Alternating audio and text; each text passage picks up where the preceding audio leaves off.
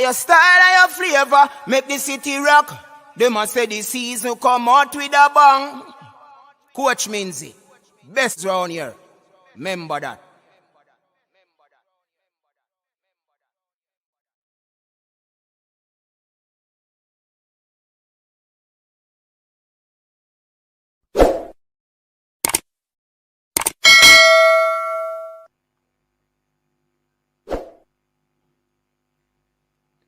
Welcome everyone to the Coach's Desk. I'm your host, Coach Minzy.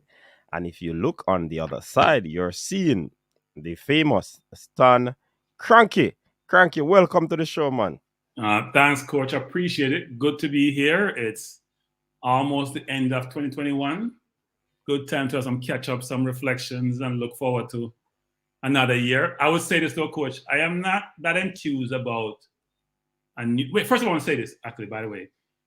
I'll be able to say it a little bit later, but I'm not overly enthused about 2022 because when you reach a certain age, every year that means your time here is less. Now, it's one thing when you're 19, 18, you want to go to 21, okay, you want to be on your own, 24. But when you reach a certain age, it starts to slow down.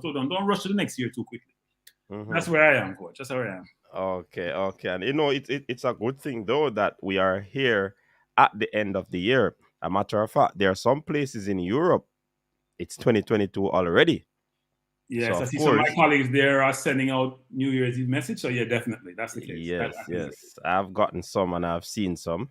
So indeed, we say Happy New Year's to the persons over there in Europe and other parts of the world that are that would have been celebrating the New Year 2022 already.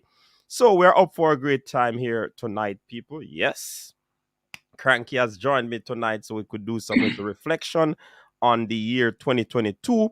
We want to welcome every single person to the show.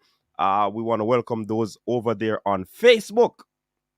And of course, our valued viewers, commenters, and persons who have been silent deskers over here on the YouTube platform. We really appreciate you. We thank you very much for what you have done throughout this year. That would have caused this year to be one of the better year for a new YouTuber.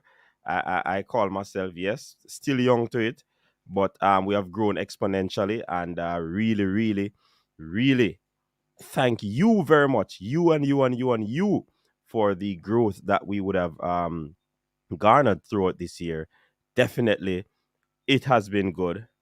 We receive it and we wish to move forward into 2022. Cranky said he has nothing to really to be excited about in for 2022. But I mean, I am excited that the coach's desk will be growing from strength to strength. And of course, we have some things that we want, some goals that we'd set for the new year. I don't like this New Year's resolution though, Cranky. But of course, we always have goals in life. I normally look at it from a standpoint of say a 5-year growth plan and stuff like that, rather than just say a New Year's resolution. Because sometimes you don't get to accomplish all that you want in a year because it is so short. You know what I mean? So welcome. Go ahead, Coach. Go ahead. So welcome to all the persons in the comment section already. We see, let me jump real quick. We have Fresh God the Capo in the building. Welcome, Fresh God. Lloyd O'Connor, one of our erudites, is in the building. He's saying Happy New Year to you as well, Cranky. And Carl Campbell, Happy New Year to you. Welcome to the show. And Brain Drain is saying, big up the what? We teared on that live Brain Drain. You know, I actually did my research on that Brain Drain, and it was not the coach's desk that statement was referring to. So we dispel that. We debunk that. We will not accept that. Brain drain. No Ray around here. Yeah, the level's up. You know what I mean? Big up to DJ Liverpool, Keval Smith. Welcome. The big man, the famous Neo Sovereign. Happy New Year to you. Yes, man, when it comes, man. Big respect to Neo, our resident attorney. Big up yourself. Phil Jones, big up yourself. And you were going to say cranky. I'm going to do a little soliloquy, coach. First of all, it's 2022 in a few hours, and the virus is still with us. That's not a good look on a global basis. Still taking lives. And we have lost a lot of friends and family members in 2021, coach. One youngster, Brendan Cold, was a member of the New York City Police Department and a player on Unisoc soccer team, a team I played for and support, died playing on the field, actually. And we're seeing more of that. So Brendan, to you and your family, rest in peace. You are blessed. You are a great person, and we're sorry to have lost you. I've also lost my my mother-in-law, actually, who was a great person. And actually, coach, there's a lesson to be learned from that, which is she was a nurse, lost her sight about 20 years ago, never complained, learned Braille, worked for the immigration department, did extremely well, never complained about her situation. And so we're going to miss her. And we've also lost other family friends. I'm sure others have done so. So for those who have lost family members and friends and colleagues throughout the year, hopefully they rest in peace, and our condolences are with you. We have the whole also discussion, coach, about vaccination and should you get vaccinated or not. I got my booster today, so if you see me a little bit under the weather or looking a little bit challenged, it's because the booster may be kicking in. Every time I move my left hand, I feel it, but I'm glad to get it. And I think those of us who are not vaccinated should consider it, because not only protect you in some respect, it protects others, actually. And that's very, very important. Also, coach, you mentioned about New Year's resolution. So about 2 weeks ago, coach, I was in my room looking in the mirror, and I couldn't see my big toe, no, coach, because I seem to have got the bleeding man disease. Really? Yeah, coach, belly I grew up. Because, you know, coach, before, when we had the virus in March of 2020, I bought some gym equipment in the summer, worked out feverishly, looked trim and fit. But, 2021 come, you get complacent and lazy, and put on quite a bit of pounds. So 2 weeks ago, I noticed this, coach. So what I did, coach, was drastic time calls for drastic measures. I'm on this, what I call managed eating. I intend to lose 10 pounds. I'm halfway there in just 2.5 weeks. Don't ask me what I'm doing, but it's working. Yeah, so, man, that's a good thing, because of course you know that the exercise is good, but yeah, I'm also exercising, but I walk quite a bit, elliptical machine, lift some weights, and eat much less than I ate, and eating better. So right, yeah, the diet is the key ingredient to the loss of weight. So definitely, it's a good thing. It's a lifestyle improvement, lifestyle change. So definitely, it's a good move. I myself am getting a little bit wider. So, I've decided You're growing, coach. You're growing. It's good to grow. It's good. It's good to grow. It's good to grow. Oh man. And as you mentioned, the loss of persons, definitely would want to say condolences to all the families of persons who would have lost life throughout this year. I see Neo stating that he lost his uncle, cousin, friends, congregation members. Yes, definitely. There's nothing you can tell someone who would have lost a loved one.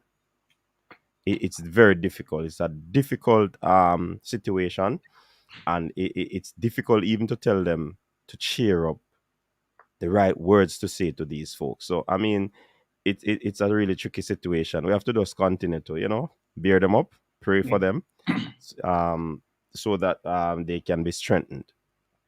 So yeah, condolences. I think we seem to have lost coach for a little bit. Not sure if he lost his mic. No, it's not the mic. It's just the camera. Yeah, the camera fell off. Okay. I don't know what's happening. Probably the vibration. must be looking forward to 2022, coach. Yeah. It reminds me of when Coach Rene Simoes was on, and I tell you, the camera was jumping from pillar to post. Oh, not good. Yeah, man. So but see, all of you coaching us, all you YouTubers now have your big mics and stuff. Like you're well situated. Look at the room; it's soundproof. So getting much more professional. Of course. It may have been because you're now part of the what Price call it, formal media. I call it traditional media. Enterprise call it. So it's a good thing. Yes, indeed. Yes, indeed. And we have to sort out the production, because you don't want the thing to look mediocre. Right. So we have to definitely ensure that we sort out the production, because that is key. It's an international program, so we have to definitely um up the presentation in terms of production, if you know what I mean. All right. I agree with you, coach. So yeah, man, that's where we're at in terms of that aspect of it. I don't want this to fall off again, so hear what I'm going to do. So as coach is fixing his camera, Fresh Guy doing a brilliant job as he normally does. Yes. As you come into the forum, just hit the like button. Even if you don't like it, just hit it anyway. Yeah, man, that's the golden rule. That's one of the golden rule. You have to like up the live. It's a free way to show your support to the channel. You know what I mean? And I'm looking forward to another wonderful year. This channel has been around since um when the pandemic really started. We March, I started think. out.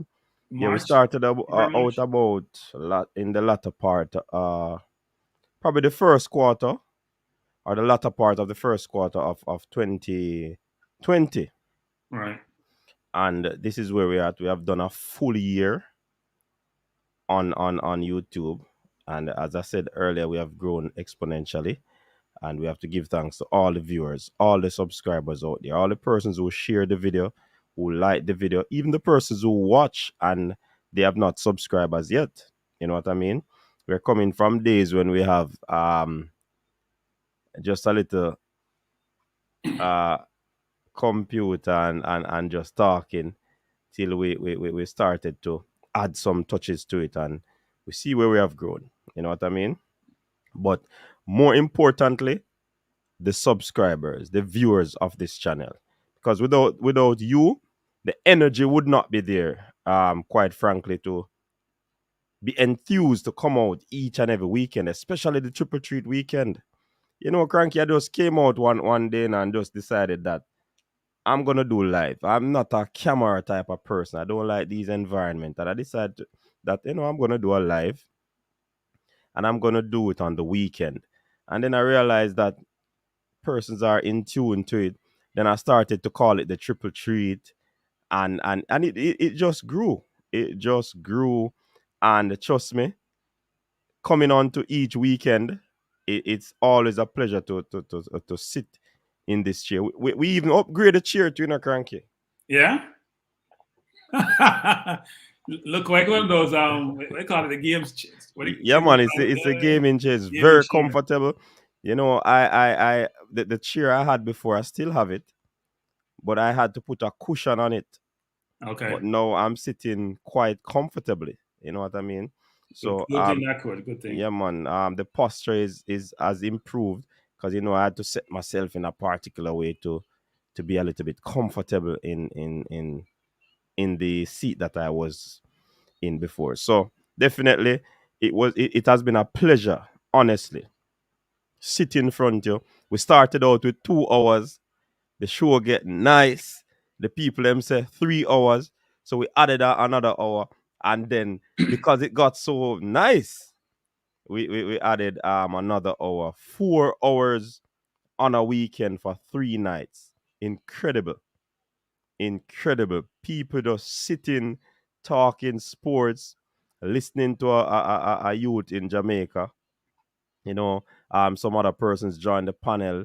I have to say big up to the panelists as well. Cranky yourself, Cataract, we had Crux, we had Alex Reed, Dre Anyweather, Devon Porter, Michael the big man.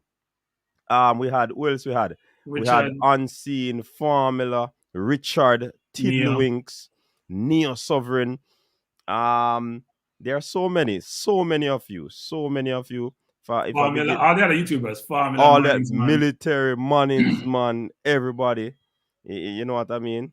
IMAX, it came on one night too. It was a real deal for the year. We went through the Gold Cup with the friendlies. We have been talking Reggae Boyz quite some time now. You know what I mean? Baby Mike, yeah man, big up Baby Mike, which is Rowan. CC joined us in the latter part. Definitely, CC has become one of us as well. So it was a good one, man. Honestly, I feel proud, Cranky. You should be proud. I mean, it's hard to start off a business or start off a channel and grow as well as you've done. I say the one thing, coach, that people should realize anything in life is you have to have a vision and you have to keep on working at what your craft is and make sure you put in the work, but not only work hard, work smart. Okay, if you just work hard, sometimes you're not going to achieve your objective. You have to work smart, understand the temperature and environment you're operating in, understand what works and don't work. You're going to have failures. Most important thing is not to worry about the failures, because if you don't try, you won't fail. But keep on putting the effort, put the time in, put the thought process in, and execute. And hopefully materialize in terms of what you're doing, and the trend is forward. So that's a great thing. Yeah, man. It has been great, and as I said before, I made mention of the panelists. I mean, you people really add value to the program as well, because we came on, we had deliberation. You know what? Some people message me and say, "Boy, coach, I don't know how you do it," because the many personalities that come on, and they are not just personalities; they are strong personalities, highly intellectual, and for the control. Even though sometimes me just sit back and allow no fair. War it out. Yes. I mean, it just, person asks me how me do it. But I mean, I don't know. I can't pinpoint something that I really decided to do to do what I'm doing. Definitely I don't know. I think, But coach, you have to have the right temperament, right? So I don't think I have the temperament to sit sometimes and deal with certain things. And that's why diversity is a great thing. We all have different temperament. We don't want to be monolithic in how we operate, how we think, how we work, and how we live our daily lives. And the diversity allows that sort of flexibility, allow us to really appreciate each other and bring different perspective and thought process to the table. And that help informs the view differently. I've always said this, which is if you go to Japan, for example, if you look at the societies, coach, where you have a lot of diversity, think about the US, for example, which always bring in immigrants, how well it does, because you know what? We don't all think the same way. We don't operate the same way. And that diversity of thought is an imperative for you to do really, really well. Because you may think about things in a certain way, because that's how you learn to think, or you're trained, but someone may think about it totally different. If you bring all those ideas together, it actually helps quite a bit. So it's a good thing that we all have that different way of thinking about things, different temperament, different emotive capabilities in terms of how we react to things. And it helps the program quite a bit in terms of the way we all operate. We all bring something different to the table.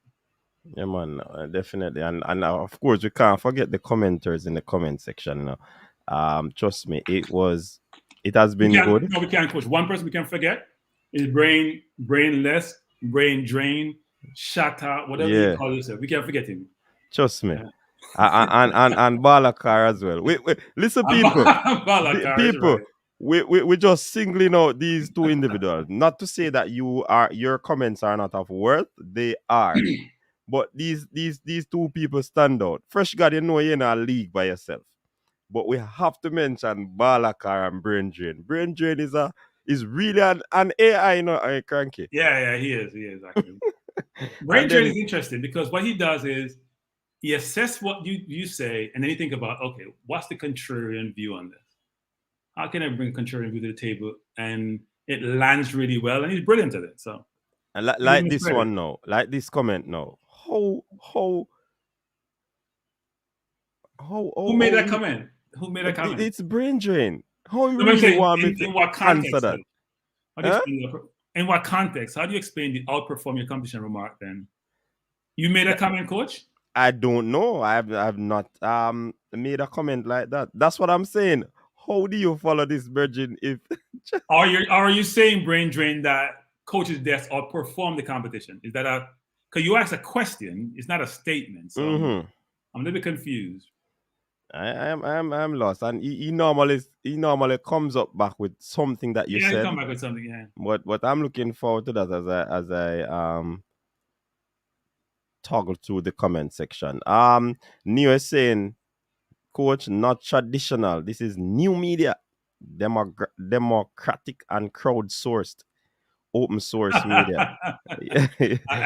Neo, open source can also be chaos. You know, gotta be very careful. At some point, conformity has to come into play to allow it to work as you like. So crowdsource is fine, but it only goes to a certain point. Yeah, man. Then Jesus ran our next one, you know, man. This man have a name for everybody, you know. Well, hey, So I man, see tell you. someone here from, what's that name, Coach? The number 3. What language is that? I have no idea. Like Which somebody one? from Middle East. The last comment Oh, after Fresh God's comment. I'm not down there as yet. But I'm Okay. trying to run through. Just put up some of the comment. Mr. Special Edition, Erudite, big up yourself. That's Pagan TripleTreat to the world. Fresh God, like you're drunk from the birthday celebration. Yeah, man, big up Fresh God, the last birthday person for the year, celebrating his birthday. Baby Mike, Brain Drain, I talk about Ray Ray, man. The Ray Ray comment is not for coach's desk, which is coach means the and cranky, stand cranky. Nah. You know what that means, so it's over my head. Brain Drain soon tell you. And you see, Brain Drain is a character you can't get a hold of, you know. It's like that. Or he does probably, you know what I'm figuring, Cranky? Probably that character would have been on the panel before, you know, but we don't know him, you know. I'm wondering. That is possible. Probable. Well, he would have come, he'd have said something that would have triggered Oh, based on something that is him. his language pattern. Yeah, yeah. Right. And see that again, him saying superior and all. Boy, I tell you, You're hey, superior to what? To to yourself? what?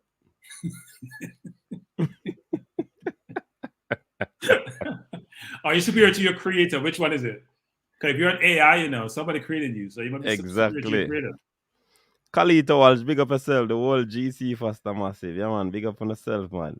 Yeah, a whole of people. Tennessee, big up. Duckland. Duckland is another sample, man, you know. Yeah. Boy. Sword Cry. Yeah, man. Sword Cry. Can I say my nemesis? Oh, that comment down there. I don't know what is that, Cranky. So must be a spam or something. Yeah, probably. Yeah. Yeah, man. So separate and apart from the whole coaches desk and the panel and the whole crew, how do we reflect on 2021? So I think we have to start at the top, you know, Coach, as it relates to the football. And I think you're going to start at the top. You start with the JFF. How they operated in 2021. Did they position us to be successful? And what's the ultimate outcome? And if one was to do a very objective analysis as to how the JFF performed and give them a grade from A to F, I think they would get G. They wouldn't be on the grading scale. They have not done a good job. And it's very obvious that they haven't done a good job in a number of different areas. We do understand that everyone has been negatively affected in some way, shape, or form by the pandemic, and it's curtailed football associations' ability to generate revenues, to have all their players at their disposal.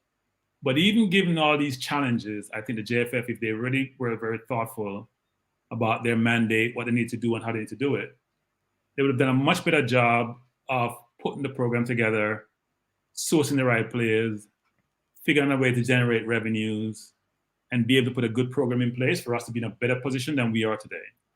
I think I said at the outset, before we even commenced the World Cup qualifiers, that the biggest obstacle to us qualifying was the JFF, and it's proven accordingly.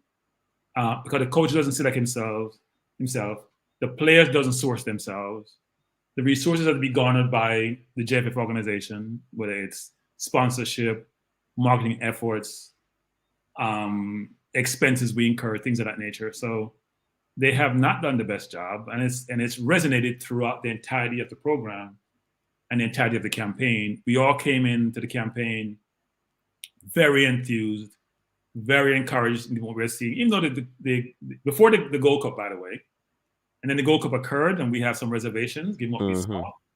That manifests itself to where we are today. So hasn't been the best situation as it relates to the JFF and their performance to date. And if they're grading themselves, they should look in the mirror and realize that they need to make material changes to their organization. Definitely. And they would have admitted that they have some things to work on. So, I mean, definitely. And it's a good thing to know that they would have looked into themselves and see that there are some stuff to be worked on.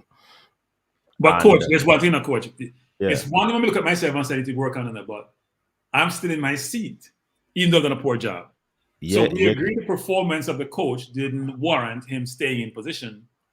But we also agree about that with the administration, and they all sit in their seat. Nothing has changed. Yeah, but they say close to the end of this year, when they were on Management program, and the advent of the new media, they are zooming in on them, so they a little room for error, and they would have accepted that they have stuff to do, and they are working towards that. So even though here's what I say, coach. You see the mouth. Can't say anything. Yeah, but cranky, that's right. You're correct there. But because they said it, what they would have said would have permeated the whole YouTube, and they are now under what? Heavy scrutiny. So they have to basically stand up by those words that they portray, they uttered. I think it is like a political party. So long as it's not election time, I can do whatever I want. And when it comes to close election time, I make some small changes. I appease my electorate, and they put me back in power, and I go back to doing the same thing.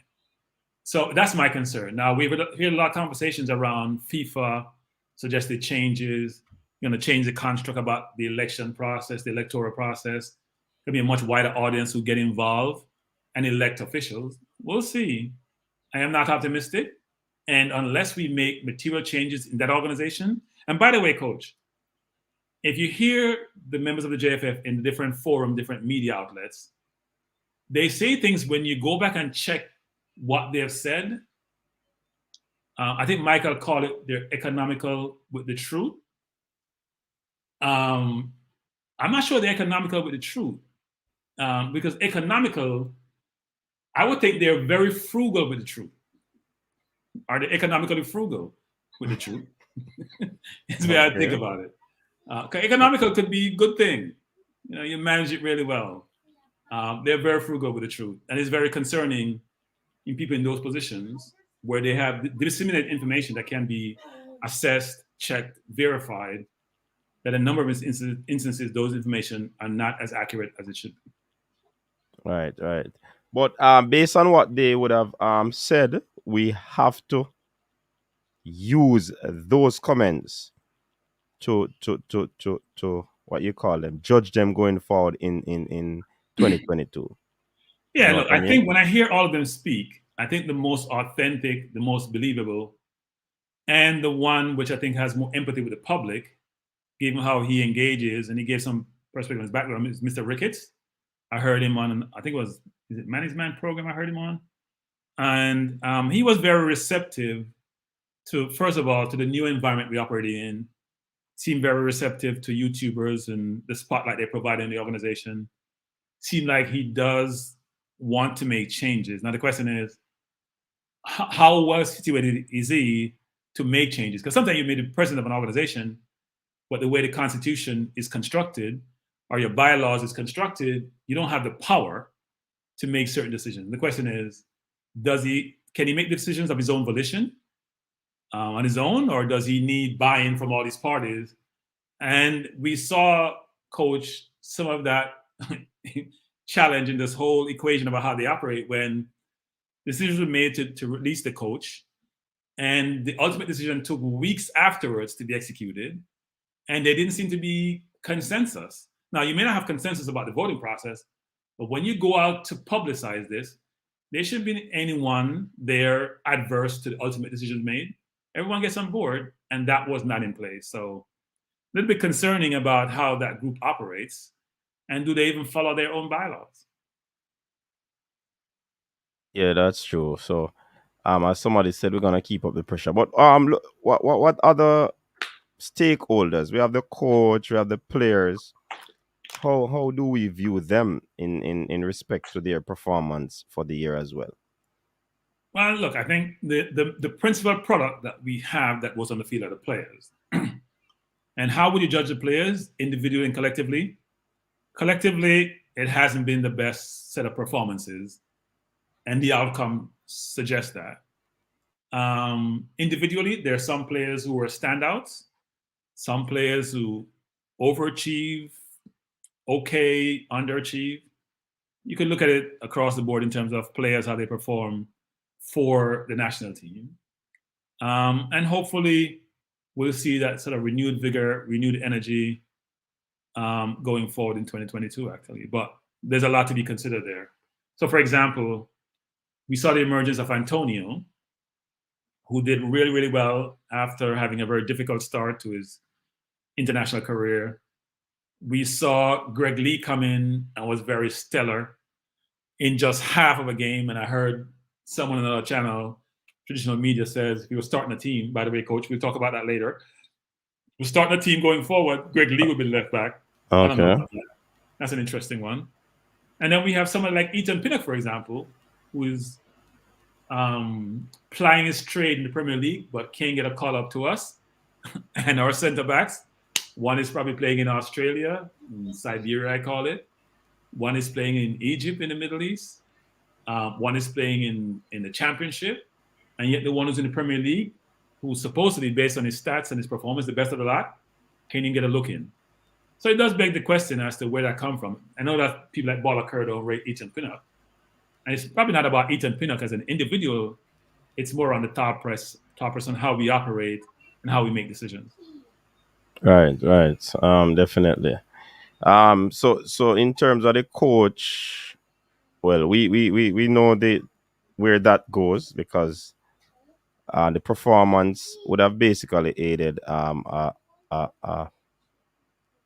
severing of ties, basically. So, but in terms of being realistic and being truthful, was it really that bad for the coach throughout 2021? Give me your coach. We had optimism given 2019 performance, 2017 performance to go far in the Gold Cup. Mm-hmm. We only made the second round. I would call it second round, right? You may call it something else. I call it second round. And we didn't perform well there, given the talent that we had available at our disposal. Not who we sourced, but who we have available. And then we go to the World Cup qualifying campaign, and we have 7 points out of 8 games, so 7 out of a maximum 24. We have only won 1 game. The coach has been with the team since 2009 in some capacity, various capacities. So when I hear the Jamaican coaching fraternity, almost in tandem, suggests that the coach should be retained, my question to them is, what's the criteria using to assess the coach, judge the coach, and make a decision? Now, not everyone agreed. There were a couple of people, like, I think, inferred, like one coach I know who also was pontificating for the job, or put himself in position for the job. But for the most part, coach, if it's a performance-based business and you're not performing, especially the coaching as a career for you, and you're going to be judged based on performance. It's like you're taking a test coach and you're getting 30% or 20% out of 100. You're failing. If you're failing, change has to be made. So we don't like to see anyone lose their jobs. It's people's vocation. It's what they want to do in their lives. They get paid for it. They have a family to take care of. But the nature of the job suggests you take a risk when you have that job. It's sometimes a high compensating job, high profile job. And there's a risk reward construct to it. And frankly, the coach didn't perform well. And the ultimate result was he was in the role for probably as long as most coaches are ever in an international. I mean, maybe Lowe from Germany is probably the longest tenured international coach apart from him that I can recall. So, a decision had to be made.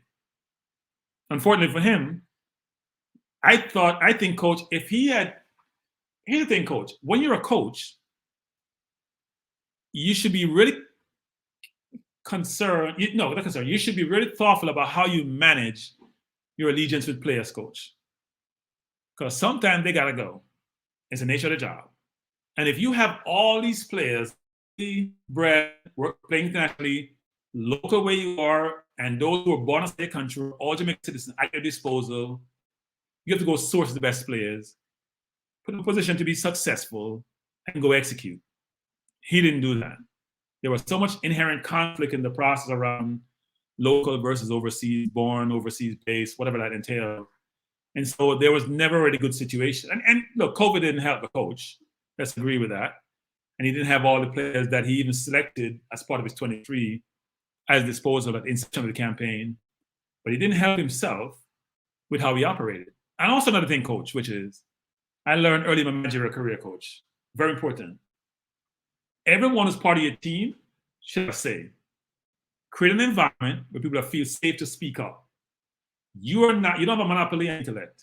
You don't. I agree with that. So if you can bring all those ideas to the table, you can source through, you can go through those ideas, pull the ones you think you can work with, and execute against it. But it can't be that you're just doing things on your own and be deemed as stubborn, don't listen.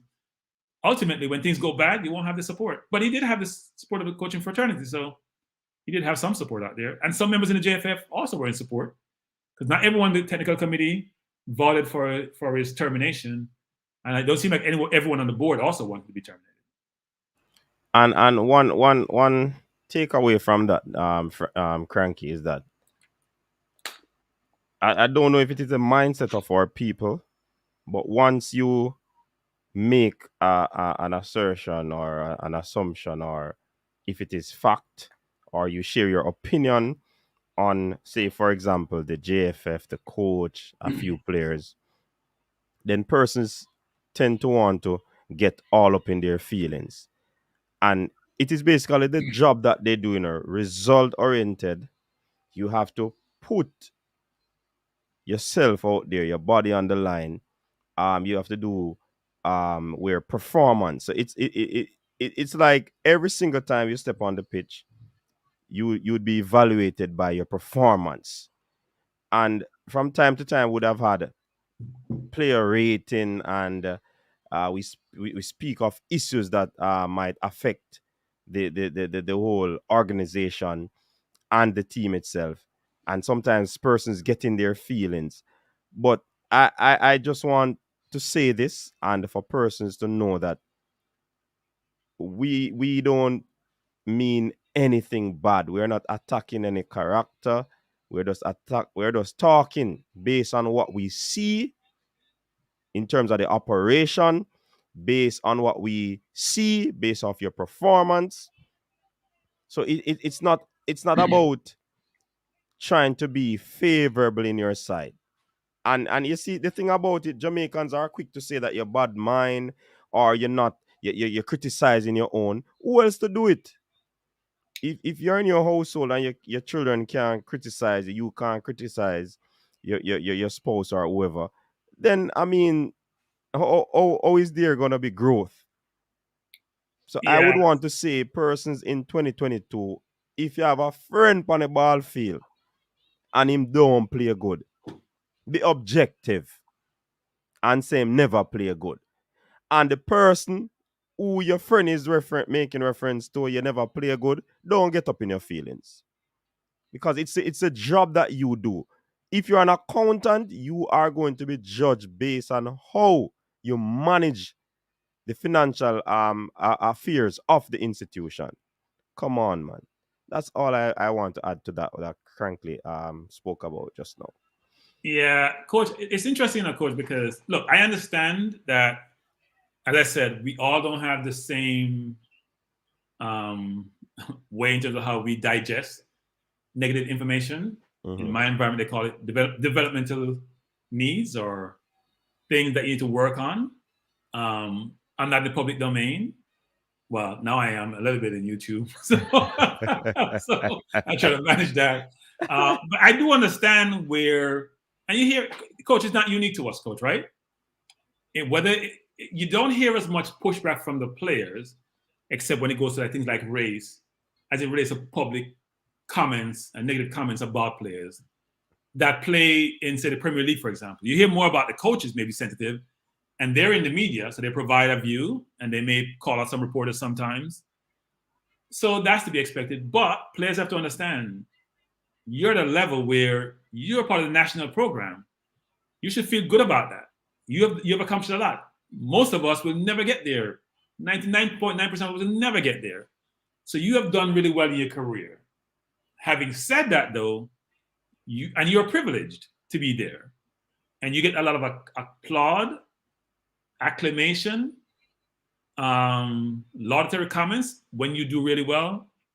But the reverse is also true, especially relates to outcome and what the expectations are.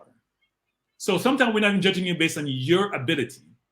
We're judging you based on what we're trying to achieve and the ability of those you play against and how you compete against them.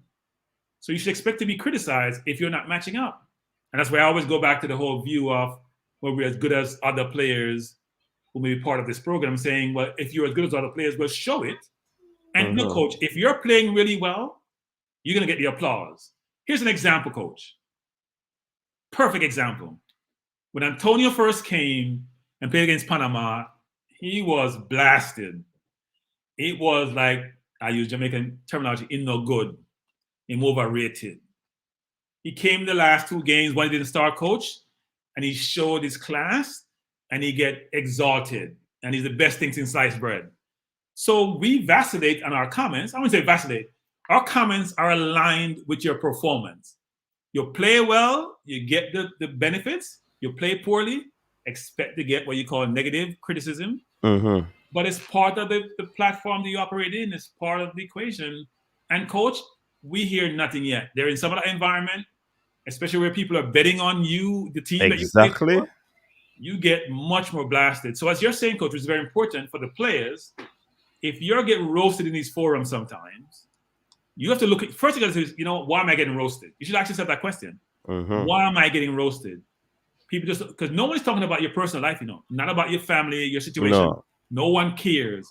It's about your performance, your performance, your performance. And that's what the fans care about. You get the accolades. When you don't perform, expect the opposite. And no one really want to criticize you. We want to laud you, because if we're lauding you, that means you're doing well and the team is doing well, hopefully. So I suggest that, I hope you all improve. I hope every one of you do well. But we can't just sit here and say, oh, great you are when you haven't played well. It's not going to happen, unfortunately. Yeah, man, that's so true. I concur. The World Cup qualifying status. The predicament we're in, and I think Neo had a very good comment up. Let me see if I can find it. I think that is it. I mean, that's where we are, or World Cup qualifying status. We have COVID, coach. We are the ventilator. Oh boy. I think Neo would have summed it up pretty well. You're right, Neo. We'd have that acquired dead, because the traditional media or the formal media, I'm going to use those two terms interchangeably, have not done the best job of providing prominence on this topic, of shining the light of the JFF on the team. And I think YouTubers have done a lot of that. So I think the YouTubers, all of them, should be commended on keeping the topic alive, always providing, coach, it's 24/7 news nowadays, coach. It's when sports radio come on board, before you only have the regular station that carry everything, hard news, soft news, music. Now you have 24-hour sports. That's what YouTubers are. Yes, and they're zeroing on the Reggae Boyz. So that prominence, that notoriety, that visibility is always going to be there, coach. Absolutely.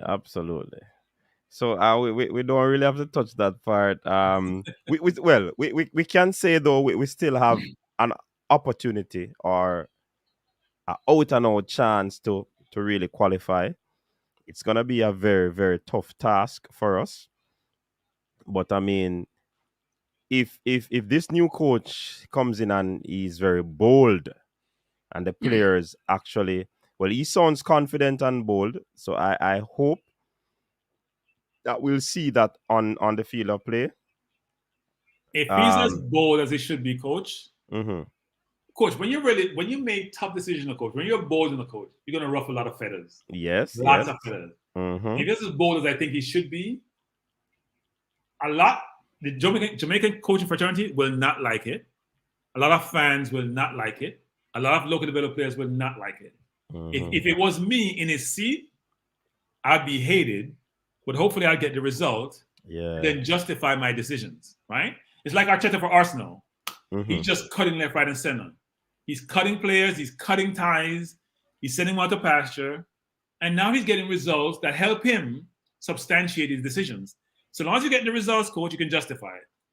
So Paul Hall has to decide whether he's going to be coy and cautious, or whether he's going to be evolutionary, revolutionary, a change master, and just make decisions that are going to upset the apple cart, but hopefully will bring the desired results. I choose the latter because I believe that is needed. Even if we don't make the World Cup, at least we can see material progress. And here's my view also, coach. We've talked about this, coach, in a lot of different forums, which is we have to start planning for 2026. After this window, if we don't do well, the process to start now for 2026. We have the best chance then to qualify in a long, long time, given the US, Canada, Mexico are getting automatic qualification. And you need to bring in every single player that has the capability, no matter where they reside in the world, as part of that pool. I need to start doing your sourcing, investigation, assessment, whatever you need to do to construct a program that's going to allow you to be successful. Yes, I agree with you. We just hope that we can get things up and running for that game versus Mexico. Get the full complement of the players. That's where I'm gonna start looking into what Paul Hall is doing.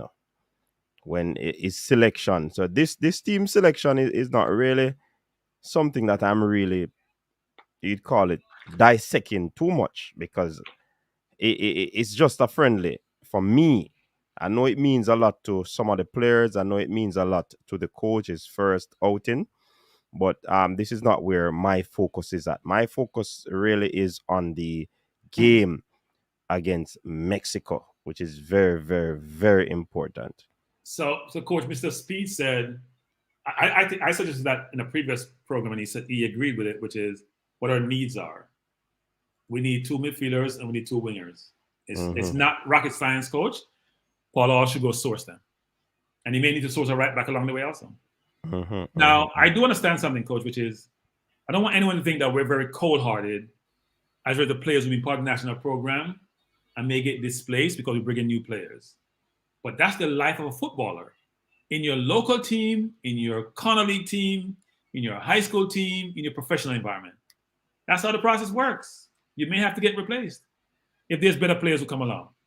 So if we can get better players to allow us to compete with the Mexicos and the Canadas and others who are remaining teams we have to play, we should do so. And Paul Hall needs to take risk. No risk, no reward. Yeah, man.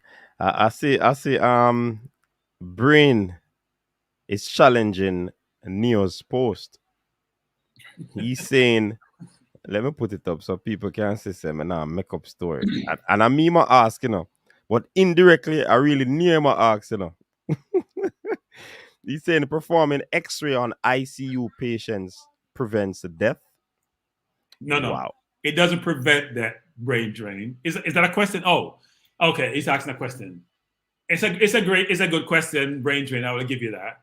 It doesn't prevent that. It may be identifying what the problem may be, or what the sickness may be, or what the injury may be, and then allow you to treat it.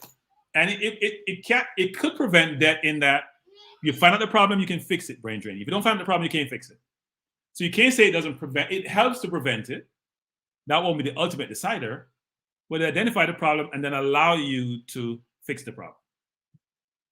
But only you would come up with that. You're just in a class by yourself. I'm not surprised that you brought that up at all. All right. So this is another interesting one from Neo. Who will join in this New Year's resolution? Draft new proposed bylaws for the JFF. Let us see what the Gen Sex Reform Committee put forth. Our bylaws will take them to task. What say you? Here's the thing, actually. I think what the JFF should do is put out the bylaws for public comments. So what regulators do a lot of time is they come up with a new rule, want to make sure they hear from their community, their constituent, they put it out, they get comments in. Doesn't mean they'll change it, but they'll assess it. They'll see what's reasonable. They'll see what they probably could incorporate. We'll see what won't work in what they're suggesting. And they'll come up with a document that can be digested by their populace. So why wouldn't the JFF do that to the football community? They may want to target certain segments. Maybe they target the YouTubers who then utilize their members to assess and collate the comments and provide it back to the JFF.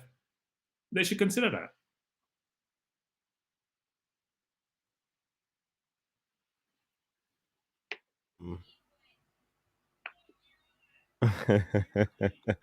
Is Neil going to draft a separate parallel set of bylaws?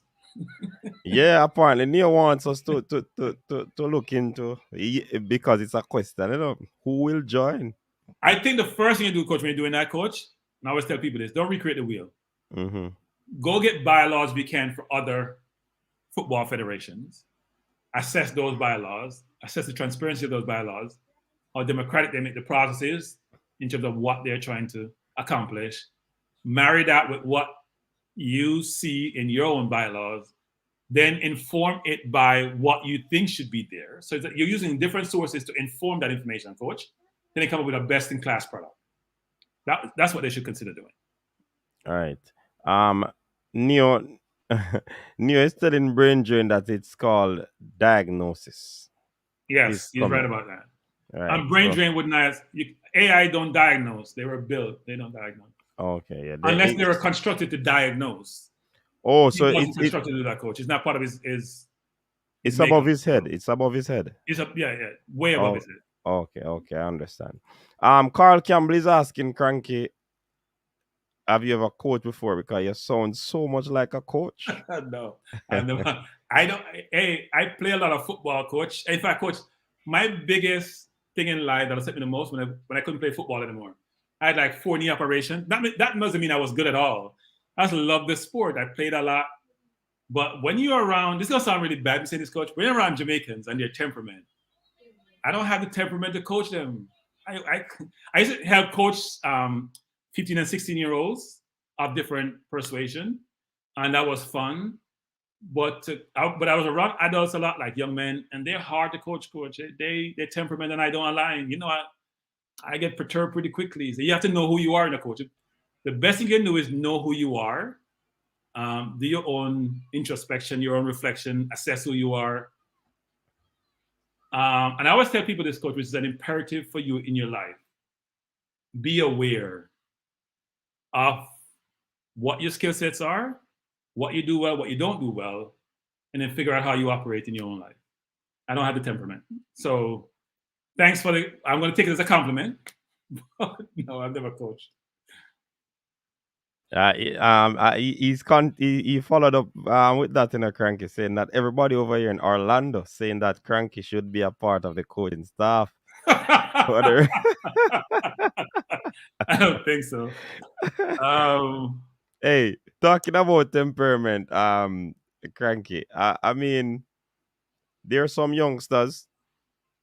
They would have seen how I operated as a coach in a particular community, and how I trained my youngsters. So they wanted me to prepare them to do a competition.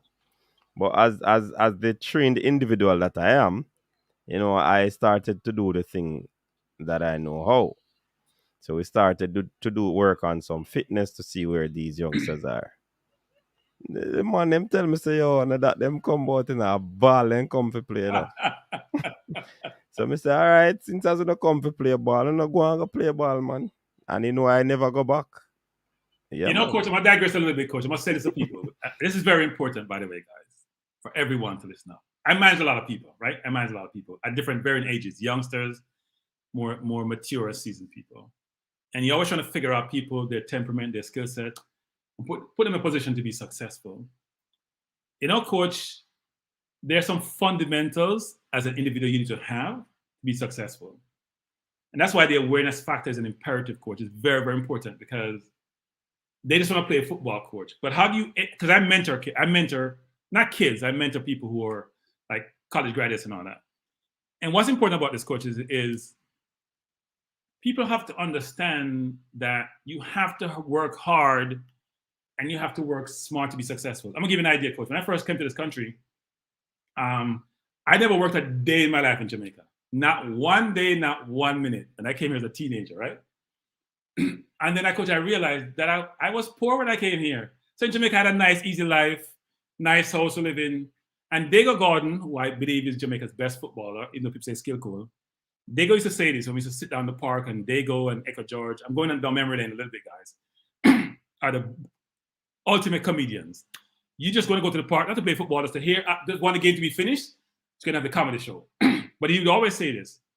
He said, people in Jamaica who do really well can come to the US and be poor. And people who were poor in Jamaica, when they come to the US, they have done really, really well. Because some of the people who do well in the US, they don't have the same discipline, the same makeup, and had to work hard in that environment. And when they migrate, it's a different, what point I'm trying to make, which is, when I came here, Coach, I work full-time. I went to school full-time. So you go to school from 7 to 1, or from 2 to 10, right? But while I'm doing that, I had friends who were playing ball who said, boy, yo, I'm fooling my youth. I got school cool every day. Come play some ball now. And you say to yourself, but you got to have long-term goals. It's like a footballer. Kobe Bryant always say this, which is, when you're sleeping, I'm practicing. When you're out partying, I'm practicing. So anything in life you're doing, they say your nose has to run, which means you have to put in the sacrifice to achieve your objective. You hear Bo talk about the hard training yesterday to be the world's best. You as an individual have to realize that if you want to be excellent at anything, you have to sacrifice to get there. Even if you have natural talent, and sometimes we say that natural talent, people talk about water boil a lot, you have to sacrifice to achieve your goals. So the point I'm trying to make, guys, is that for everyone, whether you're in the chat or what you do in your life or how you deal with your kids, you have to tell them they have to work hard and they have to work smart.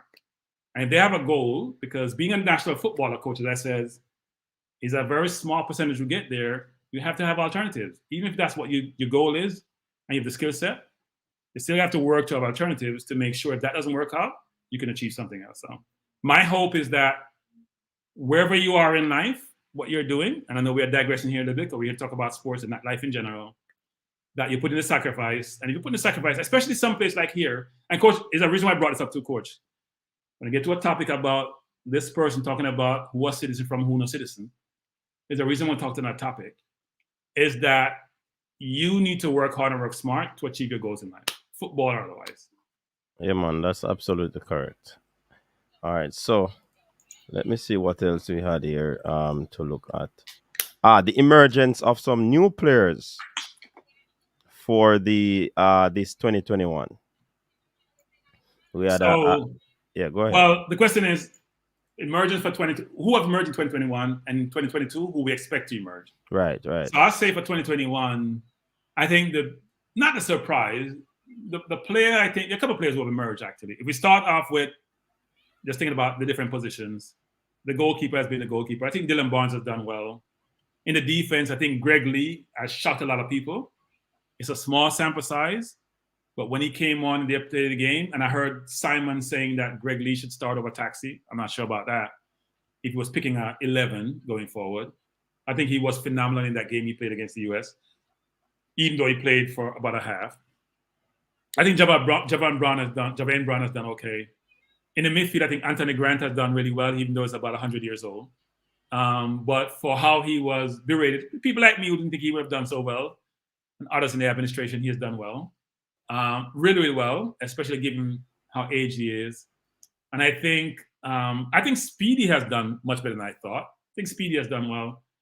But I think the person who has really captured the spotlight has been Antonio, and mainly because in terms of what he has accomplished in a short amount of time and the nature of his accomplishment. So it's not as if we gave him some sitters or some easy chance to score. He scored 2 goals, which was all he's doing. And his whole of play overall has been good. And his commitment, I'm going to emphasize that word and put in parentheses, has been good. He seemed to be committed. He says all the right things, even though there was some issue in one of the windows where he didn't come because his physiotherapist couldn't come with him. So I think he's been the player to me who has been the most standout player. And when we did the awards for the year, he's the one that got most of the votes. Yes, definitely. But brain drain.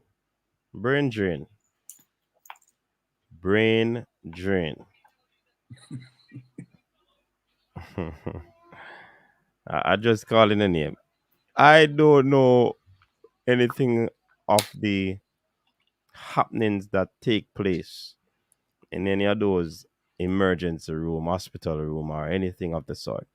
So I can't tell you about what happens in the intensive care unit. Nah. Coach, it's a bigger, no, Coach, it's broader than that. So if you have brain drain, think about what you're saying. You're saying x-rays have no use? X-rays don't diagnose a problem to allow them to fix it, whether it's something in your body that's not working, which could result in your death that x-ray doesn't help you to fix. I think you should revisit that. Don't let me lose respect for your brain drain. I think you should revisit that point you're making. Well, cranky, that's why I said I don't know nothing about it. I want you leave it in the man. So in the but you insist. I think you need to go you know what? The coding, that coding you're programming wasn't working well, brain drain. So AI does mess up sometime and it wasn't working well. You need to go reboot. Yeah, reboot. Yeah, man. Go reboot. Brain. Reboot and return. If we get them Demarai Gray cranky, trust me, that would be one of the epic what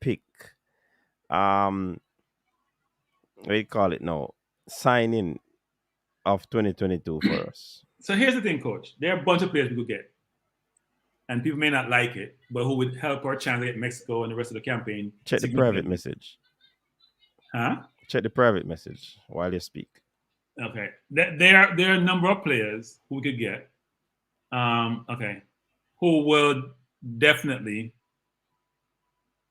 help the cause, whether it's Tyreek Mitchell, whether it's Demarai Gray, whether it's a recovering James Justin, Nathan Ferguson. There are a bunch of players.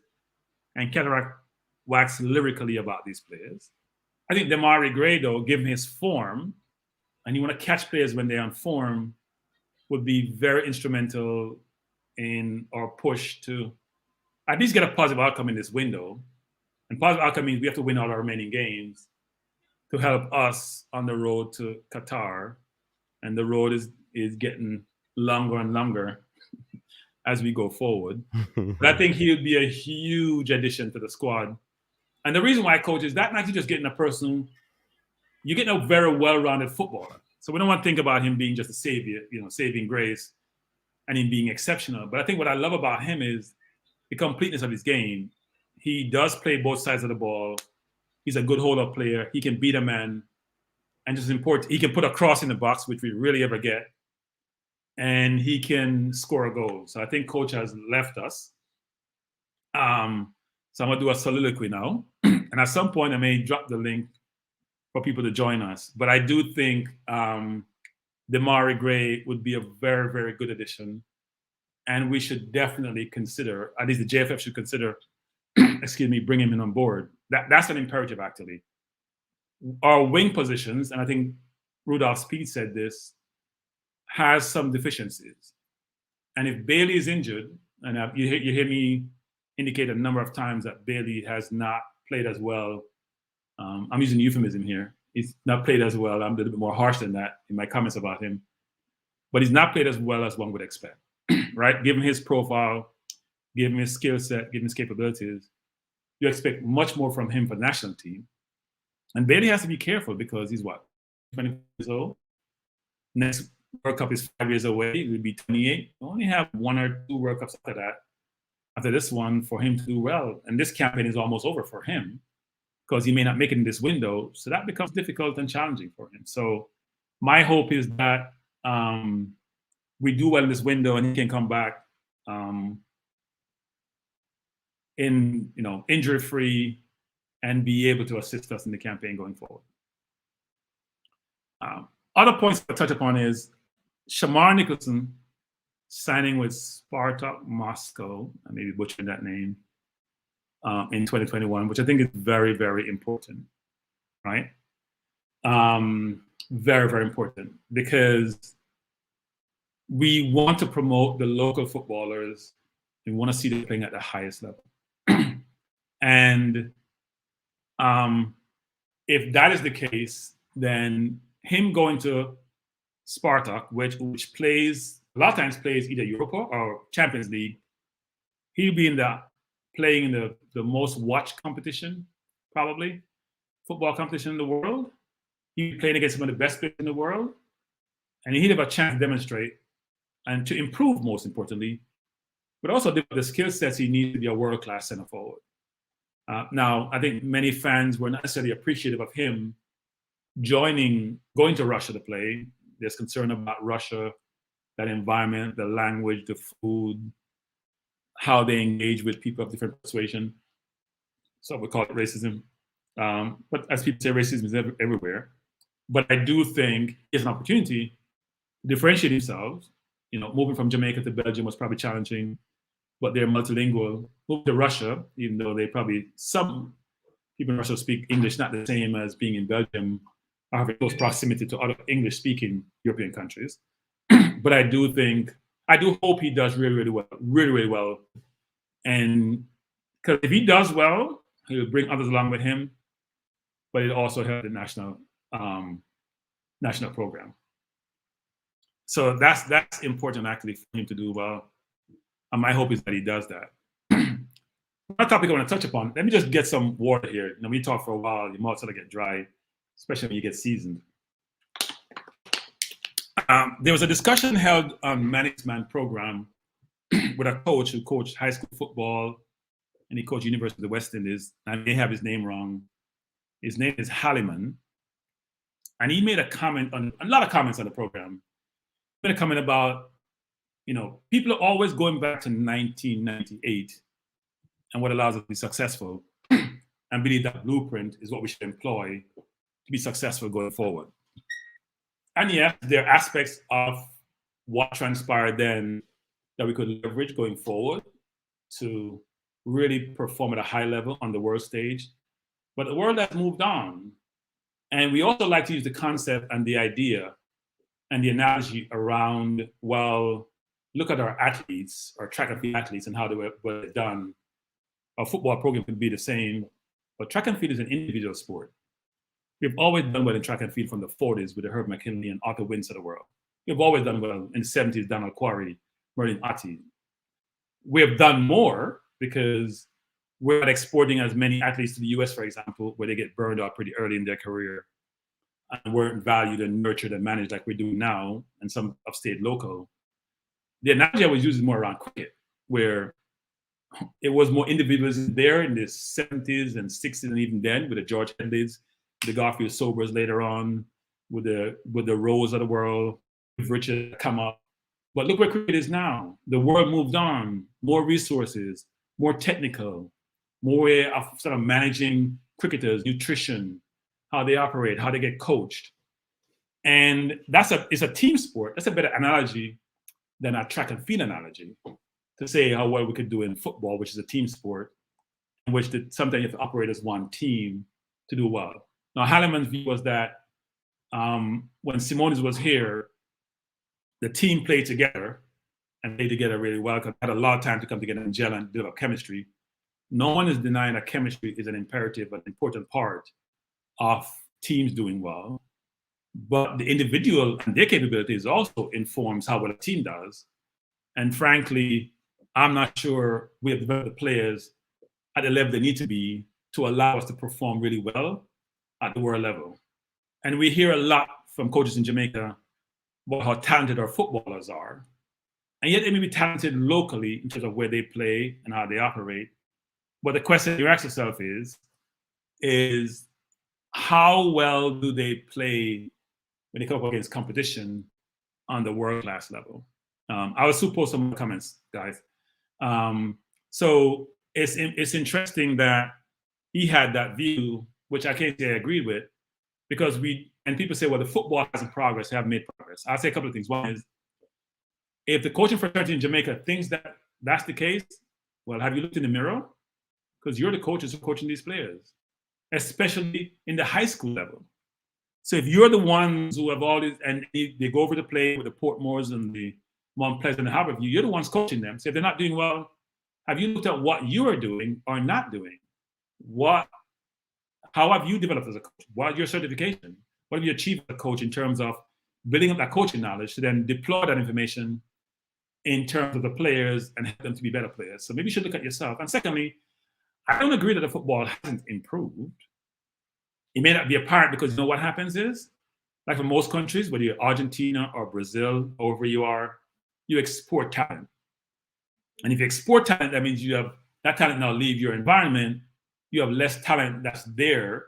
Jamaica export a lot of players. Most of the players you see, they may not be playing at the highest level on a global basis, but we only have 3 million people, and that's hard to achieve.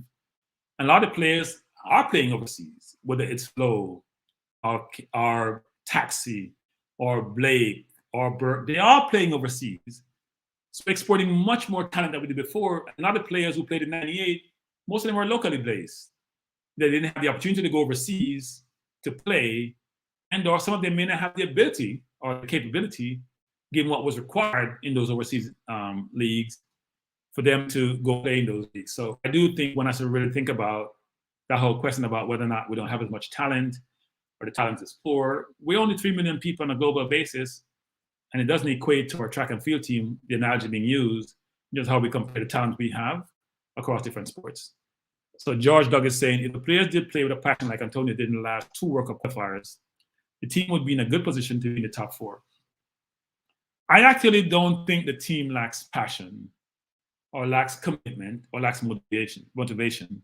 I think sometimes we confuse passion, motivation, desire, drive with technical capability and ability to execute.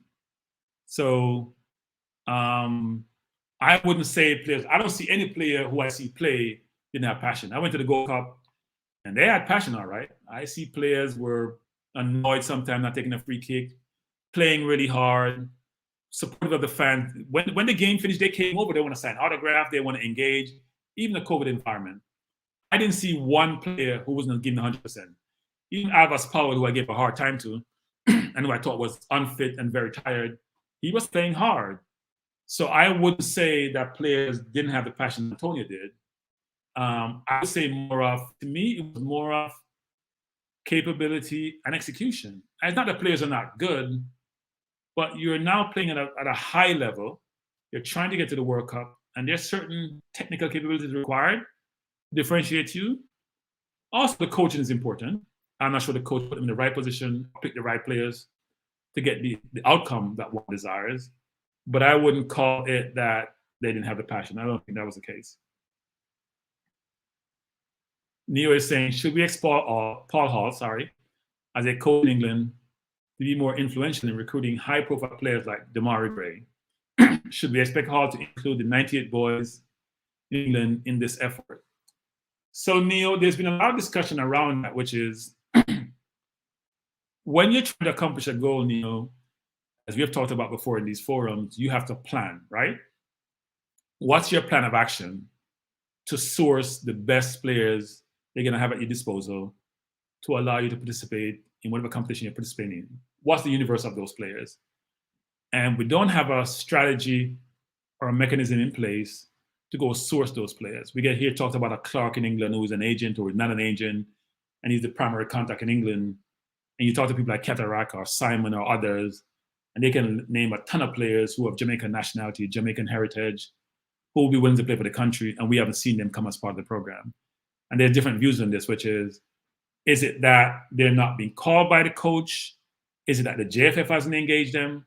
There is so many different information that you receive that talks about this, and you can't really tell who is right or who is wrong, right? That's the challenge you run into, which is who is telling the truth. But I haven't seen a strategy that's being employed to draft players into the national program, into the pool, frankly, and be able to leverage those players and bring those players in to allow us to have a 23-man squad where there's competition in every position for every place and give us the best chance for success.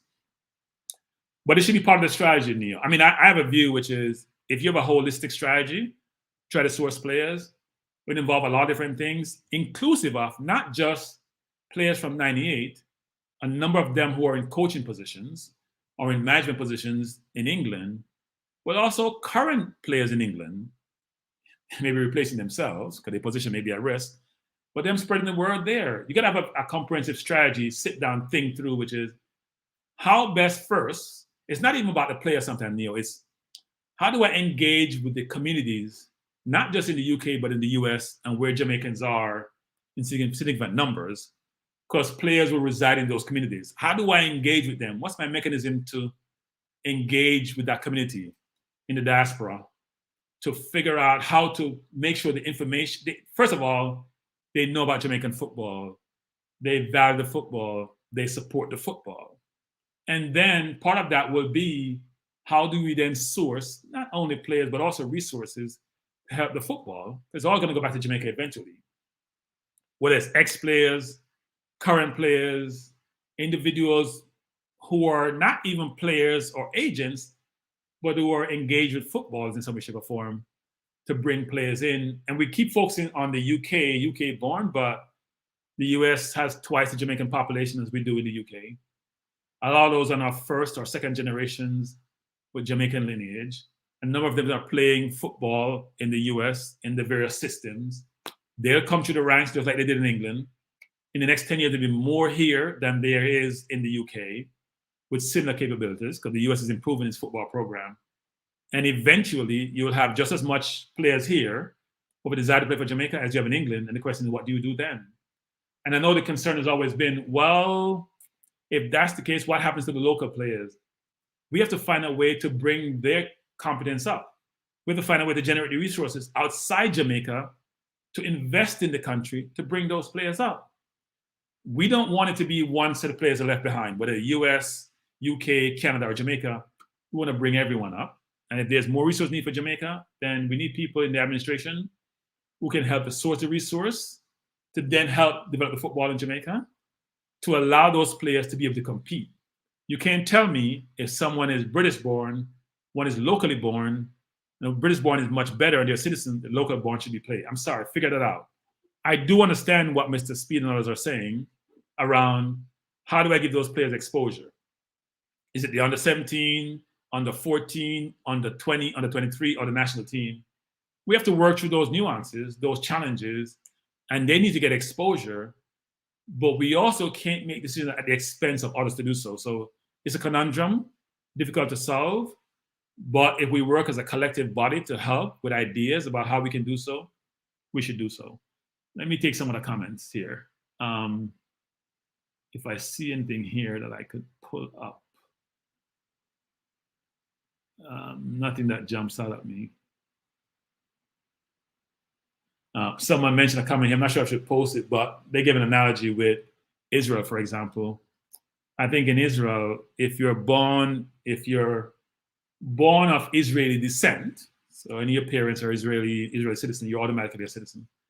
I thought Jamaica government should be pushing that for Jamaica in general, which is if you're of Jamaican lineage, you're automatically a citizen. Let's go get your passport if you so need.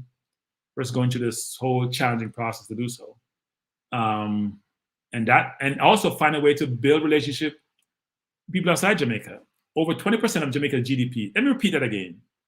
Over 20% of the GDP for Jamaica is from remittances. So those of you who are in Jamaica, and by the way, Coach Halliman said, very controversial comment, I thought it was, when he sort of inferred, or not inferred, he sort of, I'm paraphrasing by saying that if you're of Jamaican citizenship, you have a Jamaican passport, you have a passport of another country, I'm gonna use my own term, you're not a real Jamaican, right? That means only people born in Jamaica with a single Jamaican passport are deemed to be citizens of Jamaica and a true citizen, which I found to be very divisive, not reflective of reality.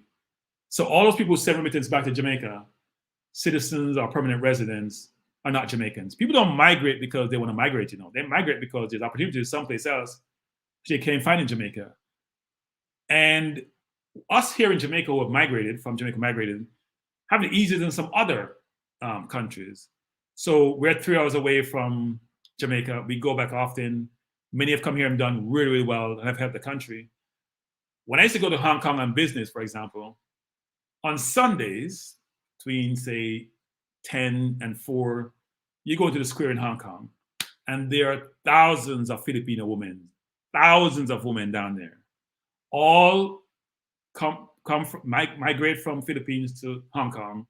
Most of them work as domestic helpers, without their spouses, without their kids, don't have a chance to go back. You know, they go back probably once a year if they're lucky, because they have to send remittance back home. That's how they're going to survive. Much more difficult, much more challenging than for us who have migrated to the US from Jamaica, for example, because they don't have the same opportunities, they don't have the same ability to generate resources, much more challenging. And even people from Africa who try to go into Europe by taking boats and whatever it is, try to migrate. So people migrate for different reasons and shouldn't be castigated, shouldn't be made to feel guilty that they're not Jamaican because they have left the country. And even though some of them have helped back home quite a bit by sending back remittances to the island. So I think it's very disrespectful. But I think Neo is saying here, no disrespect to Kelly and Simon, but I guess that the 98 boys fraternity to be better at recruiting and networking with the football in the UK. I don't think they take the JFF recruiters seriously. Neo, as I said before, Neo, I think we need to leverage and I'm jumping around the topics here, guys, so forgive me, but we need to leverage all the resources that we can to do recruiting, Neo. And I think even here in the US, Neo, at some point, we have to think about how we start sourcing talent here who have the capability to play for Jamaica, who can compete at a world level, and who are coming to the system today. So don't disagree with you that we have much more of those at a higher level in the UK. There's so many of them in the UK. It's amazing.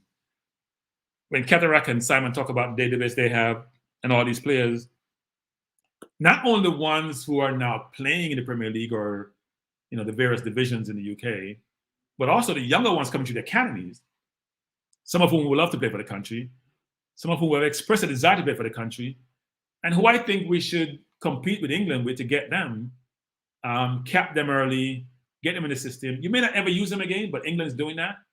We should do the same. So we should definitely think about that. I'm gonna post this brain drain. I'm gonna call you out, you know. Cranky me knowing Filipino women in Hong Kong. I didn't say I know them. I said I saw them when I was there, right? Now you go there, it's almost like, I hate this analogy.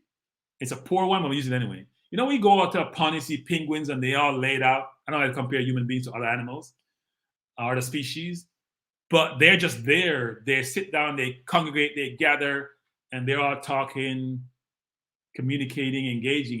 And it's a sea of them, like it's amazing. And they spread over a whole compound. So I just thought it was interesting. I was just thinking that they leave their spouse home, they leave their kids home just because they want a better life. And we're getting castigated by some of the coaching fraternity about whether or not we're citizens of Jamaica or primary or secondary citizens. I didn't find that to be something that I welcome, actually. I don't want my affiliation in Jamaica to be challenged or to be deemed to be not sufficient, when I'm sure some of the people there are not doing all they can to let the country progress.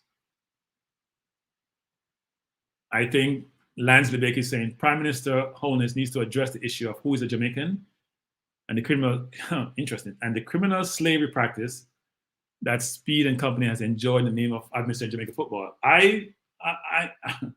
The thoughts expressed in the comment section are those of the commenters and not my thoughts. On slavery in this context. Look, I would say the government, you know, a lot of things that happen in football, you can equate to life in general and how Jamaica operates or doesn't operate well. And if you have something that becomes endemic in a society that is not good for the society, it becomes a problem. It always becomes the norm. That's not a good way to live or operate. So My hope is that lessons you learn in other aspects of your life, you apply it holistically, help you progress as a people. I think Michael, who always come in the program from Canada, mentioned that the Canadian authorities didn't like the way the football was going. So they made some changes which were not necessarily adverse to FIFA, well, probably adverse to FIFA, but what FIFA had to sort of conform with to get the program to move in a positive direction, which they accomplished. The question of how would the government get involved to change direction of travel, the direction we're going in is not a good one. So the government has to try to figure out a way to better think about how the Minister of Sports probably should get involved. And I know FIFA has some issue around that and sometimes bad federations for doing that. We need to work with the JF to get to a good place because what we have today doesn't work at all. Neo saying, I agree, Cronky, recruiting Jamaican talent in the US is important and will also be challenging. Yes, it will be, but we now have a chance to put that in place. I was going to post Brain Drain comment, but I'm not. Brain Drain, you are something else. You're really a robot. So Flex is saying, Coach Ghana Waterfront, go watch the fireworks. Well, I'm going to put it this way. Coach went on an assignment. It's a New Year's Eve assignment. We'll call it that because of what it is. I don't think he's gone for the rest of the night. Baneful. He's and thank you, by the way, for the compliment. I appreciate it. I think he may be back on, especially when I need to post the link for people to join me. But I think he had a prior obligation that he needs to tend to, which is important. So hopefully you guys are here helping me, keep me company and helping me try to get through this program. And I know you're spending your evening with us. It's almost New Year's. We do appreciate that. I'm not going anywhere because, I'm very concerned about, even though I'm vaccinated and have my booster, I'm not into going to mass crowds that people breathe on me and go catch COVID. Because even though you're vaccinated, doesn't mean you can't catch it. The symptoms may be more mild, but I'm not doing that. So my hope is that if you're going out tonight, be careful. Hard to be social distance when you're in a party, by the way. Very, very difficult to do. So, and I find it interesting. Actually, I'm going to digress a little bit away from football, but I'm going to get to the main topic of the night after I say this, which is I had a funeral the other day, and even though people had their mask, they were working their mask. They're not wearing a mask over their nose, or some just took it off, and they were all in each other's face. And I'm thinking, that's not a good look. So I try to keep my distance there, but it's hard to do. But I was saying people get complacent after a while. It's not a good thing. Treat the virus seriously. We can't live like this forever. I hope not.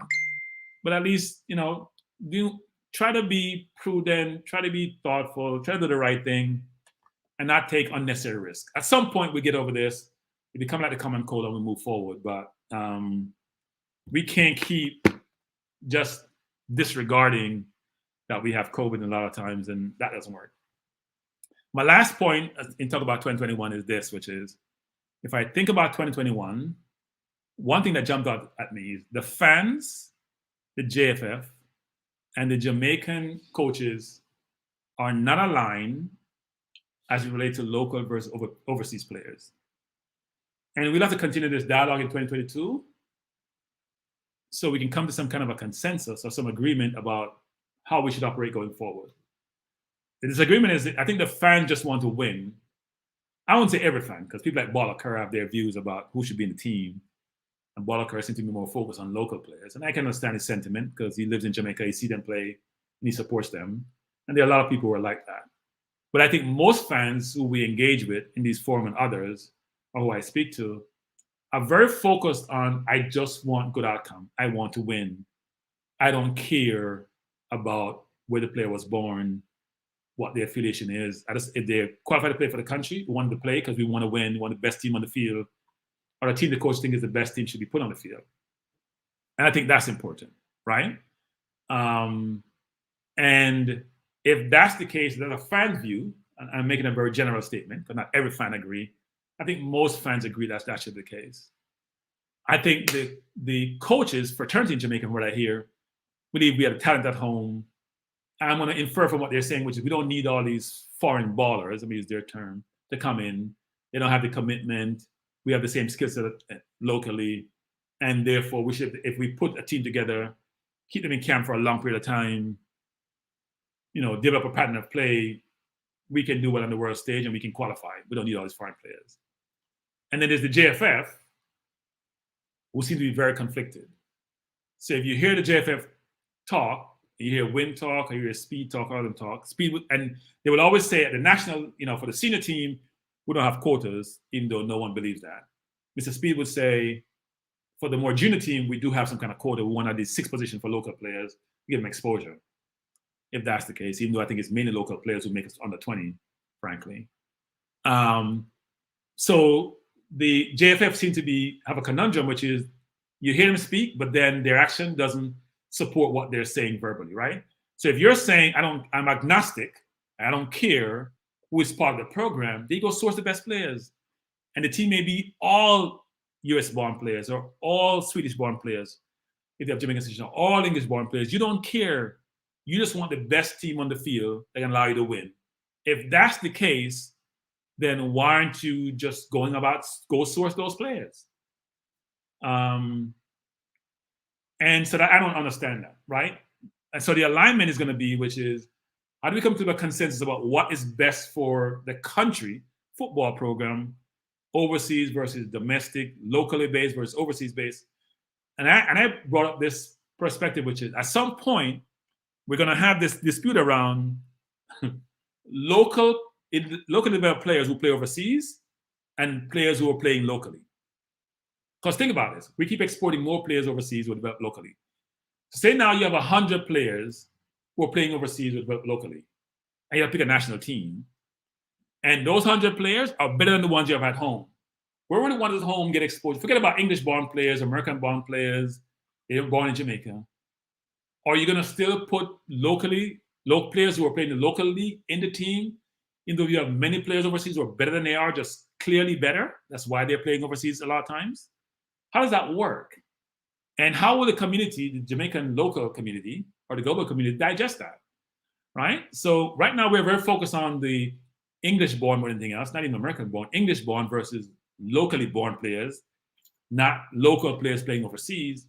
But at some point, you may have the same question just about local developed players, and I would be curious how the coaching fraternity would answer that question, given there is financial implications to this, as we know, whereby local teams want to export talent to generate transfer fees to help support their program.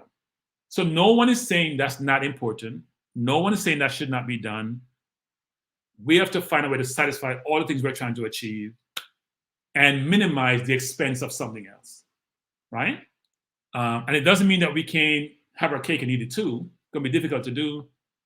But that's why I talk about the alignment, which is what the coaching fraternity is thinking, what ex-players are thinking. I left that group out because some of them are not supportive of English-born players, frankly. Some who play in the national program are not supportive of the number of English-born players coming in. And one thing we also haven't talked about, which is, how are the English-born players feeling? They get, and some of them may even watch, because I have colleagues in the UK who watch this program periodically.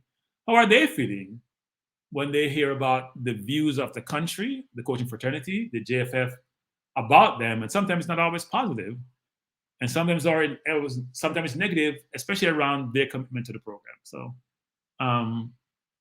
this is very important. Pagan is saying cap as many players going forward. So be 2026, it's a world's arm race at this point. Hey, Pagan, the best place to see this is in Africa. Look at the African teams and all those players who were born in France, some of us who are very loyal to their lineage and their home country that they're from, who play for their home country, whether it's from Aubameyang all the way up to a ton of them. Comoros is an African country in the African Nations Cup. I don't think they have one player who was locally developed who was in the starting 11, if I'm not mistaken. So you do, I mean, look, it will always going to be a discussion because the local players, especially the kids, are going to think, I think one of the ex-players, I think Altima Butler may have said this, which is, what's the incentive for them if they're seeing their path blocked to the national team? And we don't want that, right? But part of the incentive should be, you know what? Shamar Nicholson is going to play Champions League. I want to play Champions League. So how do I then demonstrate my capability to get an overseas contract? It may not be to the national program to get exposure. Because if I'm good enough, somebody will see me what we need to do actually is build relationship between international teams, those teams that play in all these countries, and our local football teams, beef up our scouting network, beef up our relationship building engagement model to allow us to have a way of communicating with those organizations about players we have we think are exceptional, and become feeder for those organizations. Build up affiliation with teams. Mount Pleasant, you have a relationship with West Ham. Think outside the box to build these relationships to allow you then to give players exposure. You can't always be the national team as a source or the avenue you get such exposure. So it's very important. I see for Richard. Richard is saying, tuning in, Happy New Year from London, England. Let's enter into a big man reasoning. I think he means 4-1-0-2022. Jamaica, one love. Yeah, Richard, that's what we're doing in all these YouTube forums, or having that dialogue, Richard, right? There's a whole lot of discussions, whole lot of questions. Some of it even go over into our general society at large. And I think we need to have more of this discussion around the general society, because football is just one element, one aspect of the larger society. And the larger society have much more problems than our football, especially related to crime, frankly, and corruption. So it's something we really need to touch up on. And maybe some YouTubers, maybe I haven't watched those programs way into the football, but that's something that needs to be addressed. We need to change. We need to change how we live and how we operate. It's really just very difficult to see, especially how beautiful the country is. People would die to live in our country, and we're just destroying the country. And we also destroying our football. And one thing Mr. Rudolph Speed mentioned, which I think is, and I think Butler mentioned it too, is that our players have the set of same physical competition dynamics as players in the UK. But people need to realize the UK Black community or Jamaican community have a disproportionate of players in the Premier League versus any other country, probably. If you think about it, of Jamaican lineage, a disproportionate number. We have over 50 million people in England, and over 60 plus million in the UK. And yet, and I think there's what, if I'm not mistaken, 500-600 players in the Premier League. I may be exaggerating that number.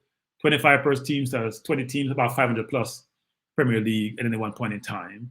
And look how many have Jamaican descent in the Premier League for a population of globally about 5-6 million people. It's a lot, with most of that coming from about 500,000 to 600,000 in England. That's a lot. So if we have the same lineage as they do, it's probably all about coaching and resources, which we got to try to address to get the players in Jamaica to get to the same level.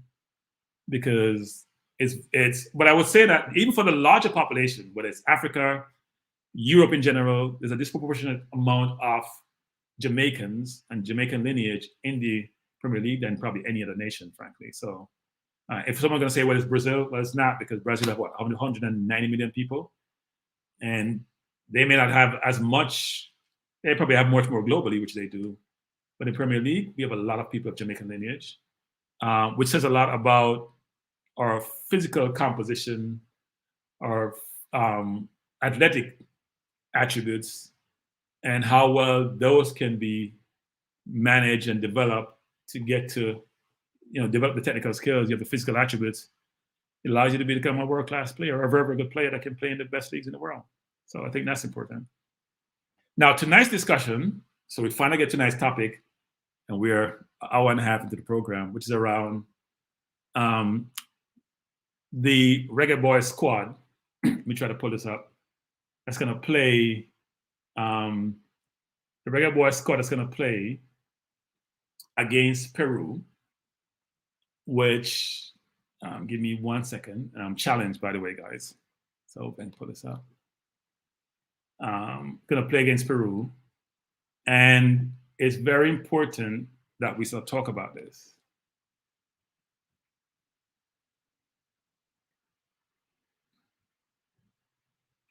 So do I have it up yet? 1 second. So this is the squad. So what I want to talk about is just a little bit about the squad. And also importantly, which is, do you believe any of these players will get into the 23-man squad? So new players, I should say, because none of them are in the squad. Are there any new players you see that you believe will be able to take this opportunity, grab by the scruff of the neck, and force their way into the 23-man squad? So we, as you see on the screen, I won't read through all the names, but there are a number of players here. Some of are sort of, I say, new to the program. So what are your thoughts? Love to get your thoughts. Do you think that on this list, it's a balanced list? Some are local players, like Chong, for example. Others like Lo are veterans of the program. Do you think any of these players will force the newer players, whether it's Tevin Shaw and others, will force their way into the team? Love to get your comments on that. Actually, I think that's very, very important and actually, I think this game, and maybe that's part of Paul Hall's strategy, is going to give some players exposure that we've talked about that they should receive. Brain Drain said Hakka will make the squad. Well, Hakka is a person who divides opinion. There's a view that he should not be in the squad based on his performance. You've heard me advocate that. I have nothing against Hakka. He's been a valuable servant to the country, played his heart out. Even when he came back into the squad, you can see the effort is there. But I think the mind is willing, but the body is weak. And sometimes that happens when you're more aged or more seasoned in your profession. So I'm not sure what Paul Hall will do, but I'm not sure he's going to garner public support if Hakka is in the final 23, or even more so in the starting 11. So what are your views on this?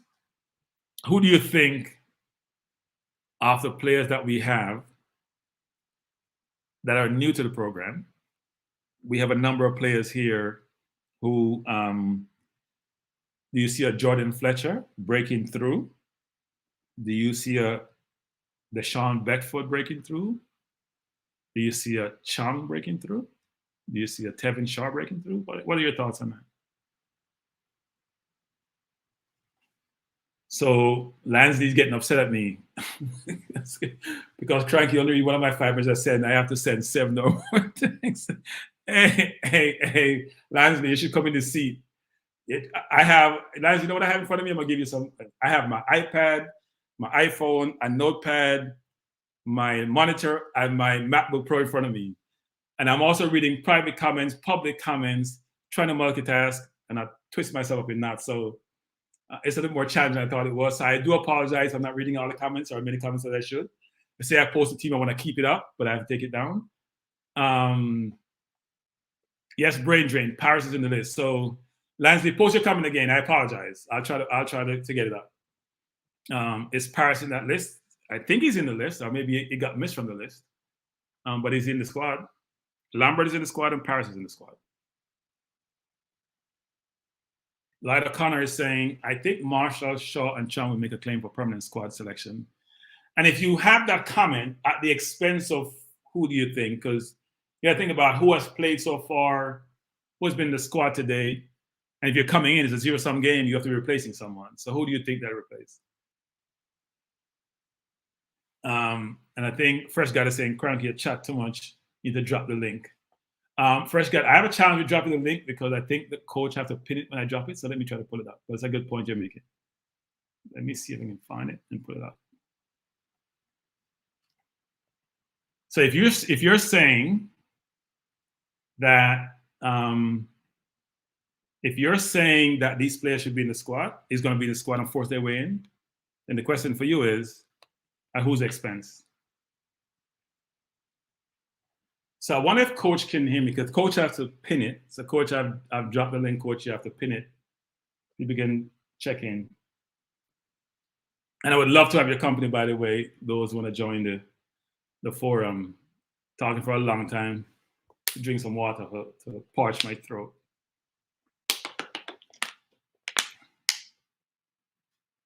Pagan is saying, Okay, tax. Yeah, tax will be there. Altu Pagan, he will be there. I think coach has pinned the link. So if you want to jump on to the program, please do so.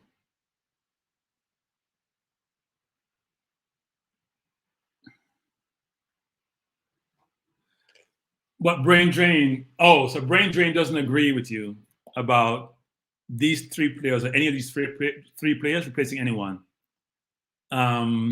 Marshall, Shaw, or Chang. Brain Drain doesn't agree. Thinks so. Brain Drain, do you think the status quo is gonna, which is no one will get added to the 23-man squad? Anyone? No one new? Love to hear your thoughts. Jerome, interesting spell of the name Jerome. He's saying, I really would like to hear JFF's answer to that question. Would they continue to glamour for local-based players if the best 11 or 23 overseas and were born in Jamaica? It's a good question, Jerome. It will happen, though, in the future. It will happen by the next World Cup, I think, because we keep exporting players, and the players who are exported, like the McGee's and the Nicholsons, are going to be playing at a high level. So you only have more who will get added to that pool. It's going to be a much larger locally developed pool are playing overseas. We have a number of them today, more than 23, and that number's going to get larger. And they'll get better. So it'll be interesting to see what happens.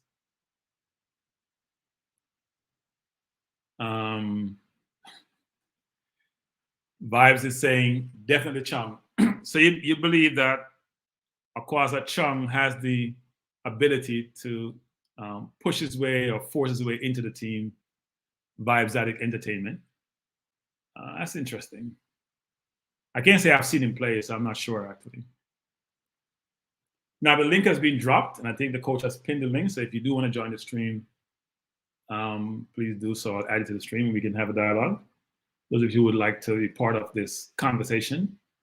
But no, so look, it's interesting that there's a view for some that no players will force their way in, or views that, as someone mentioned, one of three will do so. Don't have a good, I thought someone like the one or two schoolboys would be in the squad, actually. The kid from KC, Pearson, I think his name is, I thought when I see him play, not because I'm a KC old boy, but I thought he was very, very good. And he has the physical attributes. And even though he's not playing at the highest level, the physical attributes to play in adult games. And the question is, does he have the technical capability to do so? So Kimo is joining us. Good night, Sir Cranky. How are you doing? I'm doing good, you know. Just came off the road, actually. Yeah? You what, going in before curfew? Nah, not really. Not really. I went outside to just grab some food and and was talking to a few friends, and then I get back in. And I realized the show was on. So it's been a while because I've been really busy because it's the festive season, yeah. So I see that our squad was dropped today or yesterday. Yeah, the squad was dropped. It was yesterday, probably. Yeah, the squad was dropped. Yeah. Yeah. What are your thoughts? Because I don't know much about some of these players. Look, I think it's hard to assess. Well, look, the question is, what's the coach looking for? Does he just want to see some players? Does he want to just maintain continuity? Is he trying to build team chemistry? Because a number of these players will not be in the final 23, right? Is he giving exposure to certain players? Mm-hmm. Is he thinking much more long-term to say, I want to see all these players in certain environment, difficult altitude, but I want to be able to gauge some of these players? And the question has been asked is, was the players picked by Paul Hall? Does he know all these players to pick them? Mm-hmm. Or did he get help by his assistants and or the JFF in identifying and picking the players who are in the current squad? Well, for me, I think he got a bit of help because I don't think he would know much about some of these players. You understand? And Paul Hall is more open-minded, and I think he knows what he's doing. And I think we should back him just as how other persons was backing the other coach when he was at the helm, regardless of how things went down. You understand? We don't have any time to to be worrying about what took place maybe a couple weeks ago. We just have to look forward and see how better things can get from here. You understand? Because that's what we need. But for some of these players, maybe he's open-minded, so you want to see some of these local players as well. You understand? Because it would be already used to the regular 23 or 26 that we have been using throughout the World Cup campaign. And we have to look, just in case this doesn't go the way we want it, he would have to look forward to some younger players. So I think this is the right time for him to get acquainted to some of these younger guys, like the Chongs and the Paris. Right. Mr. Maxwell, good night. How are you doing? Thanks for joining. How are you doing? What do you have to say? Okay, how are you? Doing well? Yeah, okay. Well, I'm just going to give a couple of little quick facts. Some of these facts are going to be breaking on this show. What I can tell you, everybody's asking if Paul Hall picked the side. Well, there was a three-man panel: Paul Hall, Meron Garden, and Donzel. So he did have an impact in the team. If you look at the team, right, you're going to notice there is a difference. There are basically 3 out-and-out center halves plus Hakka. Hakka is picked as a center half. If you notice, one of the stats that a lot of people don't know, that the 2 times that Jamaica has a clean sheet, Hakka has played as a center half. So I think that's the understanding that you're looking at with that. Okay? Yeah. So I can tell you. I have a question for you, a point, actually. So there is almost a consensus, at least in these forums, that Hakka should not be in the squad or the team of the national program. Maybe in a coaching capacity, advisory capacity, but not as a player.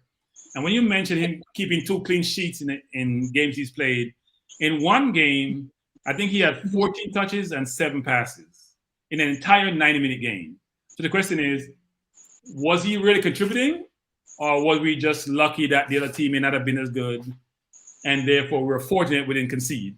Did he contribute to us not conceding? Because he didn't seem to. Okay. If you compare his stats and the other players there, they were materially different. Okay, and let me tell you, some of this what I'm talking to you about right now. Yes. It's not guess. I'm guessing, right?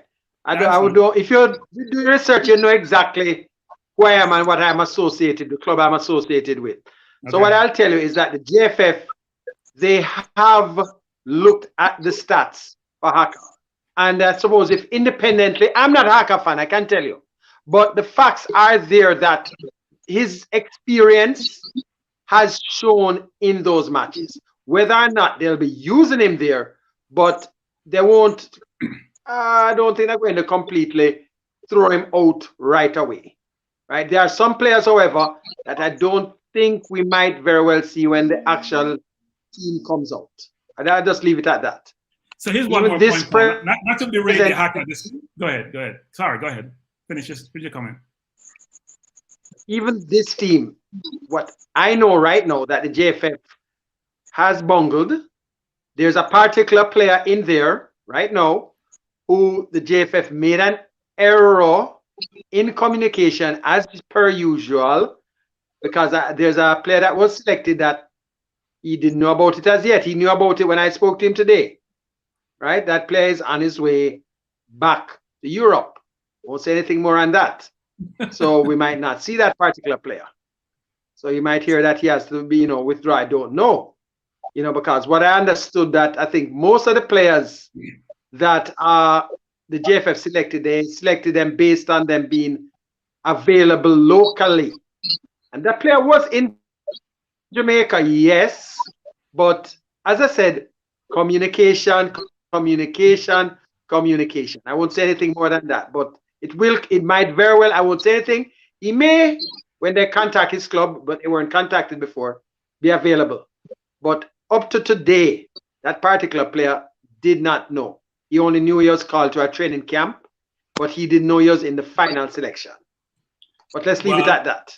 We would be disingenuous. We would be disingenuous if we say we were surprised, because this is a theme by the JFF, so we're not surprised. And here's one thing that jumps out at you: 2 things. One is when we heard before that Whitmore, when he was a coach, only communicated with the locally developed players, not English-born players, right? And secondly, players getting emails versus a phone call to say, you know what, you're in the squad, which is not the best way to engage with your players, right? A coach should talk to all his players. And secondly, you call the player, even the ones you don't select sometimes, you call them, explain why you don't select them, and you call them, say you've been selected, not some email which go to your junk email, which makes no sense. So having, say, a player was not apprised of and learned late and may not be available. But I thought the JFF was very careful to say, even players who were not part of the group were available. It was the decision. So I think they were referring to a Fisher or Abbas Powell or all these other players. They were careful to say that, frankly. Let's just say that a little birdie has told me that there are a couple players that it might very well be the end for them. For this, I don't expect this is certain. When the final squad is named, right, I'm looking to see if certain players are named in that team. I just leave it at that. So maybe you can just tell the audience, because we have a global audience, what role you play in Jamaica as it relates to football. Because you infer that. So. I scout players. Let's leave it at that. Okay. Very, very cryptic. People have research, they'll know who I am, but just leave it at that. Do you scout players for overseas? You scout players domestic? How do you mean you scout players? What does that mean? I scout players for schools. I scout players for a club. Okay. And I scout players for overseas. Okay. I work with a club. I work with a particular club in Jamaica. Right. Okay. So here's one question. So while you're here, and I'm sure others will verify you and your, I'm going to use the word loosely, credentials, is that we have had discussion with a number of individuals from the JFF. One thing that's been said explicitly or inferred is that the national team has to be a conduit and an avenue for players to get exposure. As a scout, and they do it locally, say for overseas, on their avenues that are just as good to give players such exposure to allow them to matriculate overseas and to be able to play to get clubs to get transfer fee and for them to play for foreign clubs other than the national program? Okay. If some of you, I think John Barnes did an interview the other day on Talawa TV. Right. And he made certain things clear that, look here, we have to, and I think even with this thing here now with Paul Hall is moving in that direction, you have to have a local base because you have to get these players developed and get them out of the country. When a Ricardo Fuller, but they have to get into the national team. I wouldn't say being a conduit, but if the player is not good enough, right, they get experience that way. It happens in the United States also. You're not going to have these players not being in the junior national teams and just appearing overseas. It doesn't happen. Think about it. These players move through the various US or whatever national teams, and then they do get their contracts overseas. You do not have a player that's there and he has never played. You'd have to tell me that player that has never represented the US at any level that gets a contract overseas. Right. I don't know that happening anywhere. Yeah, no. So here's the challenge we're running to actually. There's no other country I know in the globe that have the situation that we have with so many immigrants who are acquitted to perform well in football at an international level that are not locally developed or locally based. I don't think any other country have that in football, frankly. Any other country on the globe. If you can correct me if I'm saying that. No other country. So when you have that conundrum, which is unique, how do you manage that situation? Brazil doesn't have that. Argentina doesn't have that. No other country I know has that, right? The more industrialized countries, once the players are locally developed, but countries like Brazil that export talent, and they do it other than their national program, which Brazil does that, because some of the kids who play for Brazil, they may play at junior level, but not in the senior team, get exported to major teams before they even go to their senior national team. So if you have that conundrum, how do you manage that? No. Let me correct you on that. Okay. What's the population of Brazil, actually? I just want to know. What, 190 million or somewhere around there? And the population of Jamaica plus the diaspora. About Not somewhere close to not 5 even and a drop 6. in the bucket No. compared to We're talking about per capita. No, we're talking about per capita. Don't think about the totality, the per capita. No, you have to do it in the totality, because look here. Look at it this way. When you are looking at, say, a Brazilian team, say I'm going to look at under 17.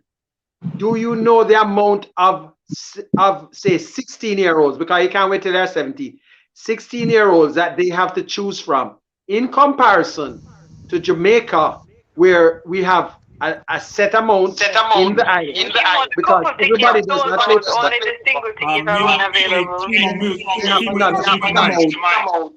One second.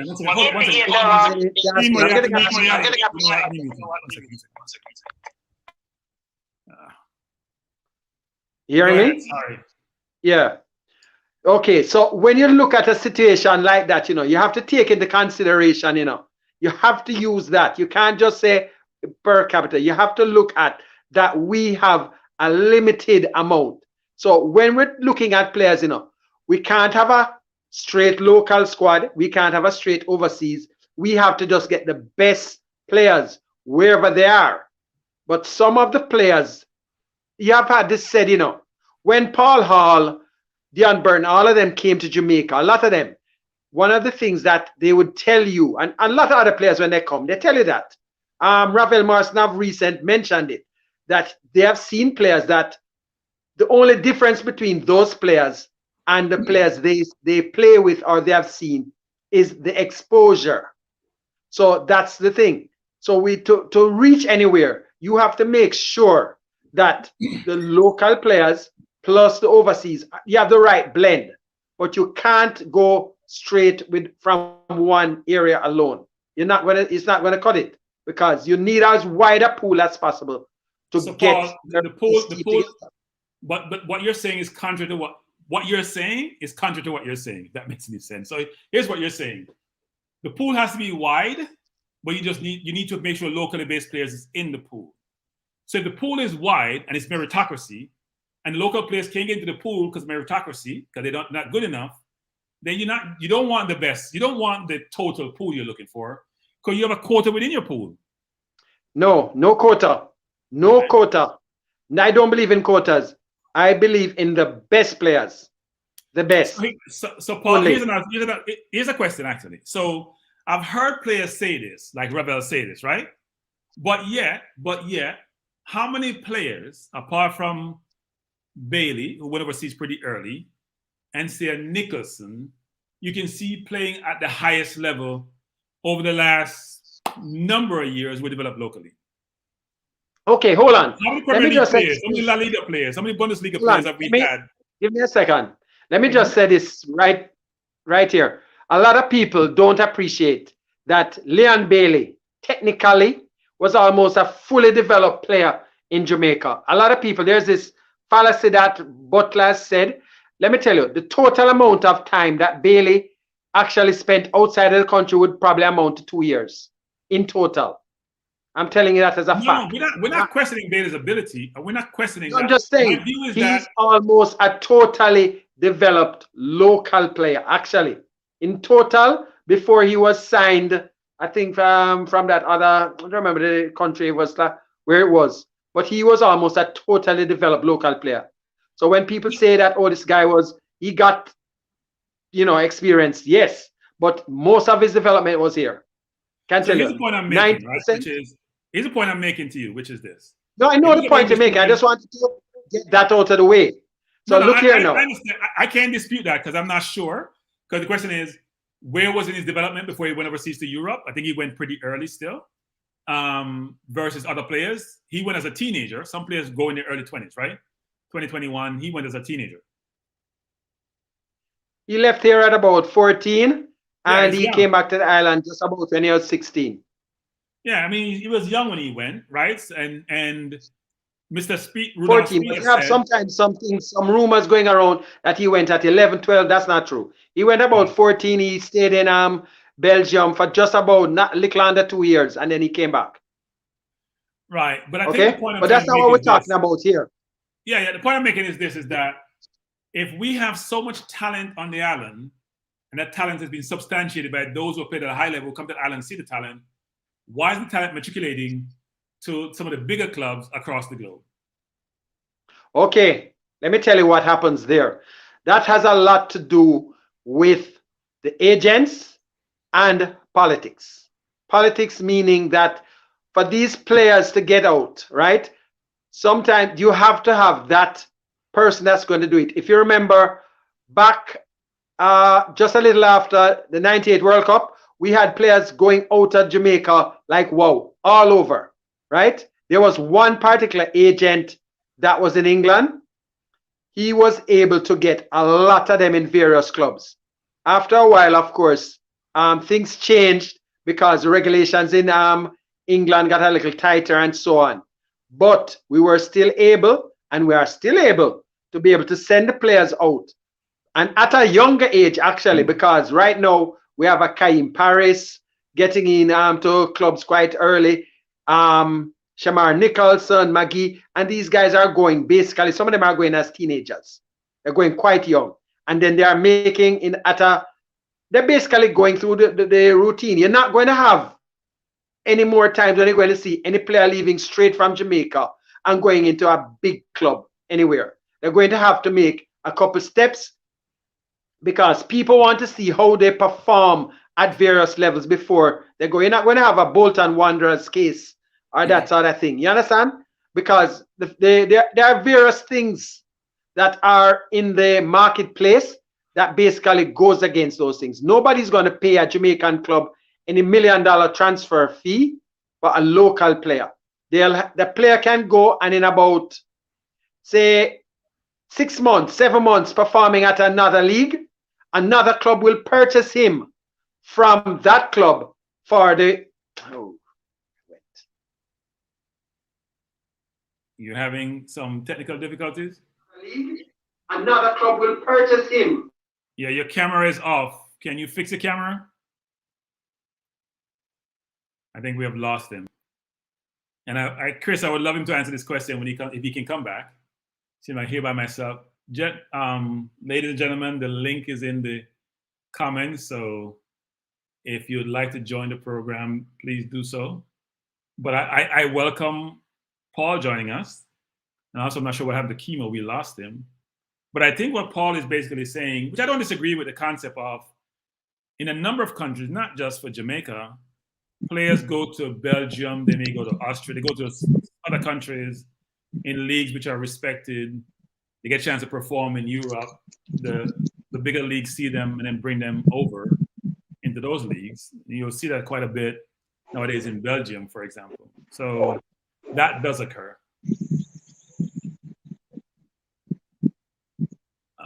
Chris is saying McGee, Lamar Walker, Paris, and White, Butler, Javon Brown, Neat, Jamal Topi. Will these are some of the best quality now. Didn't they qualify for a Youth World Cup? I think the question you're asking, Chris, is our young talent as good as we say they are? Kimo, are you back with us? Kimo, can you hear me? I'm hearing you.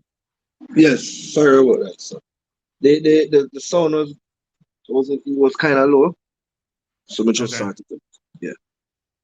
Yeah, I can't hear you now. Okay. So one of the questions being asked, Kimo, is the gentleman who was on, Malcolm, sort of indicated, say he's a scout. I don't know him. Yeah. He's a scout. Never heard of him. Never heard anything of him. He could be a scout, maybe a secret agent scout. I know. You never might can tell. Well, he spoke of obviously he's an informed party who is aware of what transpiring. He's mentioning the personnel involved in picking the team. So yeah, but he was free. He wasn't giving any concrete. You think he was giving anything concrete for you to be convinced about that? I don't look. I do think it's a question as to who picked the team because I'm not sure Paul is familiar with all the players. I'd assume that they came through Downswell, tutelage at some point. So not sure. Dwayne, good night. How are you doing? Great in my 40s, brother. For me, how's it going? Siyawa. Yeah, man, from here, boy, so I say, you know what? I'm gonna greet them with a new year when I 40s too. Get some people upset in the night. Yeah. You'll create a lot of friction in the comment section and Yeah, people. man. Yeah. But But when we beat Mannings, we don't worry about it. When we beat Mannings, we're not. How's it been going? I haven't seen you in a while. How's it been going? Yeah, man, as so just say, you know, we've been busy, you know. You see, the country has somewhat opened up back, so we've been taking a little bit of advantage of that to try and make a dollar. Right. But also that, I'm kind of sorry to the scout fell off the line, right? Because I can somewhat understand his hesitancy to provide detailed information, Right. and I'm somewhat led to believe him for who he is, right? However, what I really wanted to ask him though, right? Seeing that he stated that he is somewhat involved in the football and the club aspect of things, what is view on the conflict of interest that has been thrown in the public atmosphere when it comes to picking these players from the club? You're developing a local base, and isn't it just really filtering back down to your own pocket? Yes, it is disguised as development of football for the nation, but haven't we been trying that formula for quite some time from 98, right? I wanted him to do a little comparison and for him to compare his formula as a scout versus Butler's formula with an academy.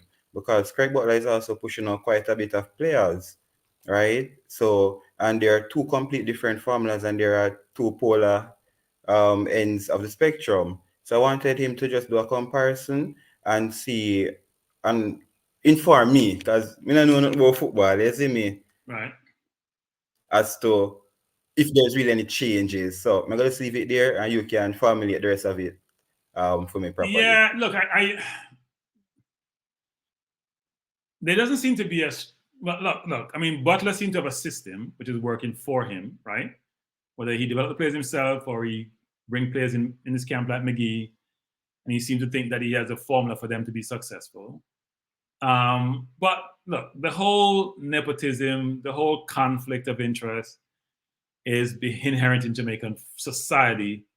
And I've always emphasized that football is just one aspect of this, right? Whether it's the JFF giving funding to the parishes, who then fund the local football clubs, so they feel like they have to vote for them. There's a quid pro quo, biting my tongue, quid pro quo, in this whole situation of how things work. And it's not best for the country, or even best for players who may have the ability but don't get an opportunity because they're not affiliated with a certain club, they're not affiliated with certain individuals, so don't get that opportunity, right? Same start from the schoolboy level, yeah, to the club level, then to the international level. So I watch a little interview, and as somebody say, and these real big club actually develop them, you know. They're gonna take a future talent from a little school, right, draft him in a for them club, and then put him for sale on the world market. And guess what? Is the JFF ambition really high enough? Because him just said we can't get $1 million ball out of Jamaica. I refuse to believe that. I swear to you. Right? yeah. I understand what I mean, so we have to step up and progress through the various levels. But is it a case that we put our heart so low, wherein if it is that we get a $10,000 for baller, or the club them get a $10,000 and change that out in Jamaica and get $1 million, them satisfied with that sell on, so them willing to sell or baller them flicker or nothing? Is there something like that I go on? Well, look, it's difficult, right? Because the question is, how do you put a value on a player playing in a local league where it's hard to discern what that upside for that player is? I would assume, I think someone alluded to this in a previous discussion we had, which is there's sell-on clauses in these contracts. And hopefully the sell-on clause is like a 25%. I would hope you put that in if you believe that you're not receiving sufficient or fair compensation for the player. And as you're saying, well, here's the question. Do you have any way to determine, based on history, what some of these players may be worth? Because normally, for example, use Brazil for example, a player may be sold for 15, 20 mil. So if they get sold for 100 mil, you have a sell-on clause, you're going to make a decent amount of money for that player. Because that club you're selling to has to invest in that player to further develop him, right? While in Jamaica, for example, if we had a history of pushing our players, they all go to the highest level, just like we do with track and field, for example, then you can say, yes, I can take a risk on this player because I can see what the upside potential is. So it's very difficult to assess based on history as to what the ultimate. Hopefully, the people like Bailey, McGee, Nicholson, others will help with that whole assessment. Easy way for assess for be able to put a value on the player them. It's Qualify hard. the little youth them for the under 16 World Cup, the under 20 World Cup. Yeah, but here's the thing though. You first got to get to the World Cup, and how do you perform at the World Cup? Okay, if you perform it, that's about the competition. So if you just play in Jamaica, where the competition is not the best, it's hard to discern the talent. If you go play in the World Cup and perform well against the Mexicos and the Brazils of the world, then someone has a barometer and a basis to assess your talent and say, you know what? Right. How you matriculate will tell me that, yeah, the way you're playing against these players now, they're going to be the same competition you have when you get older. So yes, you'll be perform well against them. Yeah, so Cranky, look on it. We have on coaches list, right? Much time we talk about like what upcoming under 20 squad look like. We know Sir Atkinson, a wicked baller, right? How much other people they in a development for coming for the under 20 World Cup? How much 16-year-old really have? I look forward to. Because guess what? Me believe, as you say, you watch the Money Cup. You have some massive player. We're going for them development. You see, if it is that you can really get them players to develop, then it is that you can start having a way to keep a track on them and put value on them, right? Me not gonna say Sir Butler on a year for nothing, you see me? Because he might have him look ways them. But he make a talk, say, don't undervalue what the people them worth. Show out there, show the people them what we worth. Carry the youth them on tour. I know say it's expensive and thing, right? But if it is that it's like a circular conversation, if it is that them can really get the sponsorship, them just a one hotel, you know. Just a one hotel, so just really pair with them, where them can invite teams and just have a little hosting, right? Make the people them host under 16 versus the next country, if possible, right? Have a few scouts there to start watch the youths them from, so them can keep track of this 15-year-old until him reach 18. So them have a 4-year track of him. And then so bidding war start, you know. So Dwayne, here's a question, Dwayne. Don't disagree with trying to come up with different methods and ways of giving exposure. What's your perspective on Chris's comment? Which one of the comment them? It's saying Stan Kroenke, they're not good enough. All those players couldn't beat Dominica on the 23 team. They got 9 from Japan on the 23, and everyone was hyping up these players. So which one I said that players must say not good enough? The younger players, the under 23 players, I guess. The under 23. You know, some fans start to disagree with him, right? In terms of, and you know what the reason I'm finding it hard to disagree with him, because I don't get to see we're really young talents. So I really don't have a scale to really judge them, how much exposure them really get. Because at the end of the day, as somebody say, by the time Money Cup season done, them player disappear until we see them again next year. Right. We don't know if we keep a track of a no young baller. Most we know is that a man will get a scholarship, go to college overseas, or from Ghana college overseas, half of the spectrum. All the Money Cup baller alone we know. So we don't know if the Money Cup baller them can beat a international country. We never yet see like a local JFF, well, lie. I don't want to tell lie upon them. There's a few times when we still look at invitational, where them keep them at Arnett Garden Stadium, where they see like the under 23 squad roll out. But how much we really, the real fans of football, get to really see and know the upcoming baller. He's a college man, right? If a college man then under 23 side, I think me now watch him go straight to national side. Right. But guess what? Them just fade away from my vision. The funny baller them I forgot. Yeah, someone is mentioning, Dre's mentioning that the gentleman was on, Paul Maxwell, is a scout for Cavaliers Football Club, for Cavaliers, and they say he's the best scout in Jamaica. So I noticed a number of people in the chat weren't familiar with him. So maybe he's doing a good job of not being obvious, but doing a good job of assessing and sourcing talent for Cavaliers. And he mentioned that he does it for schools, he does it for club, and he does it for overseas. So Maybe he's doing a good job. He seemed to be informed as to what's transpiring, and he was very direct around who actually picked the team for the Peru game, who was involved in picking the team. I respect him, you know. So Paul Hall had help. I respect how him direct and him just straightforward with him thing as much as him that kind of play side step on some things. Right. Him come straightforward more than most of the persons from the JFF and in clubs have been. Right? Him just, so him have to say what him can't say, him just make you know straight, say, yo, that part they touchy. Okay.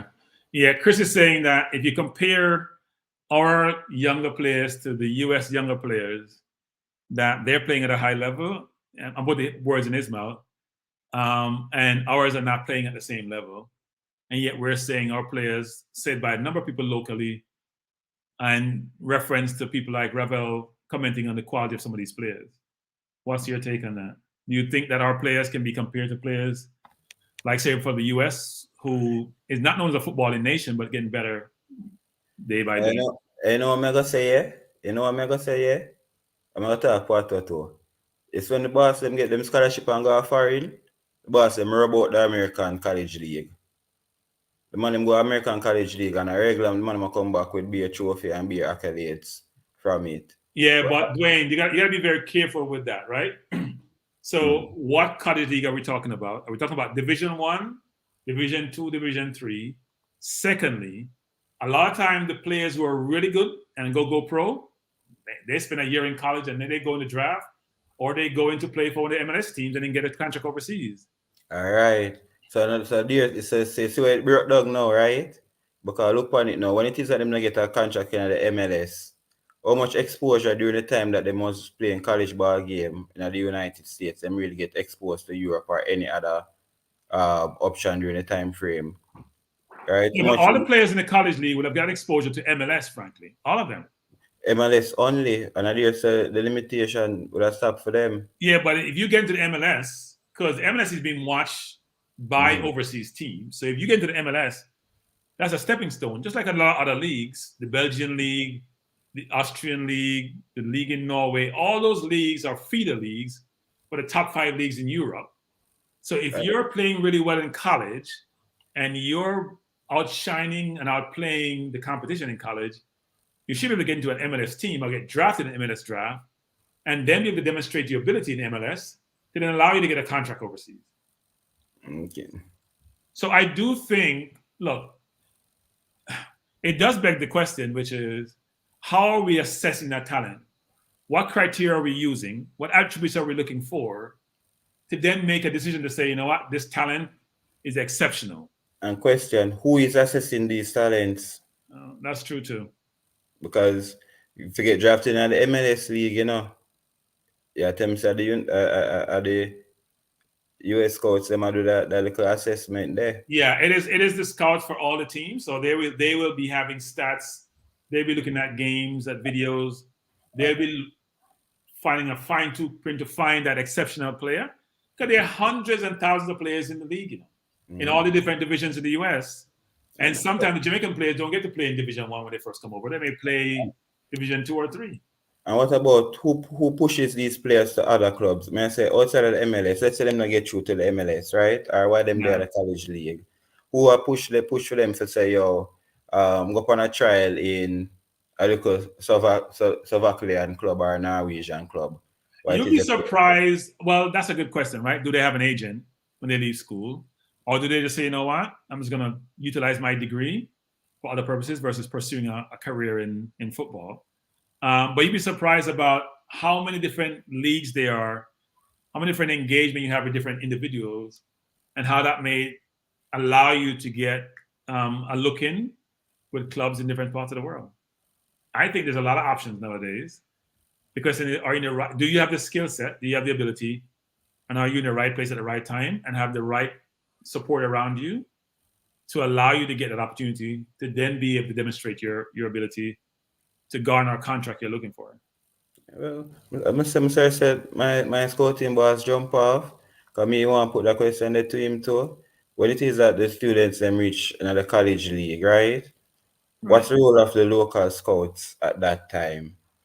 right? Does the local scout really only up for them get drafted in MLS through that system, or more know how much energy them really push for really put them out there? Because I always hear about like after Manning Cup, you hear about a Tyreek Magee go like a me no want quote wrong a Valencia B.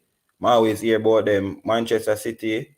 Remember for them when you get a one visit, go over there, so. But once them drop a college, it's like them just fade away. But Dwayne, how is that different from track and field though? That's been happening in track and field for years, where track and field athletes do really well at champs, they come to the US college system and they disappear. Nowadays, some people would stay. A lot of the ones who are exceptional would stay home because they believe they can come pro right after high school. But that's what happens a lot.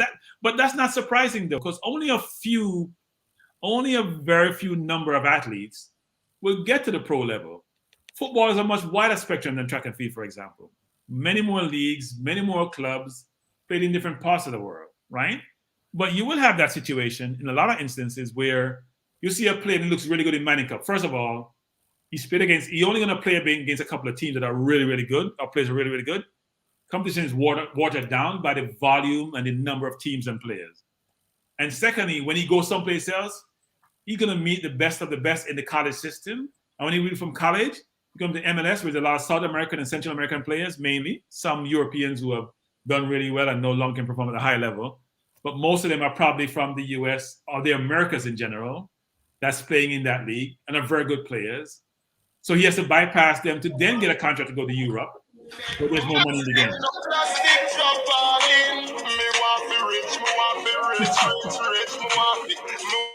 You gotta mute. I think that's a phone. At least he has some reggae music when he gets his call. But yeah, no, the question is around what's the talent pool we have in Jamaica? How good is that talent pool? And is that talent pool at the level which I think I've lost him too. I lost Dwayne. I lost everyone. I'm back by myself, frankly. I don't like to hear myself talk. So if you want to come into the program, I dropped the link before. If I need to drop the link again. I'm not sure if Coach is watching the program. Coach, we need to drop the link. I'll go to Coach and pin it. But, you know, it's a stiff competition out there. I know we expect our athletes and our football players to perform at the world level. But the world has what, 7 billion, a lot of billions of people. A lot of them plays this sport. There's a lot of competition. And there's only so much leagues are out there at the high level, which you can play in. And many countries have more resources than we do. So we may have raw athletic talent, but it becomes very, very challenging for us to provide players that are at the level that we're looking for to compete on the world stage. It's not that easy. Not that easy at all. So something we have to think about. Something we ever have to think about. I am trying to, I'm going to drop the link again. Maybe there are more individuals now in the chat. Maybe the link passed before. Maybe Coach is watching the program. He can pin the link for me. So I've dropped the link. I've dropped the link again. And if you want to join the program, please do so. Love to have you. Companies are always welcome. But love to hear your view. Do you believe that Jamaica has the talent, as Paul Maxwell referred to previously, as he indicated, Ravel and others have indicated, that can matriculate to play at a much higher level? And when we talk about high level, everyone talk about the Premier League, but not necessarily Premier League. It could be Bundesliga, La Liga, League One, even the Mexican League.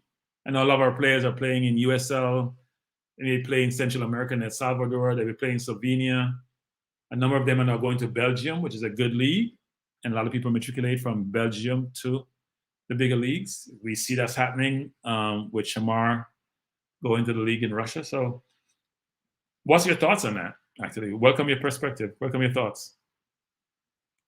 See if there's any more comment here. Someone's complaining that the man can't say where he's working. For Bainford is saying Des was at Ajax from 2012 to 2018. He played for US in 2016. Yeah, Des wasn't born in the US though. He was born in Holland. but chose to play for the U.S. and has done really well. The U.S. does a good job, and they've been doing it from the way back when the Ernest Stewart days, late 80s, early 90s. They've been identifying players who some have never stepped foot in the U.S. ever, bringing those players in if they think they can fit into the program and have the ability to play and compete at a world level, and having them be part of the national program. They did it with Musa. They tracked Musa for 2 years. We've said that over and over again. Before they brought him to the pro, before he finally committed, I think he could play for 3 or 4 countries, including England. He finally committed to playing for the U.S. So, but by the way, they have the resources, right? When you go into the U.S. program, their budget is probably $100 million. You're going to get first-class treatment. You're going to feel good about being part of that program. The question is that the same as you think about Jamaica with limited resources and, frankly, an administration that has not done the best job in how it manages the national program? Question for you guys, which is, and ladies, shouldn't just say guys, that'd be chauvinistic of me, even though I use guys generally. What are you expecting from the Peru game? What are you looking for from the Peru game? You're looking for an outcome. You're looking to see new players who join the squad and them getting game time. This is how we are blending together. You're looking at Paul Hall's strategy.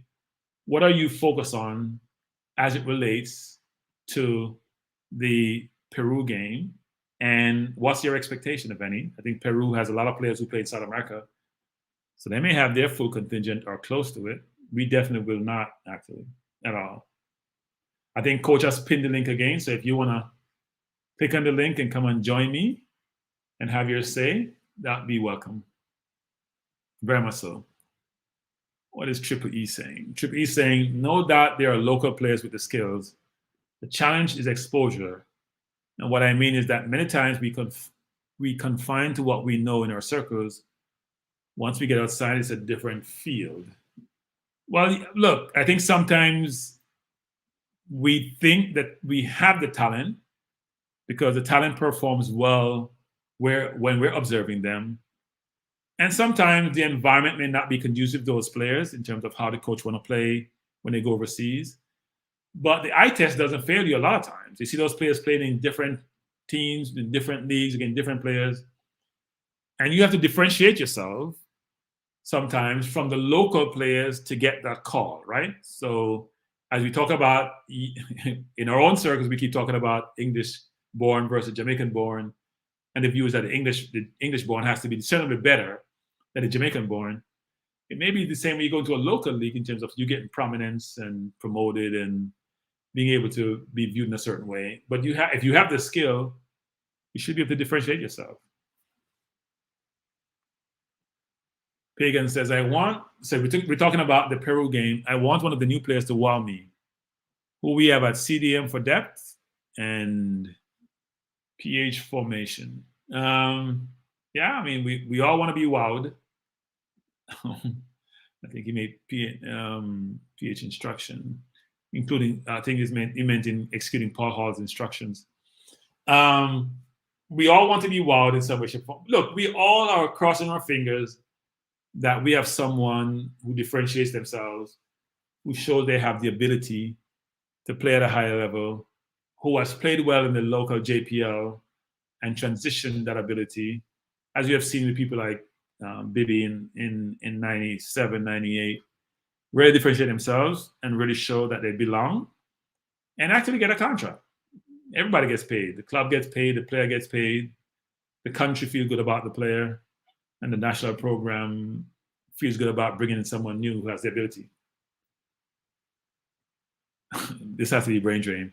I want the game to be played only so we can talk about. So brain drain, you see no benefit of having this game. Is that what you're saying? Paul Hall want to play a pressing game. He want to employ and deploy his strategy. He want a pressing game. He wants ball possession. I'm not sure how he does that with the Jamaica team because we don't keep the ball well. But he has certain goals that he wants to achieve. And I'm sure even though these are local players, he want to set them up in a way in which they're trying to then execute against his strategy. So we'll see what happens. But I think it's going to be difficult for him because he only has a few players who are regulars in the team that competes in the World Cup qualifiers. George is saying, if the government of Jamaica put in good infrastructure, I think he means, and the JFF have good management in the organization, you would be surprised to see how much young creative footballers coming up Jamaica. Yeah, look, I think money talks, right? So the clear indication of that money talks, look at the English Premier League, which is now the best league in the world. And the way it's keep on separating itself from the rest of the globe in terms of leagues and the rest of Europe is how much money has gone into the game.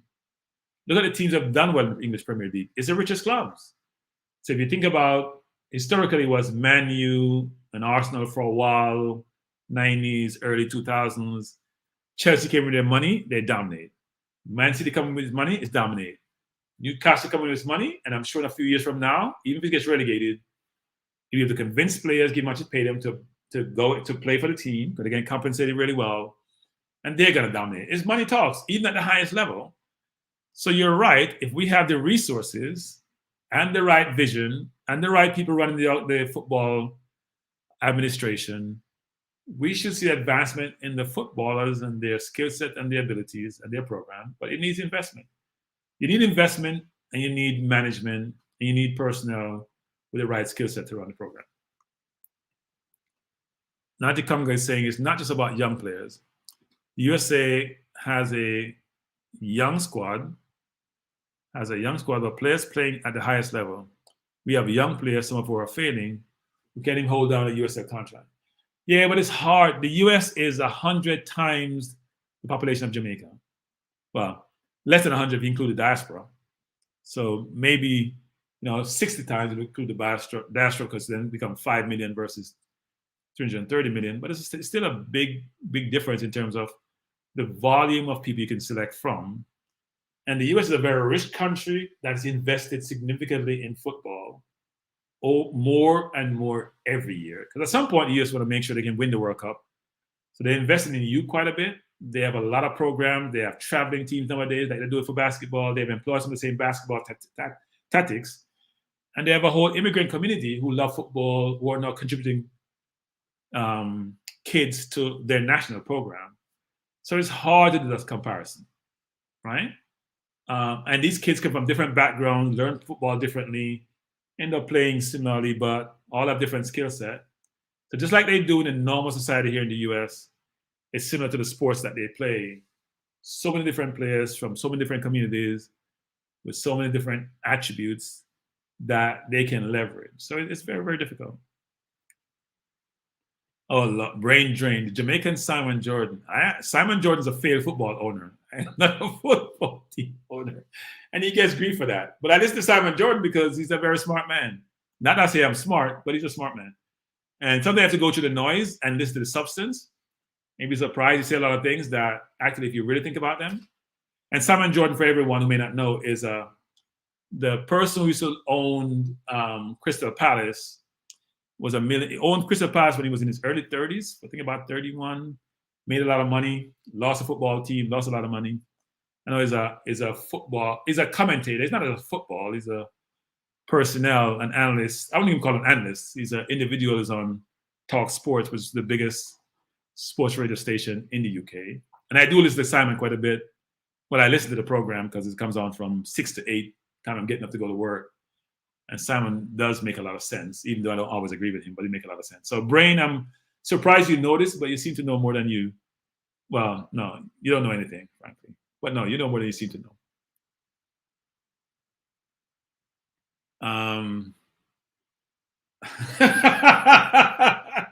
So Brain Drain.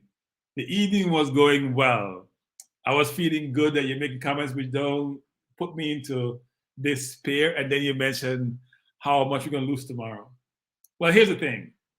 My hope is that all my players are available. That's the first thing. And we've been on a good run of form. And frankly, if you look at the stats, I think we have the 3rd or 4th best number of points in 2021.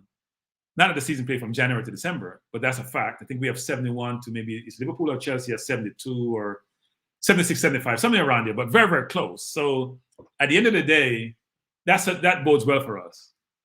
Man City is a different level of fish. I mean, different kettle of fish, whatever you want to call it. Different team to deal with. They're just very difficult to play. So I'm not going to respond to your comment. I'll just say this. I hope we play well. This is like Jamaica playing Peru, which is, you have very low expectation, frankly, given the players involved, even though I think my team is getting better. I have the youngest team in the Premier League. I'm sorry, guys, I'm digressing to talk about Premier League football and Arsenal. Since Brain brought it up. Drain brought it up. Or Brainless, as I call him, brought it up. And I hope, and it's 7:30 tomorrow morning, so I got to get up to make her watch the game. So hopefully I'll sleep well after this program tonight. And hopefully we won't get slaughtered tomorrow. I'm optimistic. Let's put it that way. Well, no. I'm neutral, even though I want my team to win, because I'm concerned about whether Tomiyasu is going to be available for right back, because we don't have a right back. Ben White can't play out there. I'm concerned if Partey is going to play a good game tomorrow. Xhaka getting a red card. But I'm very comfortable with my kids playing up front. Odegaard, Saka, Martinelli, Smith Rowe is going to be on the bench. I'm very comfortable with my kids playing up front, with Lacazette being the captain and holding the line. So hopefully we'll do well. I'll just say that. But don't depress me. The program is going okay so far. George Doug is saying most of European clubs are owned by billionaire people.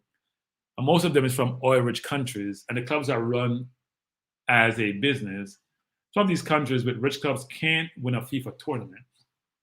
So I wouldn't say most of the clubs are owned by billionaires, Middle Eastern billionaires. There are a number of them, mainly in the UK and in France. There are a few. In Italy, there are some, but I wouldn't say most of the clubs. I would say a number of the clubs. Some may not be able to win because people don't seem to realize when you spend a lot of money, you have to hire the right people to run your organization. It doesn't make sense you have a lot of money and you waste your money because you haven't hired the right personnel to run your organization, whether it's business or whether it's a football club. Anything you do in life, that has to be the case where you have the right people in the right seat making the right decision. What Man City has done brilliantly is hire people with football knowledge. They've hired one of the better coaches, even though I didn't rate Guardiola initially. I think he always has the best players, frankly. He still does. But he does have a strategy that he deploys and employs that works really well for him. So you can't fault him. He wins a lot, and he makes use of the resources in the right way. Some organizations don't. Everton's a good example. Everton is owned by Masuri. He's from Egypt. He's a billionaire. They've spent over $500 million, and and you look at the quality of the players they have, it's poor. It's awful since they've made. Arsenal was in the same boat to some extent. Arteta has done a good job, even though I didn't support him initially, of getting rid of the deadwood, bringing younger players. But the great thing about what he's done is the upside to those players. There's one thing to buy young talent, but can you see the young talent 3 years from now being exceptional players? The defense is set. The forward line is set. We just have to now fix the midfield. And if we do so, we'll be in a good position. We need a center forward, by the way. But if you look at Everton, for example, poor. Liverpool doesn't have the same amount of money. They're owned by FSG, who owns the Boston Red Sox. They're billionaires, but they don't have the money like all rich countries. And they're not going to spend their money loosely. But they have a brilliant coach. They have a really good system. Their coach knows talent really, really well. Look at the players he bought. Jota played for Wolves. Who thought Jota would get that way? Mane for Southampton. Who thought Mane would be that way? Salah came back played at Chelsea, went to Italy, came back. Who believed these players would become world-class players? We knew Van Dijk would be. We knew Alisson would be. But a lot of the other players, we knew Thiago was at Barcelona and at Bayern, but we never knew what some of the players, especially on the forward line, even Firmino was a good player. So, you have to have quality people in your organization for that to happen. Devin is saying, hey, Devin, Mr. Porter, good night. How are you doing? Devin is saying, I have the solution to get Jamaican players out of Jamaica at an early age to become professional footballers. But it will take cooperation off the JFF and the clubs in Jamaica to listen. Yeah, I think sometimes as Jamaicans, I'm going to put myself in the mix, actually. All of us, actually. It's almost like as a Jamaican, I don't call it a disease, but a challenge, which is we think we know what we know. We are stubborn. And this is almost holistic, guys. This is not one-off. This is not just a generic statement. We are very stubborn people, which helps you sometimes. Being stubborn is not necessarily bad, You know what you know. But a partner at a big firm I work for told me this once. He said, being right doesn't make you effective. So make that sink in. Because sometimes we think you're right, you beat your chest, and I'm right, and you're wrong, and it's all about me. But you may not accomplish your objective by it because you're right, because it doesn't allow you to think more deductively, think more broadly, understand the other person's perspective, value their perspective, make some allowances to them, think about win-win. Because it's all about you being right, and you're right, you just run with it, and not realizing that you may be creating baggage behind you running and being right. Because you're very ineffective, even though you may be right. So I do think we have to listen more. We have to be more aware. We have to value others' opinion. We have to listen more. And that will allow us actually to be better at who we are and what we do. We really have to do that. Lloyd is saying, how young, Devon?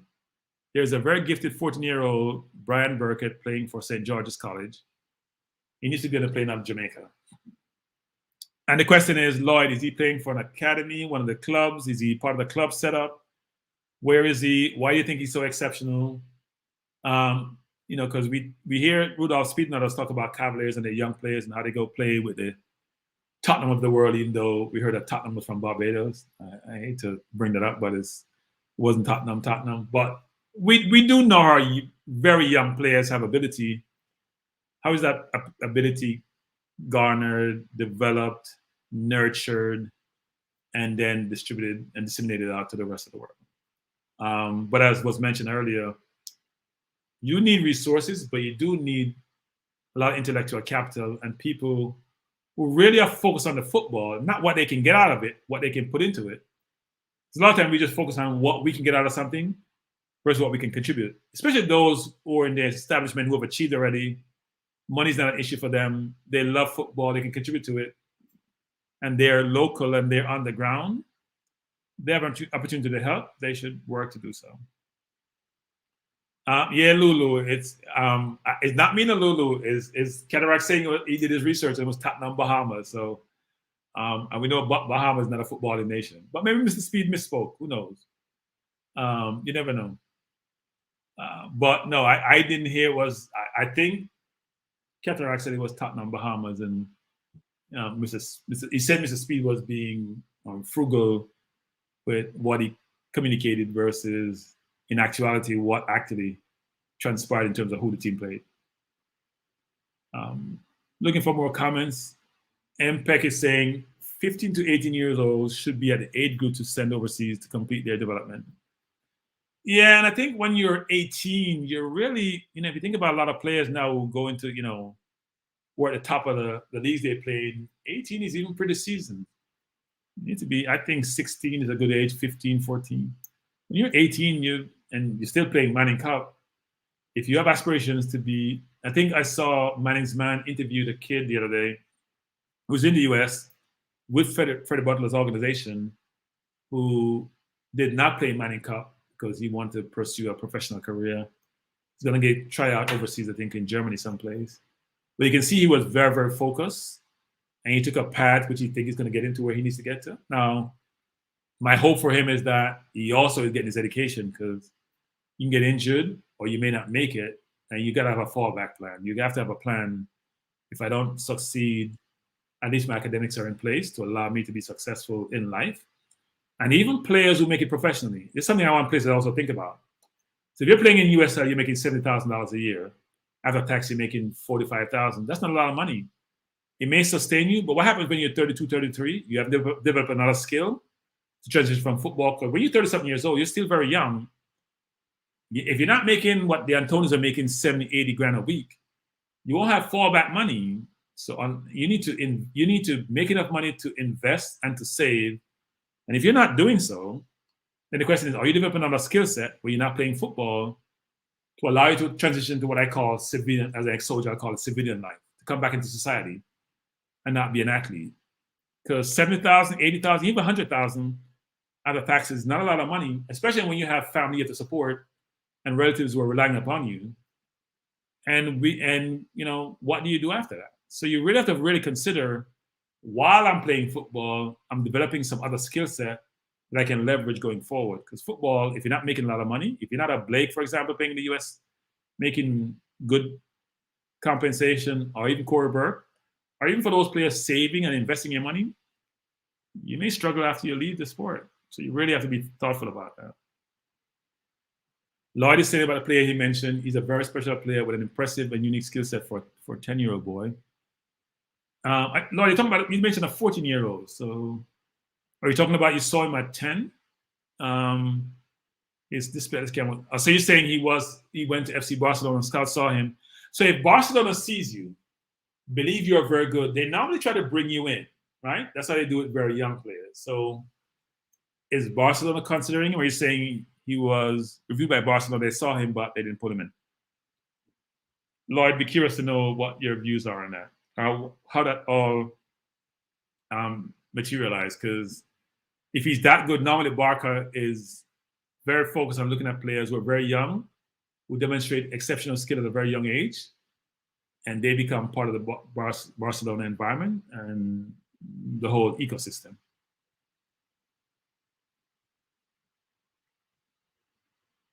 So Devin is saying, Lloyd, he's very focused on a more holistic approach, which is to bring in players when they're younger and export those players versus. But I think, Devin, what he's saying, Devin, is that he has one instance of where you have an exceptional player with ability who has been viewed internationally, seems to have the skill set, and therefore that's someone who may not have matriculated overseas yet at a young age.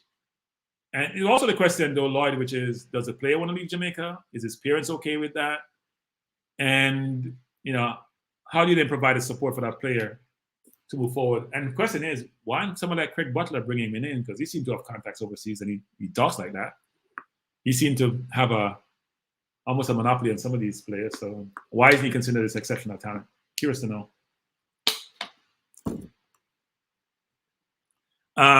Question for you in the chat: What would be your starting 11? So we transition now from the Peru game. We're at 10:50.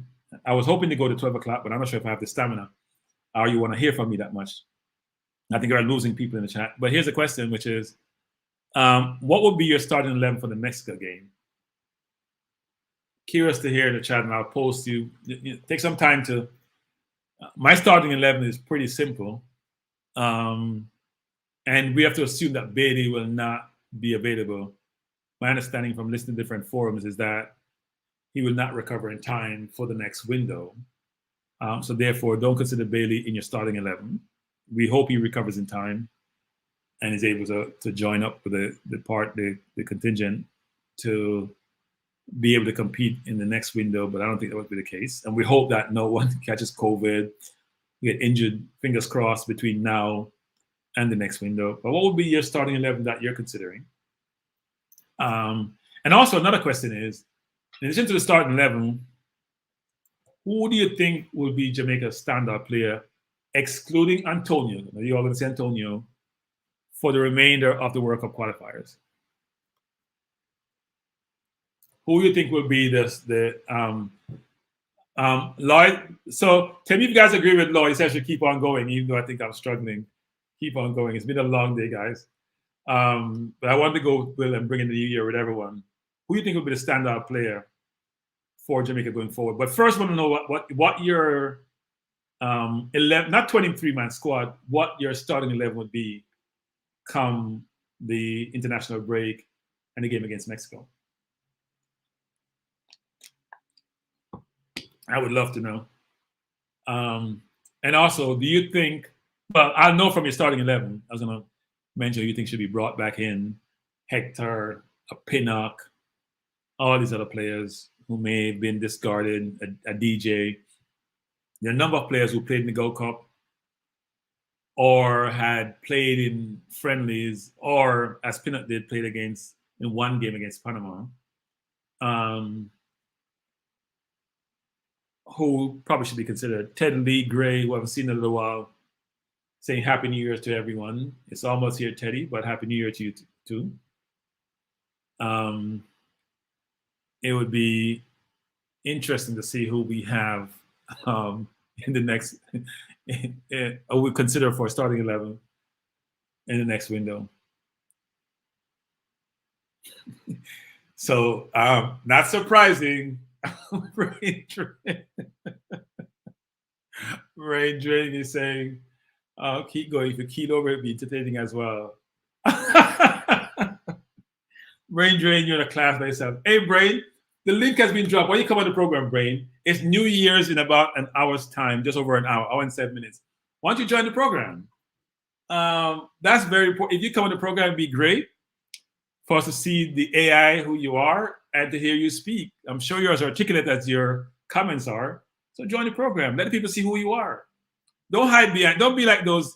This is really bad. We say that. When those people, who always make those comments on social media, and either they're cute comments or tough comments on players, but they hide behind, the typing and the comments. No, come on. Let's see. That's who you are. Let's see the great brain drain, or brainless, or no brain, whatever your name is. We welcome it.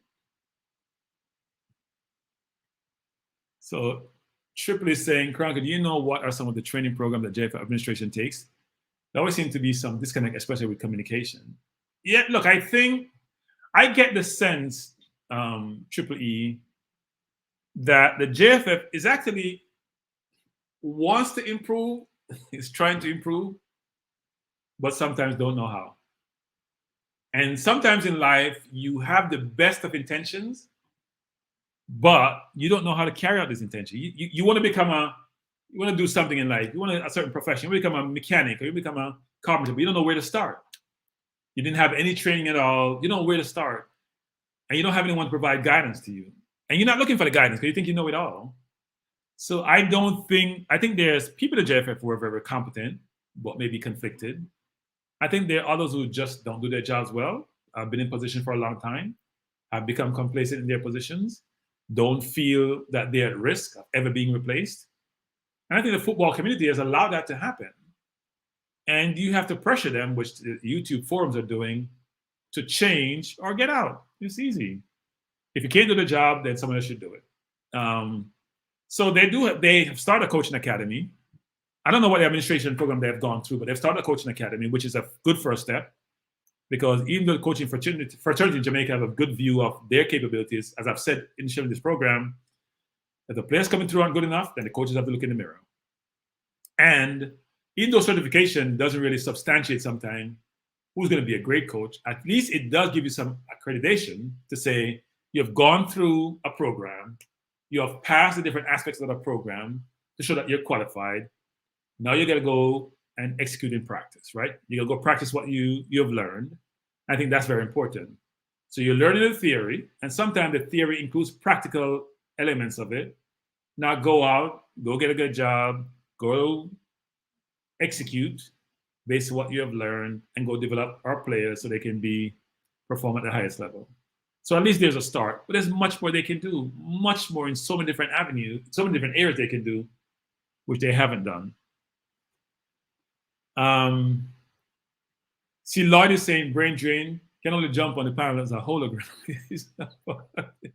Yeah, but you know what? Bots, actually, there's a view that bots have learned enough to function almost like human beings. So you want to see the bot on the program. George is saying when Bailey plays for Jamaica, the team lose most of the time, so the team may perform better when he's not in the squad. I wouldn't say that's because of Bailey. Look, you've heard me say a number of times, I get grief for saying this sometimes. A lot of people like, stop talking about Bailey, you hit it against Bailey. But you guys should know I follow Arsenal. I was saying that about Saka for a long time until he started scoring a play. I was saying, why is Saka playing, even though they say he's worth £100 million, when he scored 2 goals in like 16 games, which means his conversion rate was about 14%, which you can't have in any team to be successful, no matter how good the player looks. So I don't necessarily, I'm not trying to beat Bailey. I'm not trying to denigrate or belittle Bailey. I'm using all different words, disparage Bailey. What I'm basically saying is that if you're not producing, you can't beat my team in any walks of life, in anything that you do. If you're running track and field and Bolton's not winning, nobody wants to watch Bolton. He's not winning. It's not about outcome. I'm very focused on outcome. And your team can do really well if your main players are not producing. Look at Aubameyang and Arsenal. The coach has disbanded him. People think it's because, Aubameyang came late. He went to visit his mom. His mom has been very, very sick. The coach had no further use for him, which is unfortunate, frankly. I think that's not the way to use people. But that's why he's not playing him, because he doesn't think he's going to add to his team. And if Bailey's not playing well, then how do you play him? I don't think Bailey is detrimental to the team. I think Bailey needs to find his footing. I think Bailey needs to think about it being a team game and not a Bailey game and a individual game. He does have talent. He has shown it in the Bundesliga. He has shown it in his brief cameo at Aston Villa. But he needs to produce for the national team. And he's also getting injury prone, which is not good. Southgate out. Interesting name. That's like me saying I'm Stan Kroenke. What we say is Jamaica's weakest link in the team. That is goalkeeper, center back.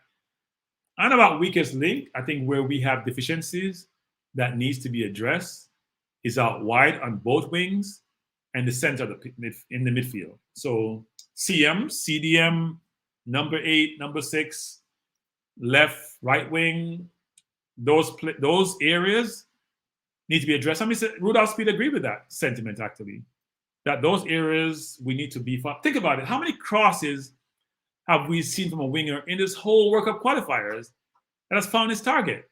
I remember Taxi against Costa Rica. I'm trying to remember a cross that come in. I think Roof missed a header against Panama. I forgot who crossed it. But we're not getting quality crosses from our wingers in any game of the World Cup qualifiers. Wingers are not getting the ball, beating their man, putting the ball in the box, or creating opportunities and creating significant chances for their teammates. So, and in the midfield of the park, Hakka, Anthony Grant. Look, Hakka has been a loyal servant. Grant has done really well, given how aged two are. But those two are not the solutions. I'm sorry. Grant plays well. Grant has no legs. Hakka has no legs. We can talk about Hakka playing in the center of the defense and how well we have played in clean sheet. Is it because of Hakka or despite Hakka? You tell me. One game, 14 touches, 7 passes. Come on. 7 complete passes. Come on. That can't be sufficient. Especially playing against a player who makes 4 or 5 times the number of touches and 4 or 5 times the number of passes. That can't be good. So Lulu starting 11 for Mexico. Blake, Pinnock, Lowe, Moore, Lee, Brown, Grant, Morrison, Lowe, Gray, Antonio. I like your team. So I see you're playing 3 at the back, right? Because you have Lowe, Pinnock, and Moore in the team, and you get Pinnock on the left, Moore in the middle, and Lowe at right. You're playing Greg Lee as a wing back along with who else am I? Grant? Brown. And then you have Anthony Grant and Morrison in a 2. So it's a 3. Is it a 3-4-3? Looks like a 3-4-3 to me. And you have up front Antonio, Gray, and Lowe. And I think you're assuming Damari Gray is going to be with us. I probably would. It's an interesting one. I like the team. I can't say I don't like the team. Would I play 3 at the back? I'm not sure Paul Hall would do that. But it's not a really bad team at all. Guys, greatest team, actually. Give this team a score. Give this team a score. 3 at the back, Blake in goal, Pinnock left, Lowe right, Moore in the middle, Greg Lee on the left instead of Taxi, Javane Brown on the right, so 2 wing backs, Grant and Morrison in the middle. So Morrison playing deeper beside Grant, and Jamal Lowe, Damari Gray, and Antonio front. Tell me your team. So I see Fresh God says 7. No, he said 7 or 150 likes. I would love for you to grade this team. I must admit I like this team. I picked a similar team today. I had a 4-3-3 though. So I didn't have more in my team. So Pagan is saying that's an 8.5. Richard Green says a 9. I like this team. Neo says 8.5. This is not a bad team at all. This is a very good team. Up front, we have wingers who can beat people, who can square the ball onto Antonio. We have Antonio who can hold the ball up, bring people to play. We have Morrison, who's a distributor, who plays deep for Derby County, so he knows how to play on the right, even though it didn't work out well for the Panama game. We have Grant, who I think, as I said before, don't have the legs. I prefer Stewart, but Stewart's not going to get called. But Grant, who will always be able to provide coverage for his back 3. Pinnock was played really, really well. Nathaniel White said Bailey would make it a 10. Nathaniel, we said Bailey's not available, so you have to think about the team without Bailey.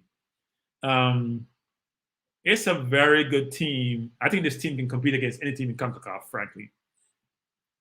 anything in CONCACAF. Now, Javon Brown, I think he's a little bit raw. When I saw him against the US, I thought he was a little bit raw in that game. But Javon Brown is a very good player and has a lot of potential. He plays for Vancouver. But it's a little bit, he can be rushed sometimes. I think it's the US, he could have gotten a red card, frankly, but can't kill the kid off. Probably one missed tackle. Lowe has made some of those tackles in multiple games. But I like the team. Phil Jones is saying 8. Nathaniel says, put in my leg, Bailey, make a 10. But no, I very high scores actually. The lowest score is the 8 by Phil Jones. So Phil, who you think would be better suited in this team where you give an 8? Because some people are giving 8.5, 8.5. And guys, who would you replace it with? Just give me one name. Because I assume that you figured out 8 or 9 of them. Would you play a 3-4-3, 3-5-2? What formation would you play? And then who would you replace Taxi with? I think the one question here is, does Greg Lee replace Taxi? I think most of their team picked themselves. We play 3 at the back. Is it Moore, Lowe, and Pinnock? Or is it just Pinnock on Moore or Pinnock on Lowe? And then I like the forward line back. I think that's the best forward line we have. Lowe, Great Antonio is the best forward line we have, period. I wouldn't change anything in the forward line. I think Morrison needs to play to supply the forwards from the midfield. I think given the CDMs we have, even though I think Grant is a little bit long in the tooth, I like the team. I like the team. I may replace Taxi with Greg Lee with Taxi. Even though I think Greg Lee played exceptionally well against US, I still would put Taxi in the team versus him.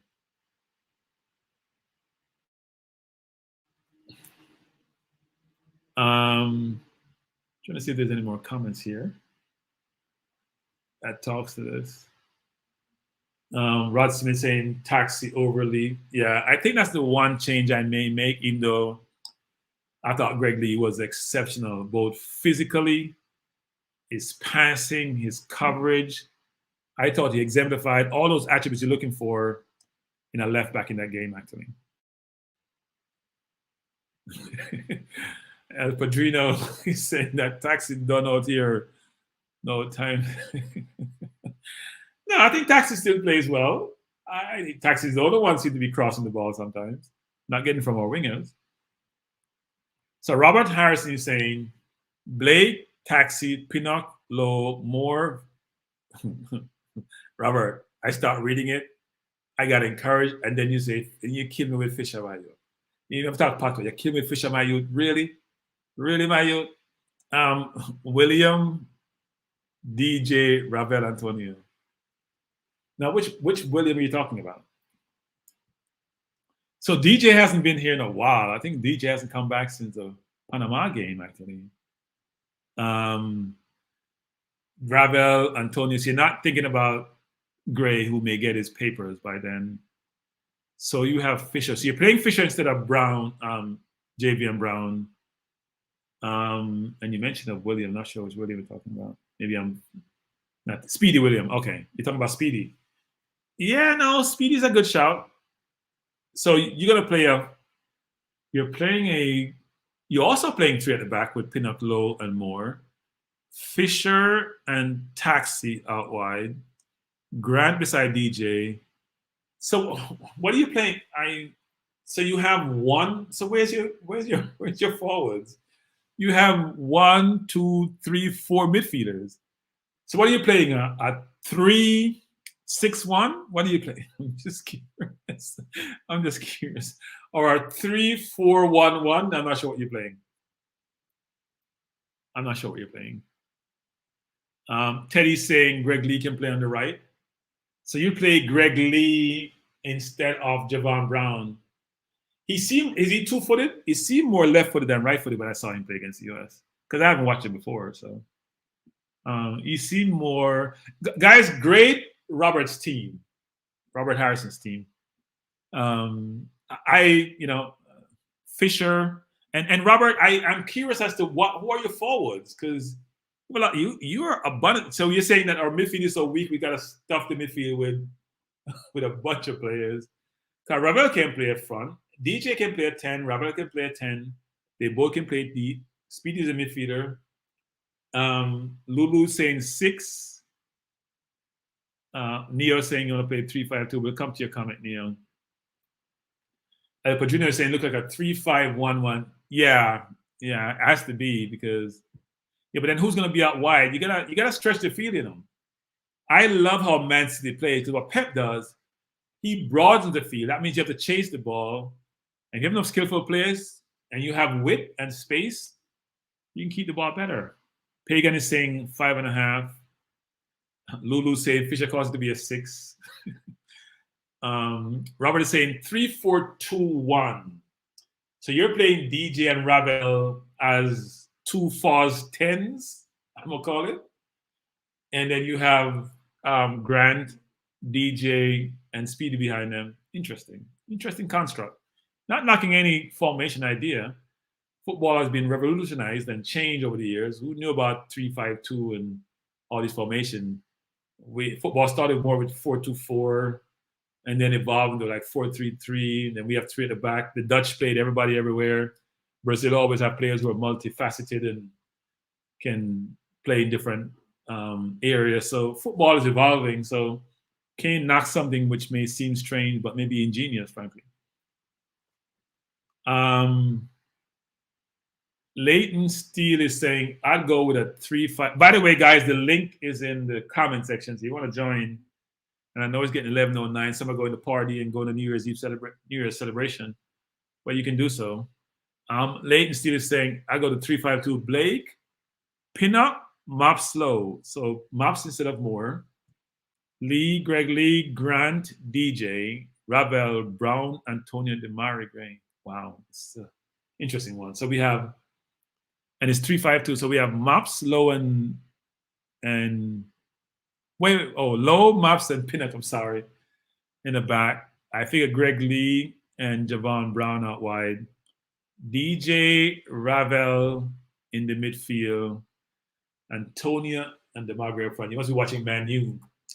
I won't even call it a 3-5-2. I'll probably call it a 3-4-2-2 or something like that. It's an interesting formation. What are your guys' thoughts? Rate Leighton's team that he has here. It's not a bad team. Formation is an interesting one. 2 up top. Ravel, DJ, Grant in the midfield. So he's playing he's a 3-5-2 with Antonio Griffin. It's not a bad team at all, actually. You get to stop the midfield, especially since we're weak in there. So you're cutting off the supply line through the middle. I see a super chat. Brain Drain, I'm coming to you. I know you have a super chat here. Thank you, Brain Drain. Appreciate it. I click on it, but you guys rate the team here provided by Leighton.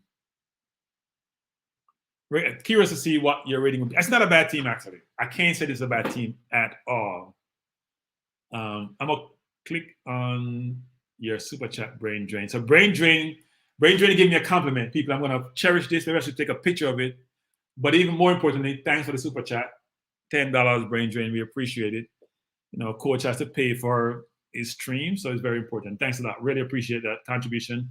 And more importantly, just as important, thanks for the comment, because you don't make those often. You don't always take digs, but I appreciate it. All in good fun. So here is Leighton's team again. Thanks for the super chat, Brain. Doesn't want to run away from it, but I want people to comment on the team. So Lulu is saying 7.5, Neo 7.5, Richard 7, Pagan 7.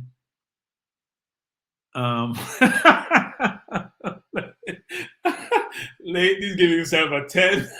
That's a good one, Leighton. You sound like the JFF. It's a good one. So mainly a 7. So the winner so far. Who was the previous team? Was that Luton? Who had? Am I missing someone? Who was got an 8 and 8.5? I thought it was a very good team. Let's see Devon's team. But Devon's that Ketaraka now. I was an outlier. So Devon is gonna play. Why we getting a lot of 3 at the back now? Let me say 3 at the back. I want to say 3, but 3 is the right word. A Jamaican audience mainly, I think. So we have Moore, Low, and Pinnock. That's a 3 at the back. We have Lawrence and Broad out wide. We have Grant, Ravel, and Johnson in the middle. Nicholson and Tony up front. So it's a very similar team to Leighton's, actually. The only difference is replacing Gray with Nicholson. Another good team. 5. Devin always come to invent some stuff in a star. in stuff in 5-4-1. So here's my problem with Devon's team. I don't see Nicholson and Antonio playing up front because then we have no width. And against a team like Mexico, you don't want to be too focused right down the middle. You have to spread them out, let them chase you. Because think about it. Johnson, Ravel, and Grant, none of them are wide players. I know you have the wing backs overlapping outside wide. They become like wingers. But you need other people out wide, such as a Damari Gray or even a Flemo. And people are going to beat me for that. You need wide players. You need wide players. So I'm never, there's few teams who play like this. Southampton, for example, similar construct. Not the most successful team in the Premier League. Play with 2 forwards. And I've gone 3 at the back. Well, they play 4 at the back sometimes. They've moved Kai Walker-Peters outside. And the other kid who's playing right back now. But yeah, Devon, it's not a bad team, Devon. You guys rate Devon's team, actually. By the way, Lloyd O'Connor is giving Leighton a 9. Pagan say 8. That was a Panama lineup. Well, we know Panama turned out Pagan. Phil Jones so Phil, is that Devon's team or is that Leighton's team for the 7.5? Devon's team, Lloyd say gets a 10. Interesting. I guess there must be a lot of Nicholson supporters, especially since he's at Sparta Moscow. Lulu say a 7. Yeah, I just don't see the width in this team, though. You got to have some width. You got to have isolations where you can, especially if you have people like Gray who are skillful. So here's the question, guys. Why Nicholson versus Damari Gray? Is it based on your formation? You want firepower through the middle? Or you think that because Gray is new to the program, he should not be starting since he just joined the program? Neil says 8.5. And I want feedback on why you guys believe that a team that has no clear right or left person playing out wide wingers would be a preferred formation, especially against Mexico, where you do want to spread out. And you do have to chase, because you won't dominate possession. So Nicholson and Antonio defensively versus a Gray and another winger, it's hard. It's hard because those two are not the hardest workers defensively. Antonio may have played right back in his career, but he has not. I watch him for West Ham sometimes. Maybe it's instruction from Moyes, but he sometimes doesn't run back. He's not helping his defense. He does on corners because of his height, his ability to head the ball. But sometimes he's just up top and he's not supporting. And Nicholson is the same way to me. Not that they don't work hard, but when you're playing a team you're chasing most of the games, you need people with flexibility, with speed, with stamina. I'm not sure, because you got to think about the defense, not just the offense. And you also want to spread them out because we don't keep the ball really well. So I don't think Ravel, DJ, and Grant have to keep the ball that well in the midfield to allow us to play this way. That's just my view, actually. But we'll welcome your perspective, actually, on this. Someone saying Devon team is more threatening because he has more instead of Mops. Yeah, Mops is a little bit long in the tooth. So Devon, I think who is saying this, that Mops, that Devon's team can be a 3-5-2 versus a 5-4-1. Yeah, I could. Well, it's Devon's team is a 2 up top, defensively or offensively, because both Nicholson and Antonio are not chasing back that much. Devon, but good grades for Devon actually, 8.57. Now good grades. MPEG is saying my only problem with Devon's team is Nicholson. I don't see DJ either. I did watch DJ up close. I'm not sure if DJ is a good offensive player, a good defensive player, a hybrid, something in the middle. I'm not sure what to make of DJ, even though he's a good player. Steven is saying Blake, Greg Lee, Pinnock, Lowe, Brown, Grant, Williams, Lowe, Morrison, Gray, Antonio. Grade Steven's team. It's a good team. So he's playing a 4-2-4, or is it 4-3-3? He's playing Greg Lee on the left, Pinnock on the left, beside Lee, Lowe on the right, along with Brown, Grant in the middle with Speedy. Morrison, I think, would be in the 10. They could play 3 across. And Low, Gray, and Antonio up front. I think someone had a similar team, actually. Except they didn't have, I think, what were we missing? They didn't have Speedy Williams, actually. They had someone else. So you're playing, look, this is a very good team, and we have used a lot of this in previous game, apart from Mars in the middle. I like this team, actually. I can't say there's anything bad or wrong with this team. You have balance. You have Low on the left or on the right. Or Low, probably right or left. I mean, DeMar Gray can play either side. Antonio in the middle, Mars in the 10, Speedy and Grant behind him. That combination has worked well, and Grant say like playing with Speedy. No, it's a good team. Lulu is saying 8.5. Pagan is saying 9. El Padrino is saying a 4. Yeah, I agree, El Padrino. It's 4-3-3 or 4-3-2-1. Yeah, probably more 4-2-3-1 actually. I would agree with that. El Padrino is saying it's a 9. It's a good team. I think this team can compete. Speedy's mobile, not the best defensive player. Speedy's a good passer. Marcin is a very good player. And a good passer. And can split the defense. No, it's a good team. Now, we seem to be retiring Taxi early, aren't we? And people welcome this team. Yeah, that's interesting. That's an interesting team, actually. Interesting team. I like the team, though. I think it's a good team. Would I replace Taxi with Greg Lee? That's the one question I have on this team. But I like the team. Bailey's not here, so Jamal Lowe. Speedy's a very good player and has played well. I think Speedy has played well for Jamaica. Mpex is a 9, Richard Green a 9, Phil Jones 8.5. No, it's a good team. It's a good team. So I think I've exhausted that topic. So here's my final topic for the night I'm going to use. No, this is going to last me. Well, maybe I'll have 2 more.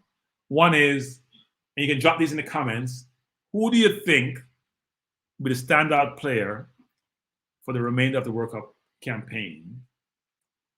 So between now and the few more windows we have, who do you believe, not including Antonio, and no longer you can say Antonio, is going to be the standout player? By the way, Gold Jam is saying that Steven's team is a 9. So Steven, very good mark on your team, and I like your team. Pagan is saying, what's your hesitation with Greg Lee? I haven't seen him enough, Pagan. I've seen Taxi a lot. And sometimes familiarity breeds contempt, right? You get used to something, you don't appreciate it as much. But I've seen Taxi played well. Some of his passing could be better. If I think about my right and left back, Taxi's been the better player, whether it's Alvas, whether it's Fisher, even with Javain Brown, I should say. But I haven't seen Lee enough to make an informed decision about him. I don't like to make quick judgment on a player I see for just because he's played well in one half. Because we made quick judgment on the entire team that played against Panama. I made quick judgment on Antonio and Roof and all of that. Roof and Antonio both have shown that they're better players than shown in the Panama game. Haven't seen enough Morrison throughout the campaign, which is very sad, actually. Was a good player. We haven't seen DJ return. We haven't seen a number of players return who played in that game. No Wes Arden, no of the left back. His name is slipping me now. We haven't seen a lot of players return who played the Panama game. The local players are still here. I think Burke is still here, and with Burke, Taxi, and Blake who played, but a lot of the other players who were from overseas, we haven't seen them. So that was one game we used to judge them and discard them. And that's why I'm hesitating about Greg Lee. And I don't think Taxi has done anything to be replaced, actually. I think Taxi has played well enough to be retained in the team. MPEG, I asked for one name, MPEG. I didn't ask you for 3 names. MPEG is telling me Blake, where is it? Blake, Gold Jam is saying Damari Gray. Interesting. Apart from who we have had, where's MPEG? And MPEG is saying Blake Antonio and Damari Gray will stand out. Well, Blake has played 8 games. Has he stood out? Any of those goals his fault? Maybe 1 or 2. But he's always played well in general. Even if he's not a standout, he's done well enough. Damari Gray, interesting. That's an interesting one, actually, given that he hasn't played a game yet for Jamaica. Lulu is saying Damari Gray will be the standout player for the rest of the campaign and open things up for Antonio. So there's a lot of optimism about Damari Gray. So let me just say this, actually, to everyone, which is, I hope Damari Gray joins that, and he has a bad first game or a bad first half, that you don't beat him, right? Because we're very quick to judgment based on a very small sample size. And it's also sometimes difficult to acclimate, become to a new environment, as we saw with Antonio. I think it was more of the team than just Antonio himself. We have to give players enough time to bed in, gel with the team sometimes. Sometimes players will play a first game and do exceptionally well. I don't think Gray's had a bad game all year. And the way how he plays, it's hard to have a bad game, but he may not be exceptional. So we shouldn't create too much expectation. Give him a chance to blend in, but I do think he will do well.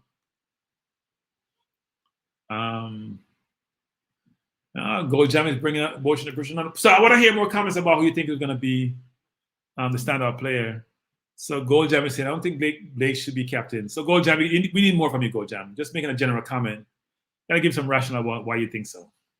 There's a whole different topic for maybe for another day. But yeah, Lloyd is saying Damari Gray. Lulu said, I will not beat him cranky. I've been watching him for a while. He's quality. Yeah, and he played decent when he played for, where he was at.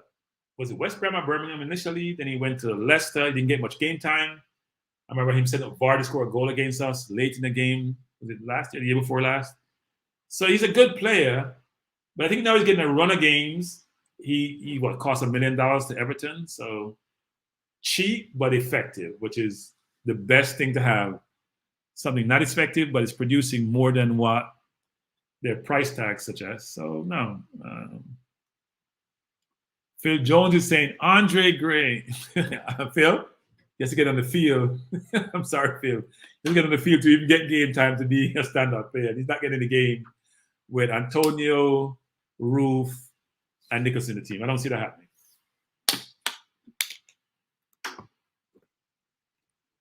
And Devin is saying, I don't have Gray in the team because we don't know if he'll get his documents. So Devin, here's what I'm confused about. The Damari Gray situation is going on for a while. We hear there was some challenge with his papers. We hear he now have all the papers. So Devin, you know more than I do. Sorry, I'm losing my voice. Doesn't JFF have an a process to expedite these papers to get these players their passport once they provide all the information they need to do? So I'm curious. This is confusing to me. Why would the JFF have a process to expedite players getting their passport through a mechanism and a process separate and distinct from the normal everyday person? Since these are individuals with specialized skills who warrant a specialized process or expeditious process to get their papers so they can play in the next window. I'm confused. Why would that be the case? That to me is confusing. So for the JFF, and we go back to the JFF also, which is, hey, the JFF say sometimes, well, this player need to go get his papers. And what are you doing to facilitate that? You know, players are like little kids sometimes. They used to get that royal treatment. They used to get them the gloves treatment. They don't do anything. The agent does it all for them, or their family member do it, or they have their runners who do it for them. And that's the same with them getting their citizenship, passport, whatever in life. So why aren't you, if you need them, why aren't you working with them more directly, providing the source, the support system for them to go on to their players, take it to the High Commission or wherever it is in London, wherever they need to be, and have them process the papers? I am just flabbergasted that that's not something that you do really well. It's just very strange. I bet the US doesn't have that problem. I bet they have the private immigration services here to do that for players they want to get you to the system. I bet the players don't have to do too much. They have to get in their papers. Pagan is saying Damari Gray is an upgrade. We do agree. And based on when he played for Everton this year, he's really playing well. I would love to have him in the team. Lloyd is saying, I think all teams in CONCACAF have now done their homework on Antonio, which will limit him. Hence, Gray being somewhat of an non-factor would be a standout. Yeah, but you know, Lloyd, sometimes you can do all the assessment and scouting you want, but just think about it. The goal he scored against El Salvador, which was a one-man run where he got the ball up from, I think it was Taxi, got rid of his man, beat another man, and then chipped over the goalkeeper. Those are individual brilliance. And the goal against the US was a worldie, and I'm sure probably be the goal of the World Cup qualifiers, because it's hard to see a goal better than that. Being kicked with such venom and such ferocity, and just seemed like he just got upset and said, you know what, I'm just going to put my foot through it, and we know he has a big foot. Those were individual brilliance, so you can't account for that, right? You can account for how you're going to play the player, going to mark the player, going to cover him, but sometimes you can account for individual brilliance. But don't disagree that Gray is something different, right? Gray, if you had a Gray and a Bailey who's playing at his best, that's a good combination. I think Jamalo is a good player, playing at a good level. He's playing for a good team in the championship, for one of the teams who are at the top of the chart, or somewhere around there. So it's a good forward line, actually. But I think he will help. The thing I love about Gray's game is, because I've been watching for a while, is the completeness of his game. So some players are good hold-up players, but they can't score. Some players are good scorers, but they can't make a pass. Some players can beat a man, but they don't have the other attributes. He's a very well run. And he also can track back, even though he hasn't tracked back as much this year because Everton's playing a two up front with him and anyone else who's fit. But I do think that he's a complete player who can help the team. We don't want to make him out to be a Rolls Royce and to be a Salah. But for our purposes, he's quality. I think MPEG is saying, I agree, MPEG. Teams in the EPL have done their homework on Antonio, but he's still doing well. Yeah, but he also has quality around him, which is part of the issue, actually, which is, and it's not that I want to discount the previous comment, by Lloyd, actually, but I do think the quality around you brings out your quality sometimes. If you're not playing with sufficient quality, it can make your game look bad. So, yeah. The hope is that in this window, we'll have all our players to allow them to do well. Devin is saying, with the team he picks, the players follow my instructions. We play Mexico out of the national stadium. Devin, that's a very profound statement. I haven't seen many teams play in Mexico out of anywhere, at any level, against any team. Now, the U.S. may have their ticket for a while. Teams in CONCACAF may be catching up. But when they have their full complement of players, their full contingent, they have played the team anyway. Well, I don't see how our team you have with Speedy and Anthony Grant in the middle, if I have your team right, if I remember, can play them off the park. I don't see that. Because the middle of the park is where you control the game, right? I don't see that. We can give them a good run. Playing them off their park with a full contingent of players, that's a more difficult challenge, actually. I think that's a more difficult challenge. Like I said, other than Antonio, I would say Shamar Nichols as a standout player. Look, Shamar is getting a good contract with a good team. What I've seen of Shamar so far, good player, still need to work on his game. But hopefully that development, that improvement, he's not too old, still not 25 yet, will allow him to continue to make progress, continue to improve, and we'll do exceptionally well in Russia. My concern for him in Russia is, as I'm saying, at Jamaica, a cool. Forget about the racing and other stuff. It's cool. And if you guys are playing football in the cool, but it's really, really cool, it can bother you. I don't care what anybody want to say. You can go. In England, it's not cold. I've lived in the UK. I don't call it. I think the UK have the far sense of cool. Once in a while, you get cool. Russia, different type of cool. Different type of cool. But Jamaicans have played there. Stevens have played there. There have been a number of players who have played from Jamaica played in Russia. But I thought some of them expressed some concern about the environment and even the weather as to how challenging that is. So, but I wish him the best. I hope he does really well. And I think he will. I mean, people have said he has this intestinal fortitude.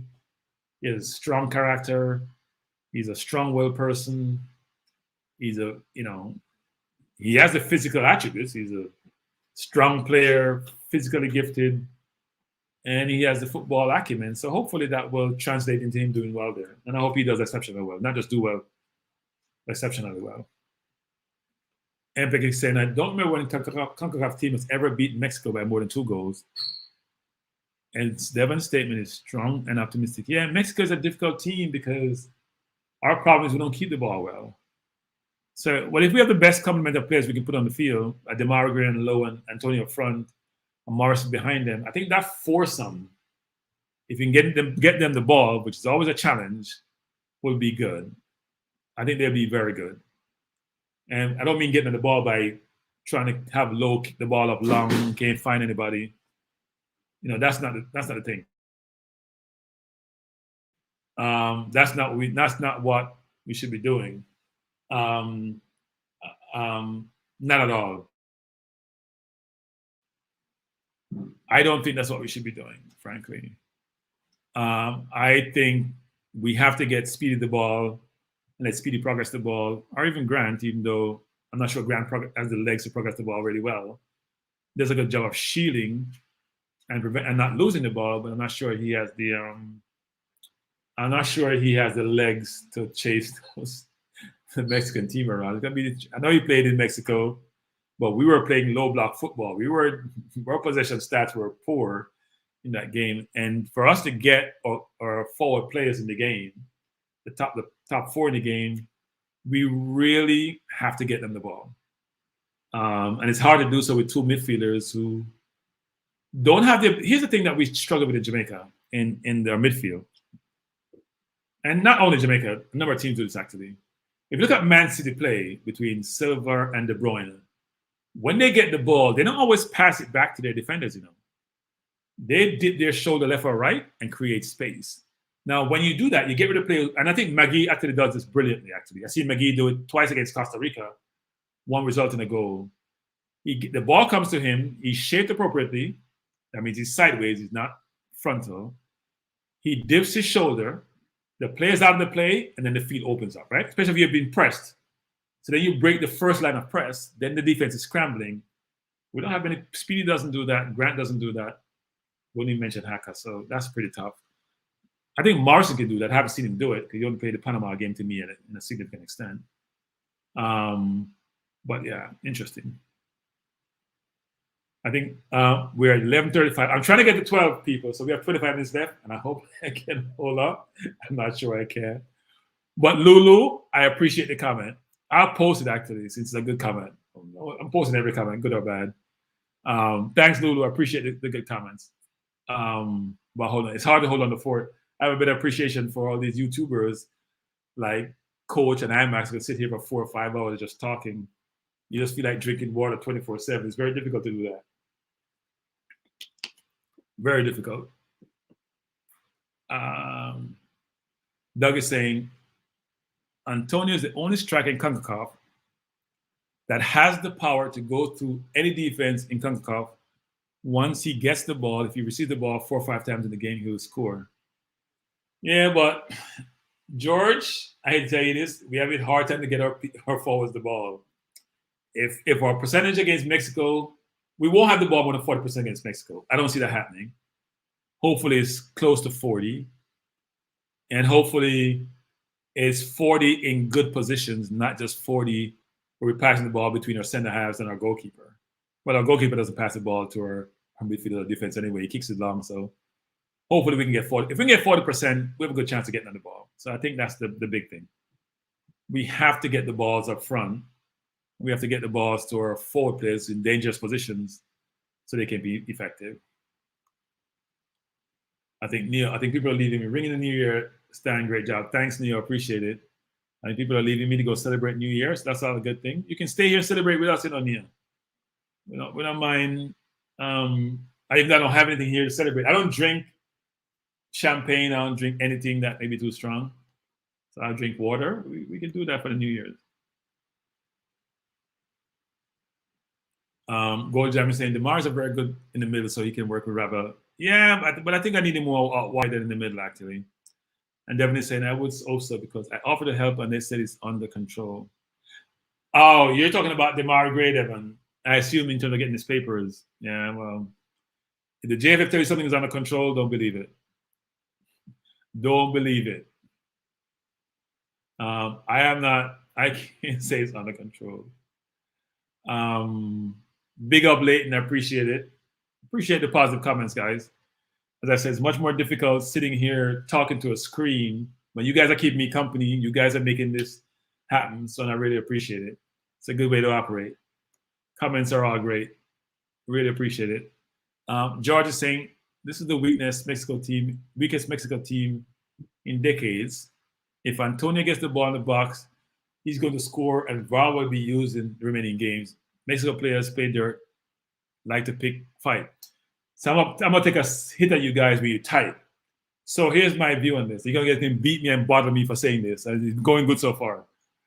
Why don't kids nowadays use punctuation? My niece and nephews do that. They just write these long run-on sentences. I grew up where we use commas and apostrophes and semicolon. No, so when I read, I struggle sometimes. I'm like, okay, where's the stop? Where's the go? This is not about you, George. It's just my niece and nephews do that to me. My son does that to me, and I give them a hard time. So if I give you a hard time, that's how I am. I'm old-fashioned, I guess. Richard is saying, what about Chunk Kid? Here is pretty good. We'll hear Richard. We'll see. Look, I hope here's what I hope. Given the Peru game doesn't have any true significance, my hope is Paul Hall give every single player in the team, so there are 23 players, 3 goalkeepers, that's how I do it with 3 goalkeepers. But at a minimum, 2 goalkeepers, and every single player get at least a half a football. Why do you need to have a football for Damian Lowe? Why do you need to have a football for Speedy, for example? I would hope every single player get to showcase their talent in this game at a minimum for at least a half. Because to me, 20 minutes doesn't do it, 15 doesn't do it. Give these kids a chance to, even if you don't think they're going to be in the final 23, let them get the exposure. We talk about exposure a lot. And if you're going to bring them in, play them. It's a friendly game. Play them. And hopefully, I hope they all perform well and give the coach a hard task in terms of making a decision. So hopefully. The judge said, hard to get the forwards the ball when you used to play up the sky, not on the ground. So Phil is saying, you know what? I watched Dexter Dapp's video. Remember Dexter Dapp's video? I thought it was hilarious. When he was talking about Tampa, said, my strategy is basically, I'm a paraphrase, just boot it upfield. It's low. Well, when we boot it upfield, the problem, guys, is this. You know, in the old, I'm dating myself now, in the old early 80s, late 70s in England, when they play long ball, they find their man. They used to play long ball in England now. Short pass only come into play since early 80s when you had the Ardiles and Villa go to Tottenham. They start bringing foreign players to play in England. Before it was 25-yard, 30-yard passes on a dime to the forwards, skip the midfield a lot of times, and the forward controlled it, put in the net. Heading was an imperative. That was the football. It wasn't like Brazil who played the ball on the ground or, Holland who did that. England played long ball football. But it was very effective for them. And they could find their man, right? The more skillful players in England, if you think that what's the kid that played for Southampton? Forget his name though. He's on Sky Sports in the morning. Or used to be anyway. They weren't valued as much. It's the more hardened players. You have to be able to keep the ball.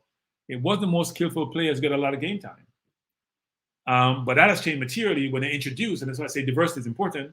They introduce, foreigners into the English football, because at one point all of the football was played in Italy. You think about Italy when they had a lot of Dutch players, the Van Bastens of the world, the good of the world. All the good football, the quality football on the ground was played in Italy. Ricky Villa, thank Lulu, was played in Italy. It wasn't played in England. Money started going to English football. They started bringing in foreigners because they had to improve the product. All of a sudden, they started playing more short passes. So Letitia, my Jamaican contingent does know their football, boy. One thing I can say, thank you, Southgate. Letitia was the player. Skillful player, played for Southampton. Didn't get a lot of England caps. I think he came from Jersey. Jersey is in England. Sort of England, I won't call it a colony, but one of those other places. But Letitia is a brilliant footballer. Didn't get a lot of caps because he played that, the more skillful way of playing. But in today's football, that's the norm in England now. And they appreciate it and they value it. You watch Pepe play against Southampton in the EFL the other day, and all my colleagues in England, they lose their mind when he gave 2 nutmegs, what we call salad. They lost their mind about that. One time that wasn't appreciated. Now it's appreciated. So football can change, and the whole culture of football can change. Just have to introduce them to it. And that's why I'm a very big proponent of diversity, because you'd be surprised what you're missing sometimes. That's very important. Lloyd is saying, cranky, get with the times. Kids nowadays write in shorthand. But you can punctuate in shorthand, can't you? Because you have to lose the meaning of a sentence when you write these long sentences. Some of you read that you don't read it right because there's no pause in the sentence. It's just a run-on sentence. But anyway, I'm just putting people's leg, but I do appreciate a good punctuation here and there, especially when you're writing more formally, because you can translate that when you go to a more business environment. You translate that writing that environment, and a lot of kids actually come through the environment nowadays can't write, which is interesting. So Devon is challenging Lulu. Devon think he's the maestro in football history. He said, Lulu, what do you know about those two individuals who were awesome in the '78 World Cup, which Argentina won, and Brazil got cheated when Peru lost 6-0 to Argentina, and Brazil got knocked out. What do you know about those two generals who went to Tottenham and did really, really well? What else is on here? Come with the comments, guys. I love the comments. Appreciate the comments and love them. Let me go over the line. Drag me over the line. It's 60 minutes to 2022. As I said before, I am not looking forward to 2022 because every year I see a new year, that means I'm one step closer to what I call extinction. So when you get to a certain age, you're not looking for the years to go too quickly. You try to slow them down. We're just saying, Crank, can you learn anything from Gareth Southgate? What do you think of his capping tactics? I think capping is becoming a tactic for a lot of different countries. So the world is a much more global world in terms of where talent resides. Think about Diaz, who plays, I think, for Blackburn, I think it is, if I'm not wrong, and now plays for Chile. Don't speak a word of Spanish because his mom is Chilean. Think about all these players who play in France that now plays for all these African countries. Think about the US chasing talent all across the globe. Think about something like Magic Cash, who plays for Villa, now plays for Poland. Everyone want to compete on the world stage. Not only compete on the world stage, but play well on the world stage, try to win on the world stage. And if that's the case, you want to source the best talent. You can see I'm struggling. Let me drink some water. Give me a chance. The best talent to allow you to be successful. Well, that talent may not always be locally born. That talent may not necessarily reside in your country. That kind of talent could be a lineage. It could be naturalization. It could be other means, right? And if that's the case, then it's going to help you, because think about it from a benefit standpoint.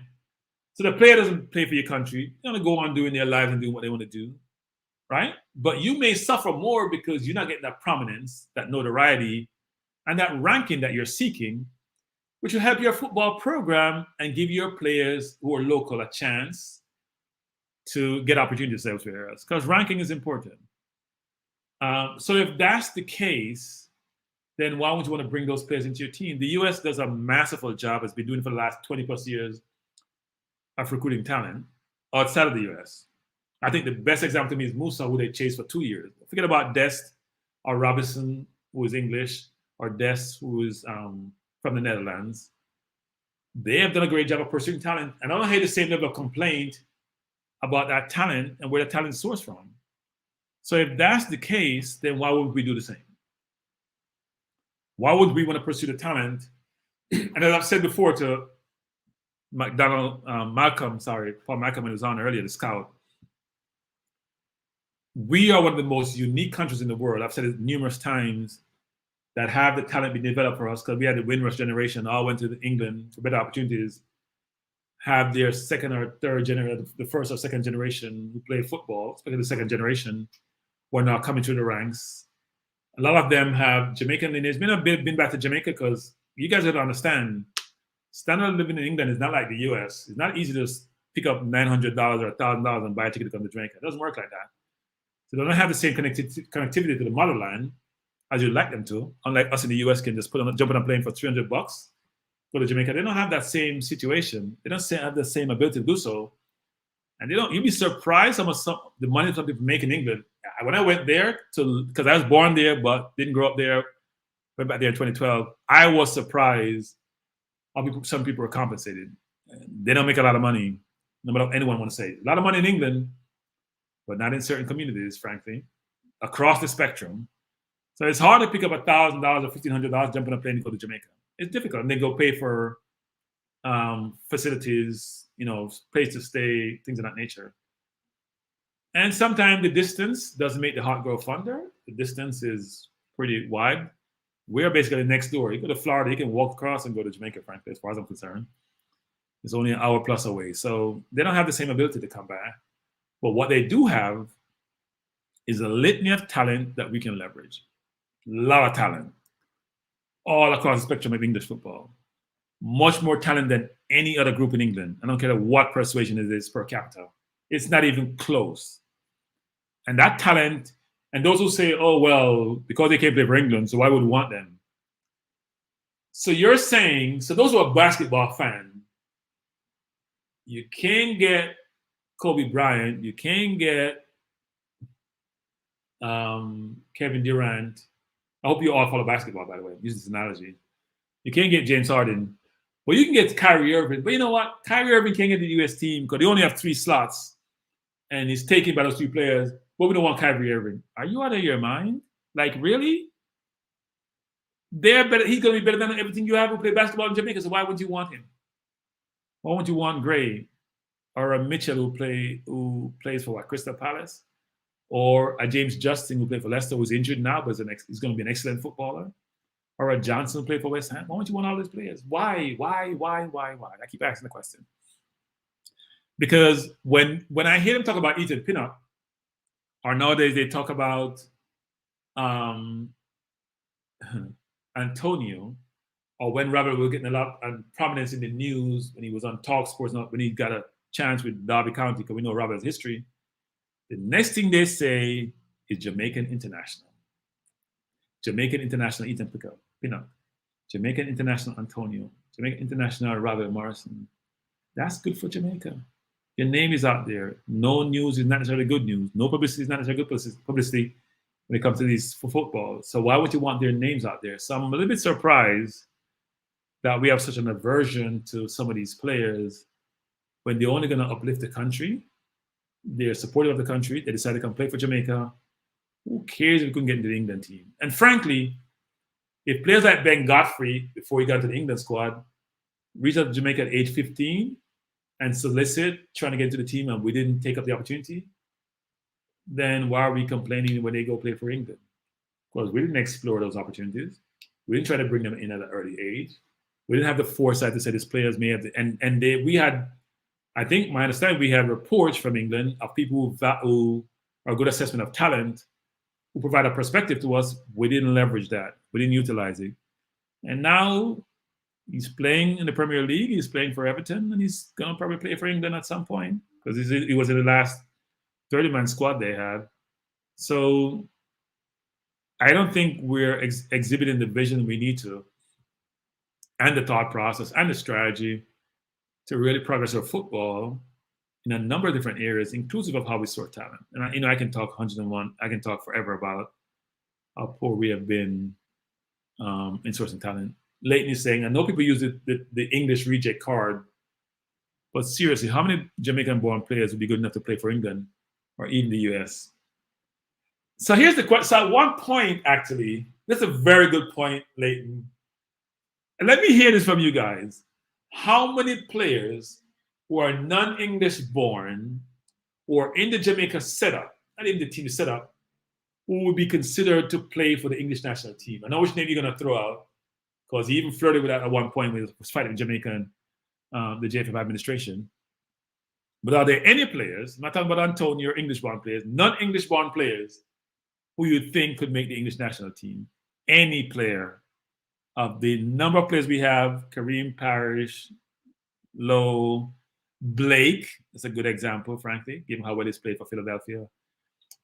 Bailey, or any of those players you think get to the English national team, or be on the cusp of getting those teams, like a Ben Godfrey is. So Devin is saying Leon Bailey. Interesting. You guys think Bailey could get into the team over Saka, Sancho, Grealish, Foden, Rashford?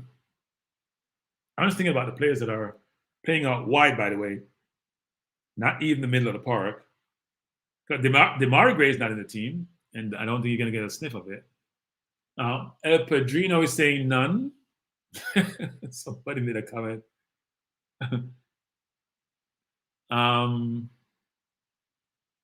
So yeah, are there any players in the Jamaican national team? Because we keep talking about English reject. And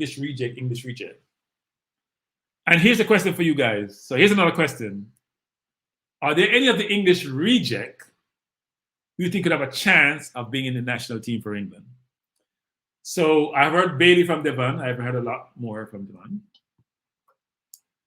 Are there any, so we're not getting a lot of comments around Jamaican players who have the ability to get to the national team for England.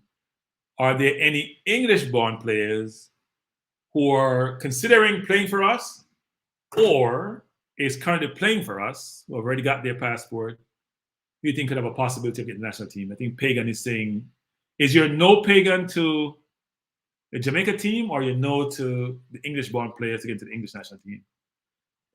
Fabaneful is saying maybe Bailey. Padrino is saying Pinnock or Antonio.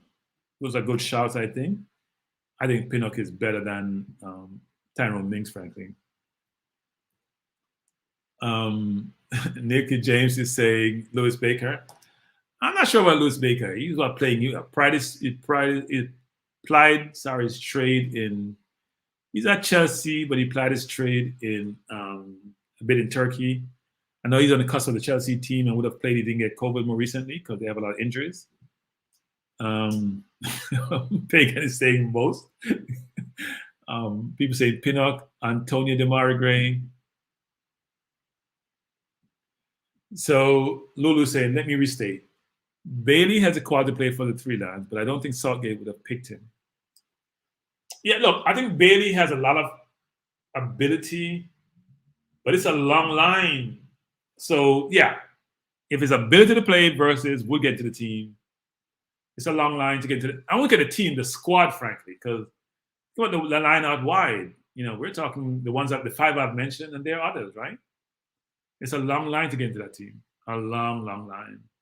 It's only getting longer. Think about the right back situation, for example.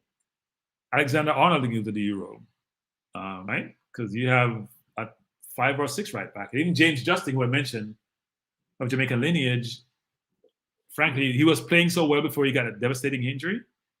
I see him as a possible person, so yeah.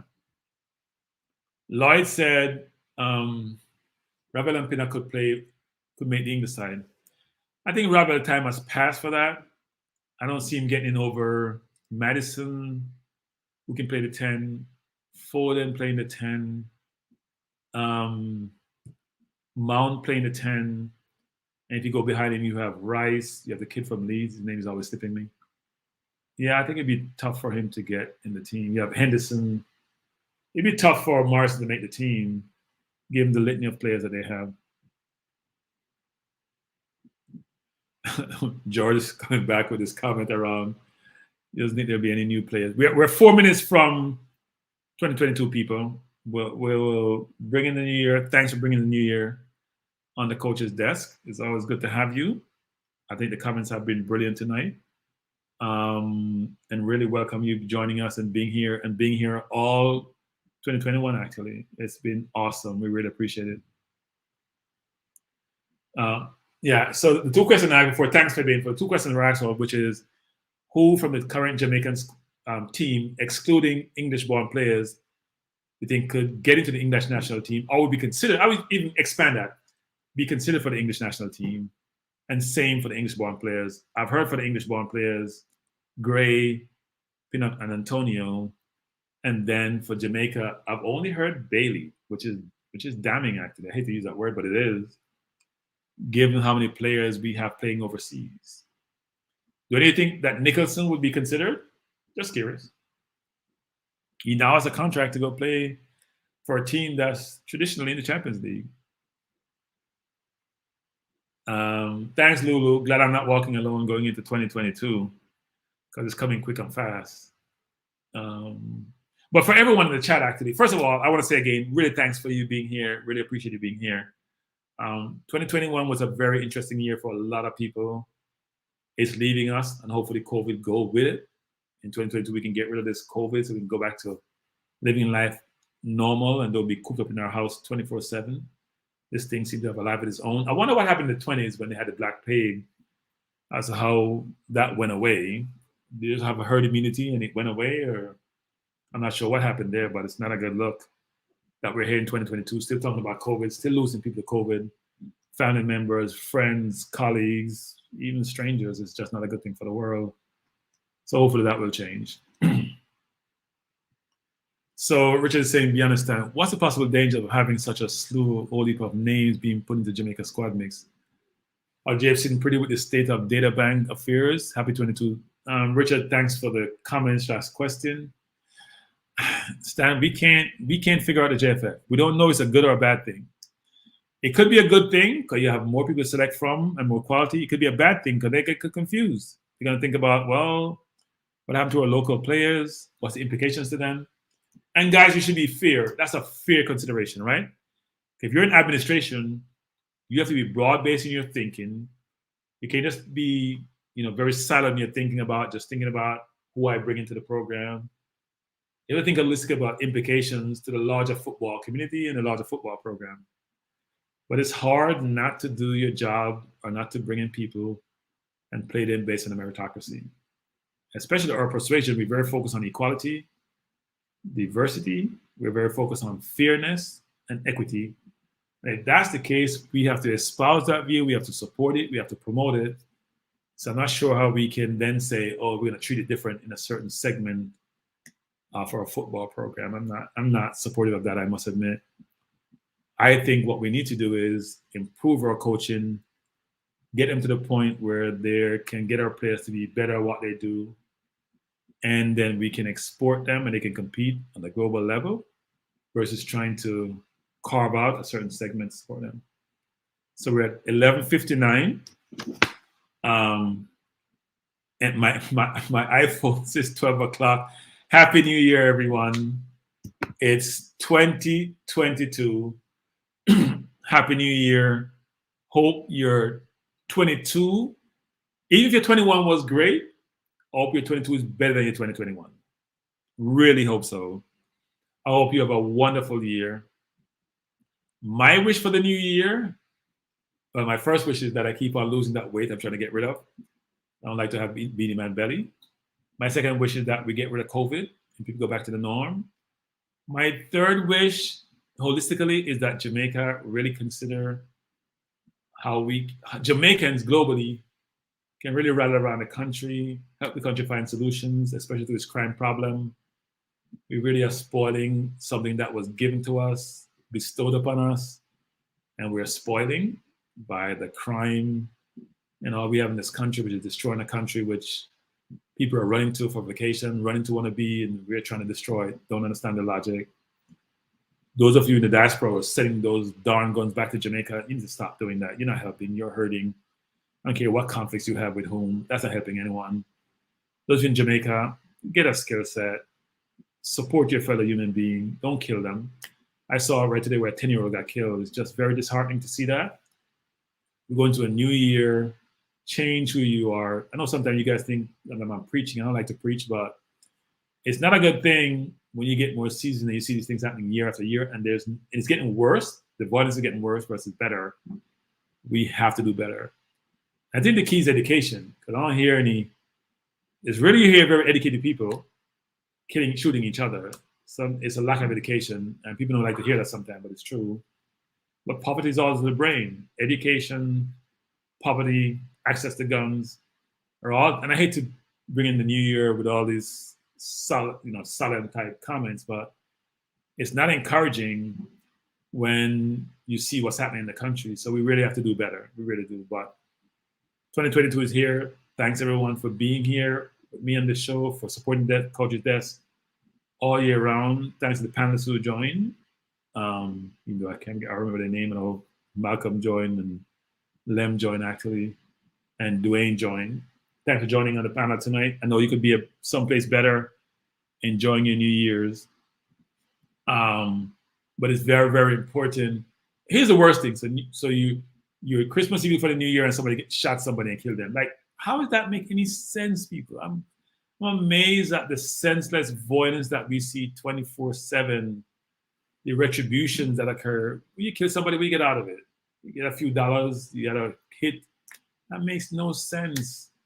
If you build a skill set, and I know Jamaica opportunity, that's why a lot of us migrate, may not be what it needs to be, but if you had a country with less violence, people here would come and invest in the country, buy homes, invest in businesses. The labor in Jamaica, think about it. China has become a world dominant power because they had cheap labor. The government exploit that cheap labor to then generate capital, to build this, they want to be self-sufficient by 2025, to not depend on anyone else. We're a 5 million globally. Why can't we have a lot of intellectual capital inside and outside the country. Why can't we use that to help us progress as a people? You know, I read something the other day. I think I'll bring it to your attention. I thought this was interesting, actually, which is, it was about suicide rates across the globe. So I want you guys to tell me, this is not really bad at this New Year's, I'm depressing you, but I want to ask you anyway. And don't go Google this. So off the top of your head, which country do you think has the highest suicide rate per capita in the world? Which has the lowest, and where do we sit? I thought it was an interesting stat, given our murder rate, which is one of the highest. Which country do you think have the highest suicide rate in the world? Which country do you think have the lowest? They're both in the South Sibna region. And where does Jamaica sit in that number? I know when you're going to go Google it, because you can't help yourself, because everything at your fingertips. But so the stats, so the highest suicide rate in the world is Guyana, which I found amazing, actually. I know they still quoted the Jim Jones suicide numbers from years ago, but it's Guyana, which is crazy. No, it's not Haiti. Haiti's, no. And there's over 100 countries is the stats. No, it's not North Korea either. Well, we don't know North Korea. They have South Korea on the list. The highest was Guyana. The lowest was Barbados. And Jamaica was 5th lowest, which I think is an excellent stat. Barbados, not surprised about, very educated community, very progressive people, not the most aggressive people, which is interesting. A lot of it was in, you'd expect Africa, Lesotho, a lot of those countries, and in Eastern Europe. But I thought it was an interesting stat as compared to the murder rate, which is, so we like to kill others, we don't like to kill ourselves. I hate to put it that way, but it's a good thing. We shouldn't kill, period. We shouldn't kill anyone. Yeah, no, Guyana is amazing. I saw it. I actually know of an instance of someone who, person committed suicide from Guyana more recently in Guyana, which is very, very sad and very, very tragic. And actually took one of her kids with her, actually. So the world is full of sad situations, but there's positivity, right? The positive is you have another year to improve yourself. You have another year to do well. You have another year to increase your resources, to help your family, to educate yourself, to inform yourself, to do better. I don't believe in making New Year's resolution. I didn't make my resolution before. I make my resolutions daily. That's my resolution was in December when I couldn't see my toes, and I said at the outset of the program was to not get a beanie in my belly and get rid of it. My resolution was to lose 10 pounds. I've already lost 5 in 2 weeks. I'm gonna lose the next 5 in 2 months. Don't ask me why I'm doing it. Very drastic. I wouldn't suggest anyone employ my methods. But when I want to achieve something, I just go out and do it. I figure out how to do it.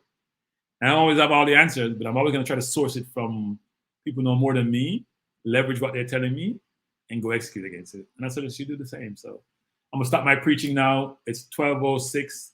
It's time for me to sign off. There's about 95 people on the chat. I really appreciate you being here all night. It's been a long 4 hours. I have much more appreciation for the Ryan, the military gooner, the IMAX, the Manning's Man, the formulas, the CC, and of course, Coach's desk for me to run the program as long as they do, because it's taxing on the voice. I may lose mine by tomorrow. But it's been fun because you guys have made it worthwhile. You have participated. We really appreciate you being here, supporting the program. And hopefully you will continue to do so in 2022. And this is important, actually. And Bradrain, by the way, thanks for the super chat. Really appreciate it. You contributed to Coach's desk and being able to run this program. But if every person who subscribed to the program tell a person who hasn't subscribed, so there's 13,000 plus, that now become 26,000. You have to tell one person to subscribe.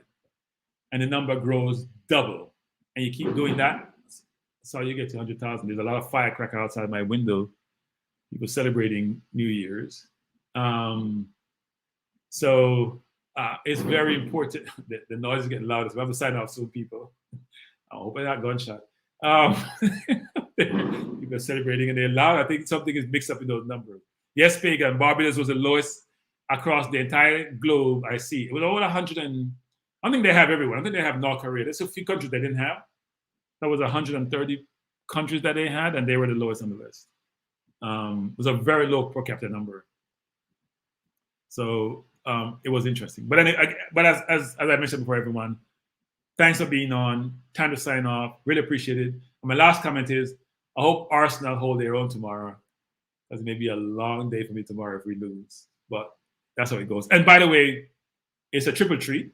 So Coach's Desk is back tomorrow and back Sunday. I don't have the topic for tomorrow, but I think today was a good topic, just talking about the Reggae Boyz.